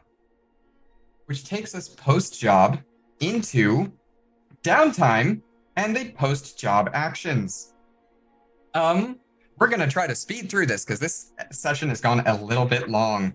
It is the premiere. But I will say, for this, on base, y'all definitely earn your 2 rep at base. Woo! You dealt with the military, if not directly. So I will give you another reputation for that in terms of the tier. Dealing with the military and with Riker and his shenaniganery. No one looted the ship for coin, surprisingly. I'm almost disappointed, Asher. I know. I thought you were going to drop a safe in front of me, not my father, okay? The second that happened, apparently safe went out the window. Does Cecilia have anything in her bag? You're looting your sister? Travel funds, if you want to take her 1 coin of travel funds. No! She needs that. She's getting the hell out of here. It's not enough coin to get her out of here. It was just enough coin to get her, a place to stay while she established her stuff here. Yeah. Anyway. So that's, you guys get 3 reputation off of that. Pretty good. Pretty good. Next, let's talk about he. Oh, I guess I should say that as you were standing in that military complex about 2 minutes later, there's a massive explosion out in the harbor as the ship, or rather the magnetic landmine left over from the war with Skovland, detonates, and the ship cracks and is blown to smithereens. And a lot of those military ships are big wave, pushed off, probably damaged. But let's talk heat. So, would you say this job was smooth and quiet with low exposure? Yeah, for the most part. Yeah, I mean, I'd until say the so. end. So right. smooth, so quiet. I mean, no one saw us. No one saw No. you, Well, is the thing. never mind. We did end up in the middle of a military complex. So. You did end up in the middle of a military complex and that entire group of passengers who you saved did see you. So I would say that given that most of the job was low and quiet, I'd say 2 heat. Okay. This was contained, standard exposure, understood, which means we get to go, no one's incarcerated. I don't need to worry about that. We get to go to entanglements. So fun fact, y'all do still have 1 level of wanted. You have 1 wanted level. And you currently have 2 heat. So let's find out what your entanglement for this time is. That is a 5. Fuck, I don't think 5 is good. I don't think any of them are that good. A rogue spirit is drawn to you. Perhaps a past victim. Acquire this require the services of a whisper or railjack to attempt to destroy or banish it, or deal with it yourself. So, there is a ghost that is drawn to you, but it's not the one you think. It is not the ghost of Dr. Riker. Oh, thank God. As much fun and as funny as that would be for me to start haunting Crow with every ghost of every Mask. kindled individual who is killed along the way, just like a collection of just masks that follow them. No. This unquiet dead that is drawn to your group is the spirit of a very simple, dead foot soldier amidst the firebugs. Someone who has been in close proximity with Pyro until they met their end because of you. And your recent proximity to Pyro was just the catalyst, the draw, to bring them once more around haunting your asses. Someone will either have to take a downtime action to deal with this, or you will have a incredibly detriment on your next job from it, of a ghost haunting your asses. Yeah. Speaking of downtimes, let's start with our wonderful Mort and his sister. So Mort, let's talk about the end of, before your even downtime actions of what you're doing in terms of the typical things. Do you take your sister to the coffee shop?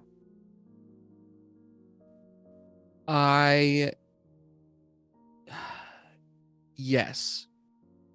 Because I know that we don't have the material to be able to just ship her right back out. I know that I can't like force her to do that either. There's probably a conversation that needs to happen with like, why are you even here in the first place? You need to leave, right? Like there's things that need to be discussed in addition to there's resources that need to be pooled to get her out. So Okay. if only for the reason that she needs a safe, trusted place to stay and hole up. Okay.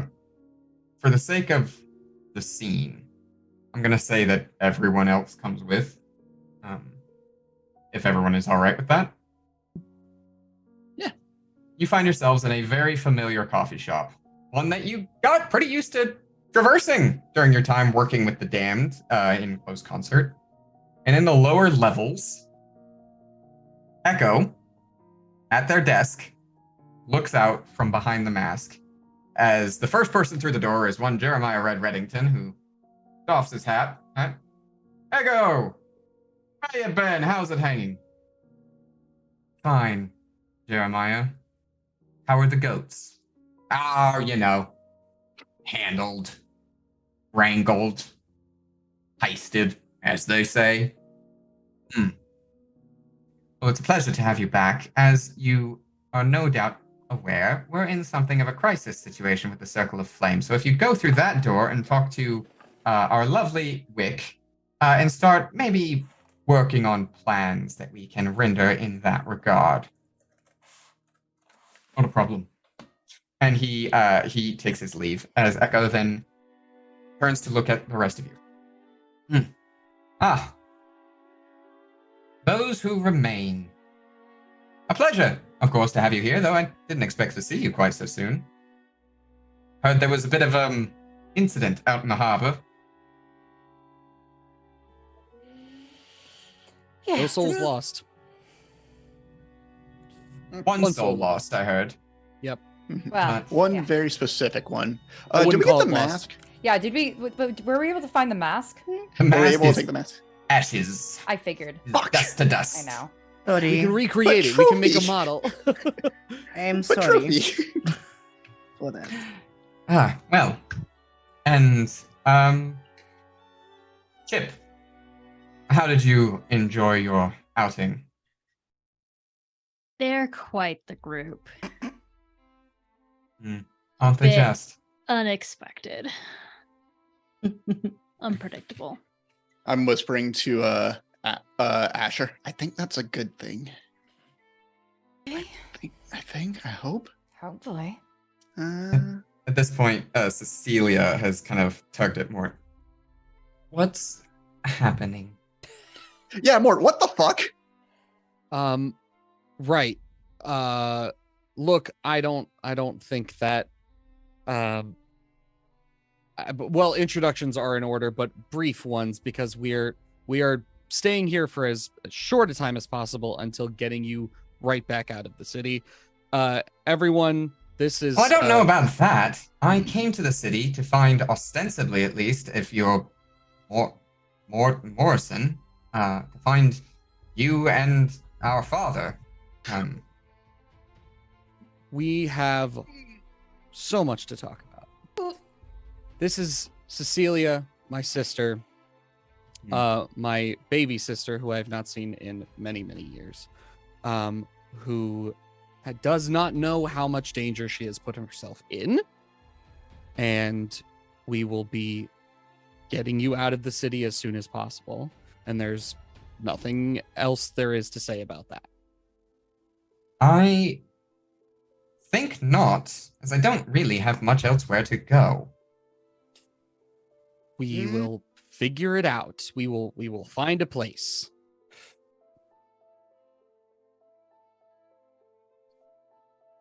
Yeah. She kind of like looks at you with that look, that stubborn Morrison family look of good luck with that.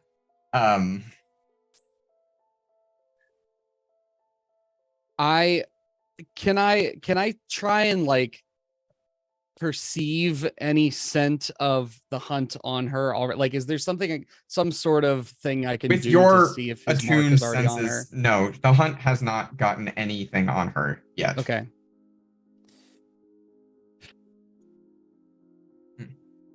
I need you to understand that you being here is not only a danger to you, but it is a danger to everyone else in this city. I can go into more detail as I take you out of the city, but we need to move you immediately. Well, I don't know how to tell you this, elder brother, but nowhere outside the city is particularly safe for me as well. What are you talking about? There is... She starts counting on her fingers. 4 different assassin groups that want me, currently. Mort, what the fuck? I don't know. What do you mean 4 different assassins? What did you do? Why? That's a Impressive. talent. Yeah.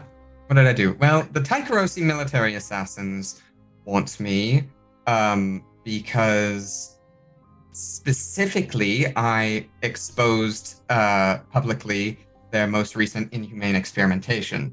Beyond that, the private research group who was doing the experimentation has also hired a group of assassins for private contractors that are on me, at least as far as I know. In my endeavors to escape and the like, I managed to garner the ire of a group of spectral assassins in the Skovland Isles after I did somewhat do a little bit of a problem, I will admit, in aiding a union strike that was being headed by the Railjacks, and so now the ghosts that were mad at the Railjacks aren't particularly pleased with me. And then last but not so least, there is the matter of a Severosi prince whose hand I rejected, and he did not take it well. That actually tracks and makes a lot more sense in the long run. Okay, so Mort, you're gonna fucking hate me for saying this. She might be safer here.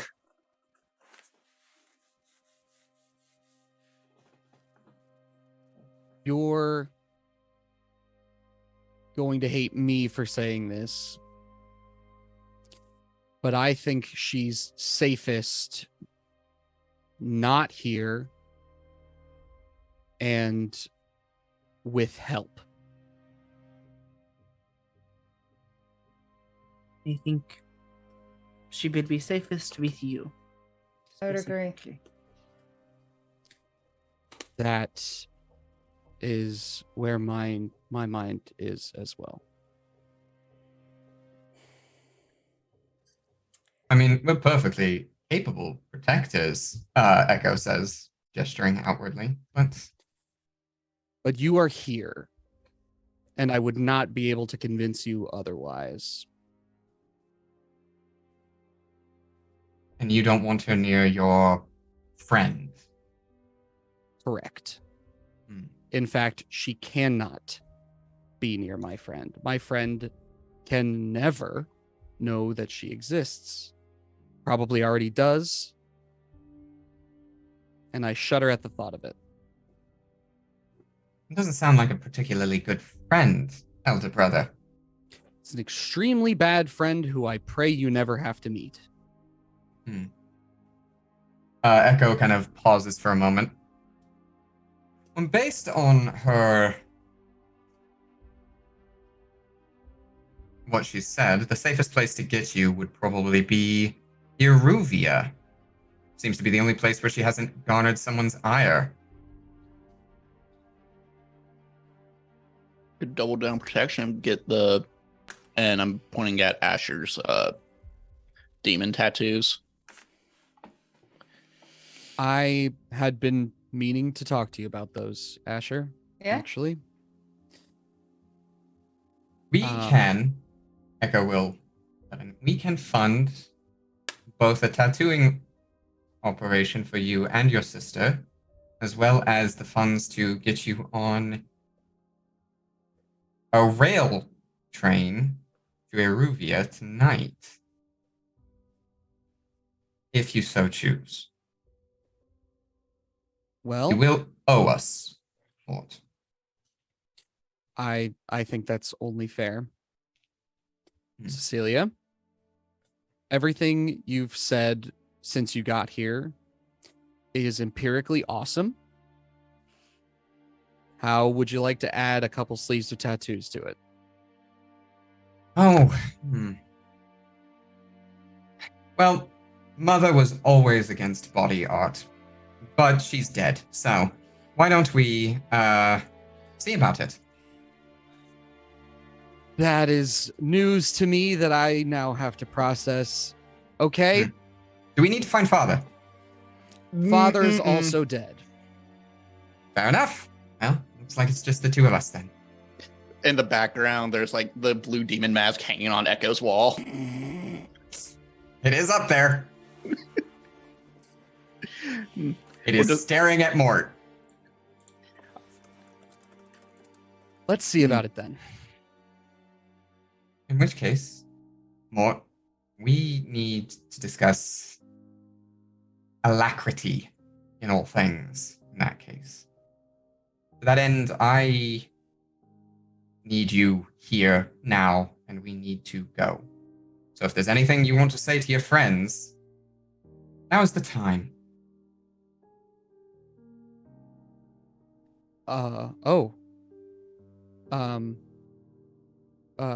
Right.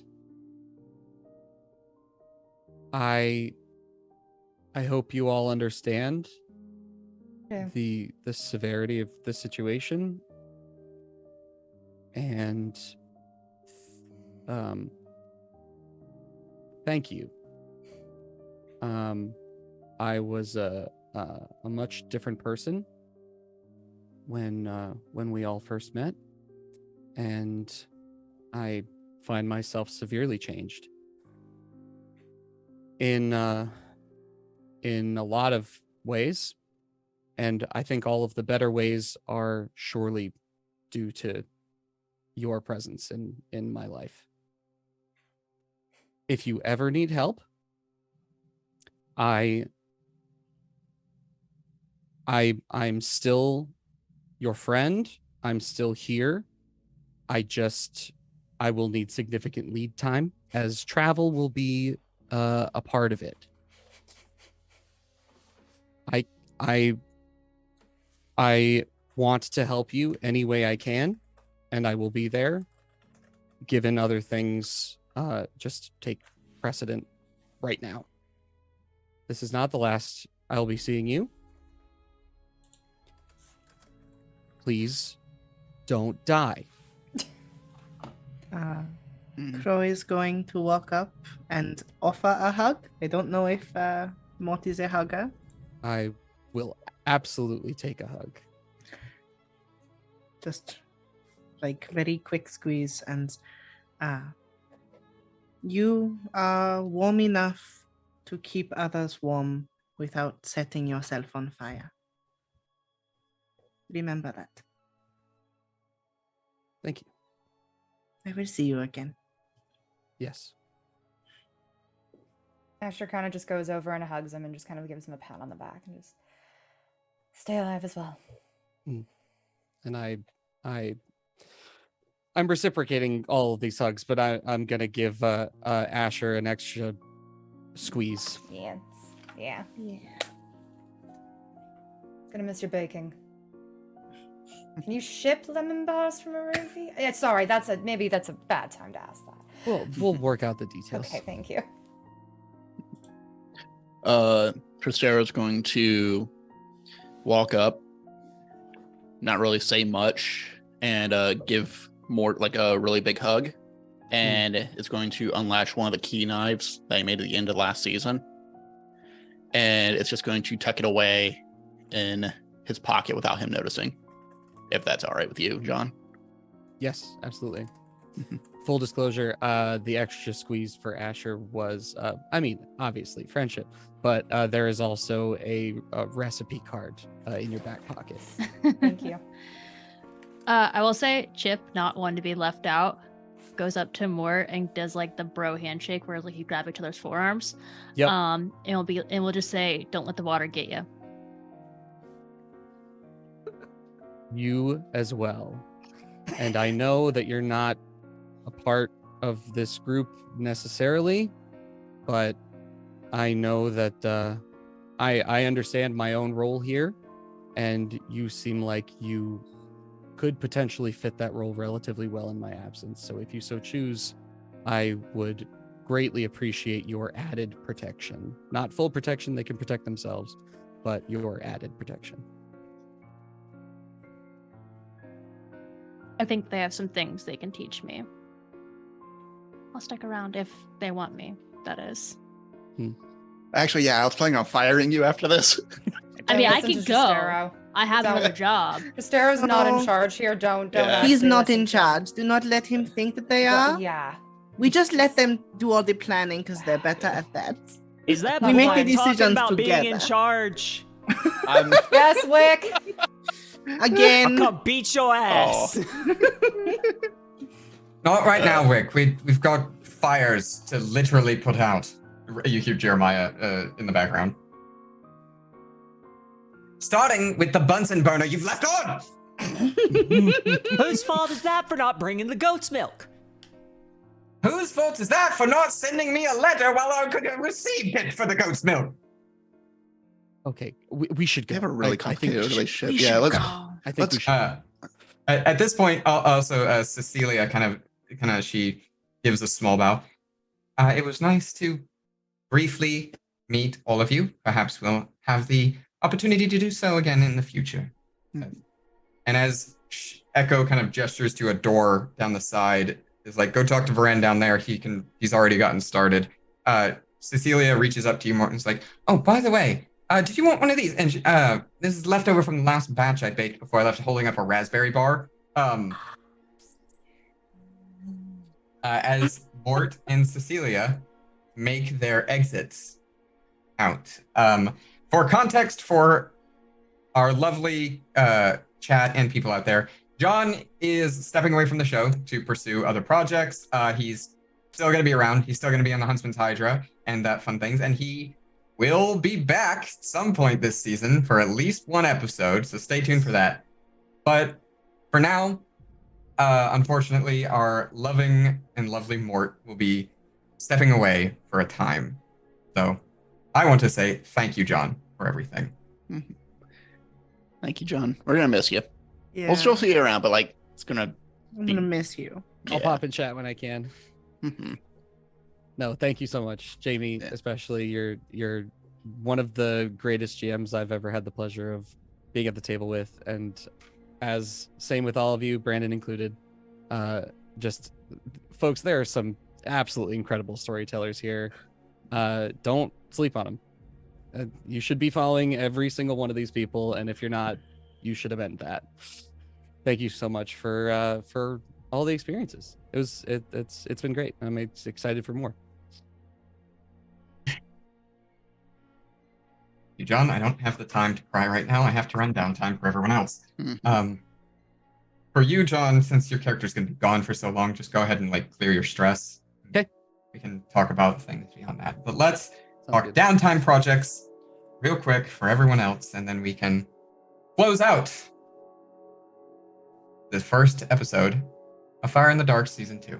So, you have 2 downtime activities. We're going to start with Crow, because I think Crow wants to possibly deal with a ghost. But Yes, yeah. So, Crow, you want to deal with a ghost as your downtime activity. I do. All right, so your first one, go ahead and roll me in a tune roll to see how well you deal with that ghost. Just straight up and down. Just do Straight risky up and standard. down. It's Okay. nothing else going on there. Wow. Ooh, Wow. that's real bad. Okay. Wow. That Oh, I don't Well- think there spectacular. is I don't there isn't a worse roll. Yeah, that's 3 1s. You You used met up all your Crit luck Crow, earlier. now check out Shit Show. Yeah, I'm thrilled. Bro, like you make like a little bit of progress, but you don't get rid of the ghost. It's definitely still there. And if anything, it is now just latched onto you. Just Yeah. you. Only you. I can give you an extra downtime if you wanted. I'm already gonna spend a coin because I want to get rid of my harm and my stress. So. Okay. Okay. So the ghost is still here, it's still latched on to you. Do you want to take a downtime to reduce your stress? So to do Yes. your so I assume you go to the church. Yes, I do. The Weeping funky Lady. little occult bit of the church to do your funky little prayers and your funky little communing. Ghost Which is- therapy. It's ghost therapy, right? 4. Cool. There we go. Okay. All right.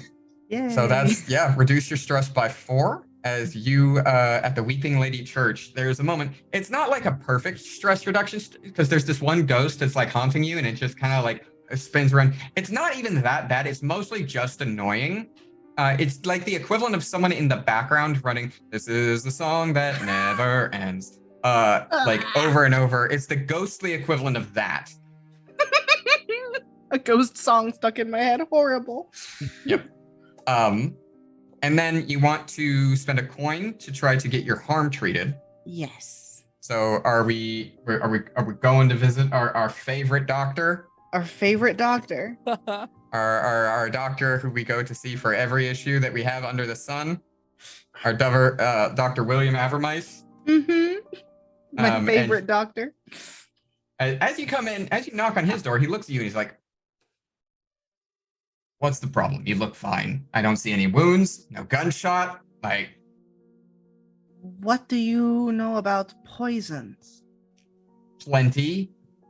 Were you stuck with a poison? Like, what happened here? Do you know what the poison is? That makes this a lot easier." Sorry, my own brain is forgetting. It's not the electrolysis stuff, is it? No, it was Leviathan Yeah, blood. Leviathan You drank blood, the right. Leviathan I blood. drank You early. poisoned yourself. I poisoned myself, right. Before we even started the thing. Right, of course. Mhm. Leviathan blood. How the fuck did you get Leviathan blood in your system? I drank it. You're an idiot. Sit down. Yes. Desperate measures. Drink this. He hands you a glass of milk Okay. to start. Okay. And now hold these. He hands you two things. And he flicks the switch as he runs diodes and electricity through you to charge the Leviathan blood to mix with the milk because it's an electrostatic substance, and now he's going to try to denature it and then mitigate the poison effects of it through the milk. Love that. This is a good doctor. Oh, I This is feel a like good we haven't doctor. talked about that before. Yeah, he's a really good That doctor. is double sixes. You Wowza. are cured. You Woo! are cured. Your injury is gone. It makes up for it. I'll take being haunted. That makes up for Yeah. it. All right. So you spent a coin. Tristero does have a free extra downtime to give to a person, or you can spend another coin to try to get rid of the ghost again. Up to you. How you want to handle that? I will. If no one else needs Tristero's thing, I'll take it, but I'll wait until everyone's done. Cool. Let's go then to our newest addition to the crew. Chip, what are you doing for your 2 downtime actions? Yeah, sure. So you're gonna help get rid of the ghost, Tristero, right? Or no? Yeah, it's just a free downtime action I can give Okay. because of my spider ability. I also Okay. have an ability that people join me in my vice. They can also indulge vice and adjust the roll by 1 or 2. Okay. Then I will use both of mine to train. Oh, was I gonna train prowess? And then Prowess? we All have right. the crew. No, we have the You do. training, right? Yeah. Yep. So you get, instead of 2 dots in prowess, you get 4 dots in prowess because you trained twice. Yep. Okay. Okay. That's some good XP. Cool. That was very easy downtime. You spend days working a punching bag. Basically, in the new headquarters that y'all have, there's a gym section. Mort was using it somewhat sparingly. Now Chip's using it. There's some punching bags, there's some weights, and you just kind of go in and work on trying to shore up your physical prowess and might. Cool. Let's go to Asher. Okay, I know fairly easily what I'm doing. First and foremost, I'm gonna go visit Helene and my girlfriend at the Silver Stag and reduce some stress. And warn her that my father's in town for I don't know what reason. It's a multitude. So you go to see Helene. Oh, hello, darling. You look Hi, darling. somewhat tired. Doing all right? It's been a day. It's been a bit emotional day. I'm gonna give you a warning. If somebody by the name of Preston Claw happens to come to the establishment, he is delightful. There's absolutely zero problems with him whatsoever. He just so happens to also be my father. So, Preston Claw. yes. All right. Well, if someone comes by the establishment, I assure you that I will give him the finest of treatments and make sure he is Appreciate it. well catered to. Thank you. Much appreciated. Your father's in town. Yes. Have not been able to get out of him quite yet as to why, but it's always something. Fair enough. But Well, why don't you join me this evening? There's a lovely burlesque show that we're putting on here, and I think that you will absolutely get a kick out of it. It's a burlesque show that's being put on by the local firefighters, actually. I'm so glad. That's so exciting. Also, I've gotten recently to know one of the strippers that you have, Chip, is it? Oh, Chip is a darling. Yes. Absolutely delightful. Very respectful with all the staff. Oh, I'm Very, sure. and one of the best dancers, strippers that we have here. Very, very good at what they do. Let me assure you. Always a fan favorite. Always asked after for the private parties. Not surprised. Yeah, no, they actually helped us out recently on most recent endeavors, so no. It's very interesting. Wonderful. Yes, Yeah. Chip is a doll. Speaking of large, muscular men, how is dear Mort? Well, unfortunately he's had to take a bit of a trip. His sister's in town, and so they've headed out for at least a little bit. A lot of family coming around. I know. It's very strange. Oh, very well. Shall we? Let's go. All right. So give me your indulge vice roll. Yeah. That is a 6. Ha! I clear all my stress. Because Oh, that's that's perfect. exactly what I had. Nice. It's good. No overindulgence. Nope, Glad not to hear today. it. All right, and then you have another downtime activity. What would you like to do with it? My second downtime activity, it's part of it's a little bit of a scene.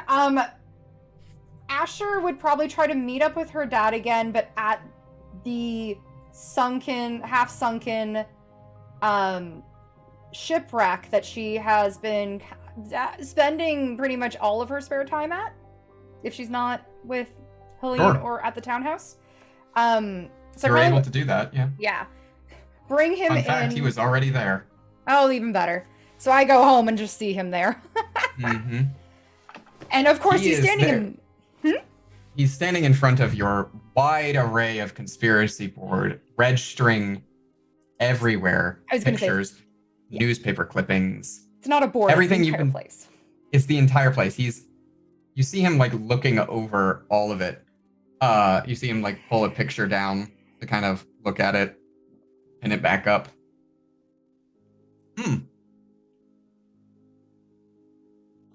Hell of some wire crossing you got here. It's been a bit complicated this last little bit. See that? Yeah. Why are you in town, Dad? Not that I'm unhappy to see you. I'm very glad to see you. But Duskfall is not a good place right now. I mean, it never was, but it's worse as of late. I'm aware, Sugar. You remember, I was a smuggler for a long time. I I know. ran these docks up and down and backwards. Gods, I wouldn't be surprised if there was still a wanted poster for me somewhere in a blue coat office. Well, if I find it, I'm framing it. Ha. Wouldn't be the first one. Be a lot younger picture of me, though. Well, that'd be fun. Probably wouldn't even recognize your old man. So you gonna tell me why you're here?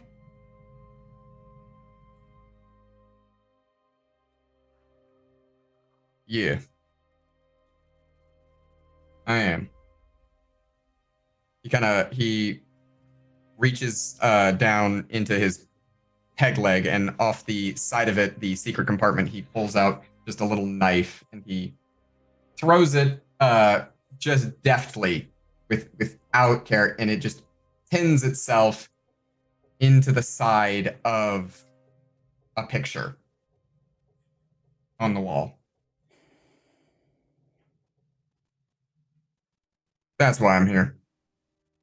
You follow his knife, and following the knife's edge up to where it is pinned in, it has pinned itself into a picture of the cat mask with the swirls all over it.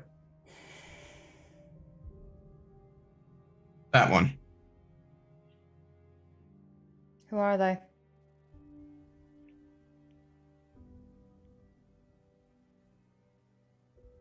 One who took your mother away from us. What do you... Mom died due to... She was sick. Yeah, she was sick, all right. Addiction's a hell of a disease. What do you mean?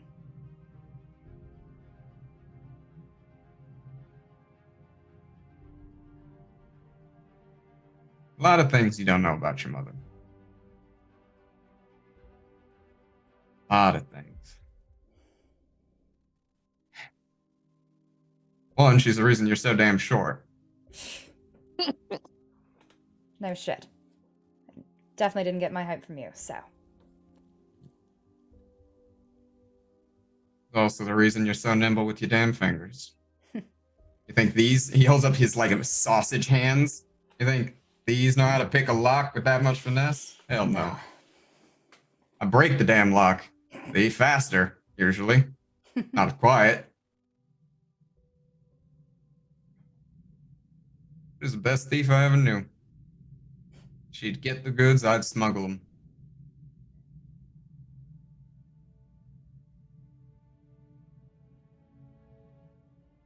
but she had to work for someone. Someone had to have a way to keep her on a leash.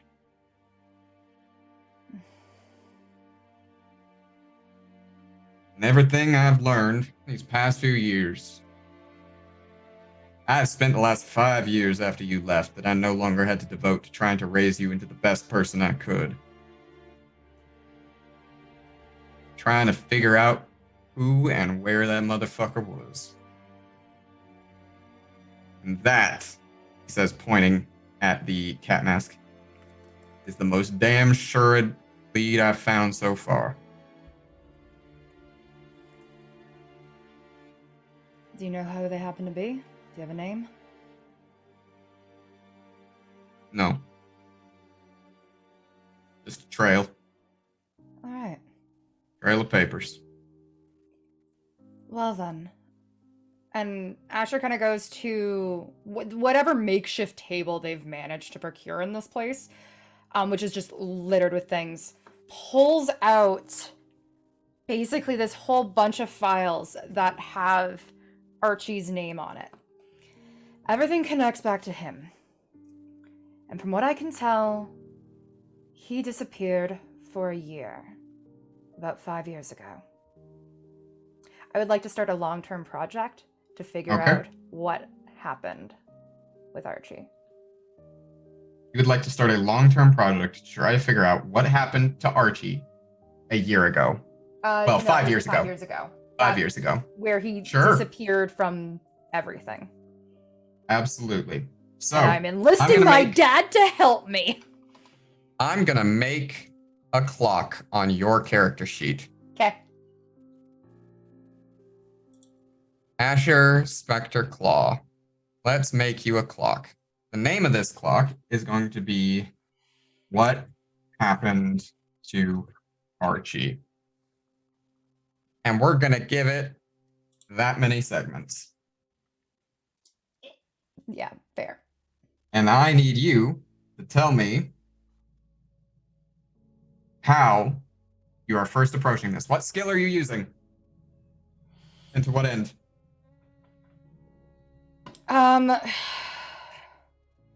With this, actually, because what I would probably be doing then is leveraging whatever leads my dad had with respect to the cat mask and starting to follow them. So I'm leaning towards consort because it's going to be talking to individuals he's recognized as having been in contact or was past.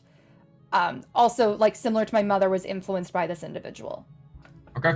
Roll me a consort check.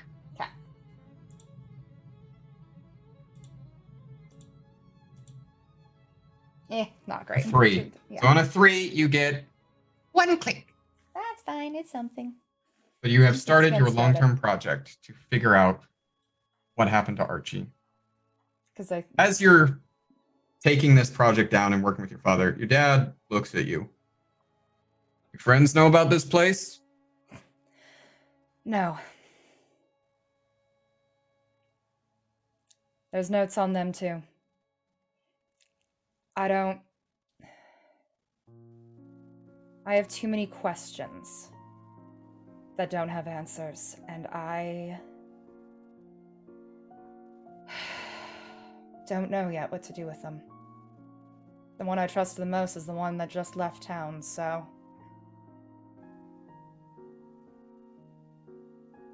Now, I'm not one to tell you your business, sugar. You've obviously been through a lot between the eye patch, the everything about you. Been a hell of a time. I know what it's like. Trying to survive, trying to make yourself something in this city. But, from my own time working, you gotta have people you can trust, you can lean on. Otherwise, it's all for nothing.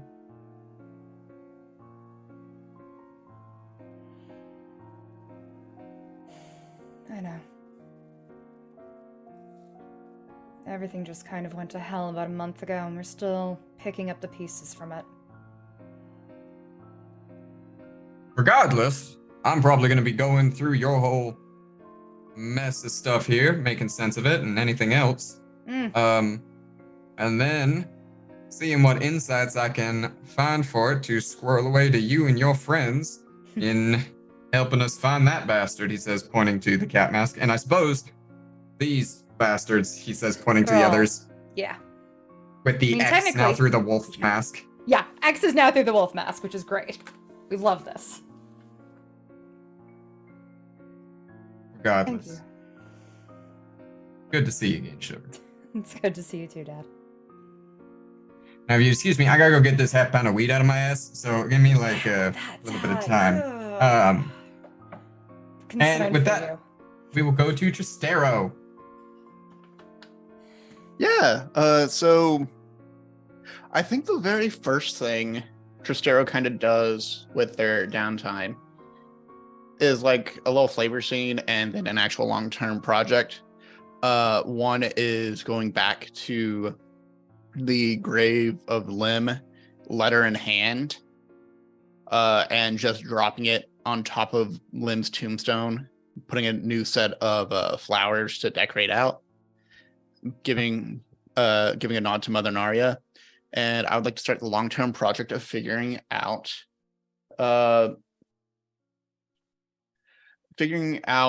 the orphanage that Archie came from originally. You want to start a long-term project to figure out Archie's original orphanage.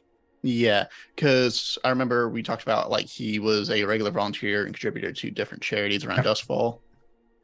And I want to see if there might be any connection between the other Kindled and him, if that's one way they met. Origin? All right. Absolutely. All right. Go ahead. And how are you starting your investigation? What skill are you using? I think it is breaking into a registry I think it's just consorting with different orphanages, like gathering a list of them and just going by each one and saying, hey, do you have up-to-date records of just these different people? We're running a new census project. We're actually going to I am writing a story for the Ink Rakes where we're going to talk about the different contributions of society that these orphanages have come out in order to raise awareness and also get more charities to raise funds for your building and rinse, repeat. Yep. Okay. Go ahead. Orphanage is famous for their record keeping. Go ahead and roll me that consort. Mm-hmm. I got a 5. That is a 5. So let's give you a nice help in 2 segments in that project. Woo! Right. And your other downtime? I'm going to go ahead and indulge my vice. Would anyone like to go to the theater with me? Theater. Lovely theater. Mm-hmm. If no one else wants to, I will come with you. Yeah, you want to go see the Duke at sunset? I've It's never seen a theater show before. Oh, exciting. This is going to be a weird one for you then. Okay. Yeah. All right. So go ahead and give me that indulge vice roll. Mm-hmm. And also, Crow, if you are indulging vice, if you roll, you can adjust your roll by 1 to 2 because of my ability. Oh, okay. I got a 6. You had 6, 7, 8 stress? 6 stress. All right. 7, 8, 9. All right. You still have That's exactly what I needed. Oh, wow. Okay. That's Hell 3. yeah. Woo! And then you have that free one you can give to yourself or someone else. If no one else is using it, I think Crow wants it to try to get rid of a ghost, but... Again. Yeah. Yeah. All right. So go ahead. I imagine it's like at the theater show of just like Tristero looking at Crow and going, ghost still a problem? Yes, it is singing 3 nursery rhymes at once. Oh, that's horrid. In the realm of being in proximity right now, Tristero, you're experiencing what can only be described as spectral tinnitus. It is a resonating in your soul, but more than your ears. It makes your jaw hurt. It's not very nice. Okay. Before we go to the show, let's see if we can deal with this real quick, because it will ruin your first experience at the theater. Okay. All right, so give me another attune roll, Bro. God fucking willing, it's not 3 1s again. Thank you. Yeah, the There we ghost. go. You managed to, with a little bit of help from Tristero this time, you managed to purge the ghost and get it just gone. You basically like redirect it into a lightning wall at one point and just zap it off. Thank you. I appreciate it. Yeah. Okay, so going back to the Duke at Sunset, what this show is actually about, it's an artist that sits in the middle of a park the entire time, and there's actually no Duke whatsoever. It's like open to like 5 different interpretations. It's a fucking weird film. It's Oh. a community theater that's doing this one. I will have lots of questions, I think. I have half the answers. Hey, that's more than I do. And that's so fair. But with that, we will find ourselves closing out this season premiere of Fire in the Dark. Thank you all so much for joining us. And look forward to next time where things are going to be a bit weird, actually. We're going to be starting on a weird foot next time. You'll see when we get there. Anyway, we will see you in 2 weeks, but let's do our round robin of who we've all been and all that, going in reverse order, and starting with the man, the myth, the legend, and the man we will all miss, John Downey. Hello. Thank you for having me. I am John Downey. I have been Mort the Mouth Morrison. You can find me everywhere at Real John Downey. And I do a lot of solo streaming on a Twitch account of the same name, so you can find me there. You can also find me. I'm one of the founders of the Outlaws Network podcast network. So if you're a fan of podcasts, regular talkie podcasts, as well as TTRPG shows, you can find me over there. We're at twitch.tv/the Outlaws Network. Yeah, that's the best place to find us. Thank you again for everything. Thank you so much for everything, John. You have been a delight on this show. Rue. Hello, I'm Rue. I use they, he, or z pronouns if you're feeling spicy, and I've been playing Crow, who uses he or z pronouns. You can find me on Twitter as Ilana Knight 13 and everywhere else as just Ilana Knight, because I made a Twitter when I was 12, lost the password, and Twitter won't give it back to me. I'm a tabletop game designer and sensitivity consultant, as well as a professional cosplayer and stream performer. You can catch me on alternating Tuesdays on the Vason stream that happens here with a couple of our other cast members. And you can catch me tomorrow on Bad House RPG playing in a mini series of Visigoths versus Molgoths. Ooh, it's a good game. It's Exciting. one of my favorites. Speaking of Vason, let's go to Mariah. Hi, I'm Mischievous Red. My pronouns are she, her. I played Chip Muscle Hussar, whose pronouns are they, them. I am one of the co-founders of Huntsman's Hydra here. You've probably heard of me if you're on this channel. I am as Crow. Wow, still characters' names. Rue, as Rue mentioned. In the Vesson game, it's a game that I'm GMing, so you should come check it out. That's all I really have. Parker. Still continuing with the fixing cast. Hi, I'm Parker. I use she, they pronouns. Although mostly they lately. I don't know. We're figuring this out, friends. You can find me online at the Pixie Parker pretty much everywhere. The cat that is just eating I don't know what on my desk right now is Nyx. She just likes to make cameo appearances, and it's fine. You can catch me playing dating sims or baking on my own channel, the Pixie Parker, or on, like the last two have said, alternating Tuesday nights, where I play Rue's twin. And it is a fun time. I love them. They're so funny. It's such a good time. Mm-hmm. So if you think the Asher Crow show is a good one, you should come hang out with that. It's just fun. Anyways, that's it. I can't think of anything else. And Cole. Hi there, y'all. I am Cole, and I'm at Ice Cold Brew on Twitter, Twitch, Tumblr, Instagram, co-host and Hive, even though I haven't used it in that long. I am also one half of Inside the Tabletop RPG talk show. Last week, I released a solo journaling game, Alone in the Station Remnants, where I actually used it as a leaping point for the character I'll be playing in KalazCon, which is a 30-person actual play project that is still in funding right now on Indiegogo. And that will be a 30-person actual play of Beam Saber, hosted by Austin Ramsey. And once this gets funded and we get our recordings done, it will be like 2 years worth of releases. It's going to be wild.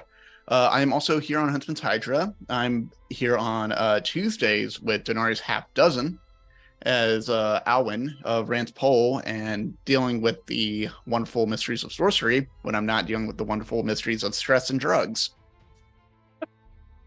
That premieres this Tuesday, if I remember correctly.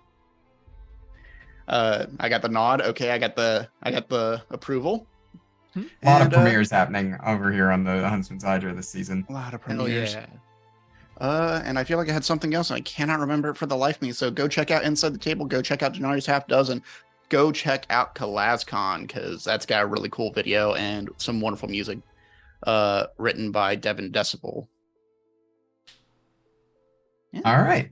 And I, of course, have been Jamie Wolf. I am your GM. I am the world. I am the villains, the good guys, and between all of them, Scarlet. So I can be found on my own channel streaming as Jamie Wolf, Jamie spelled with 2 I's and Wolf spelled with an E at the end, or on Twitter as Jamie Wolf Art.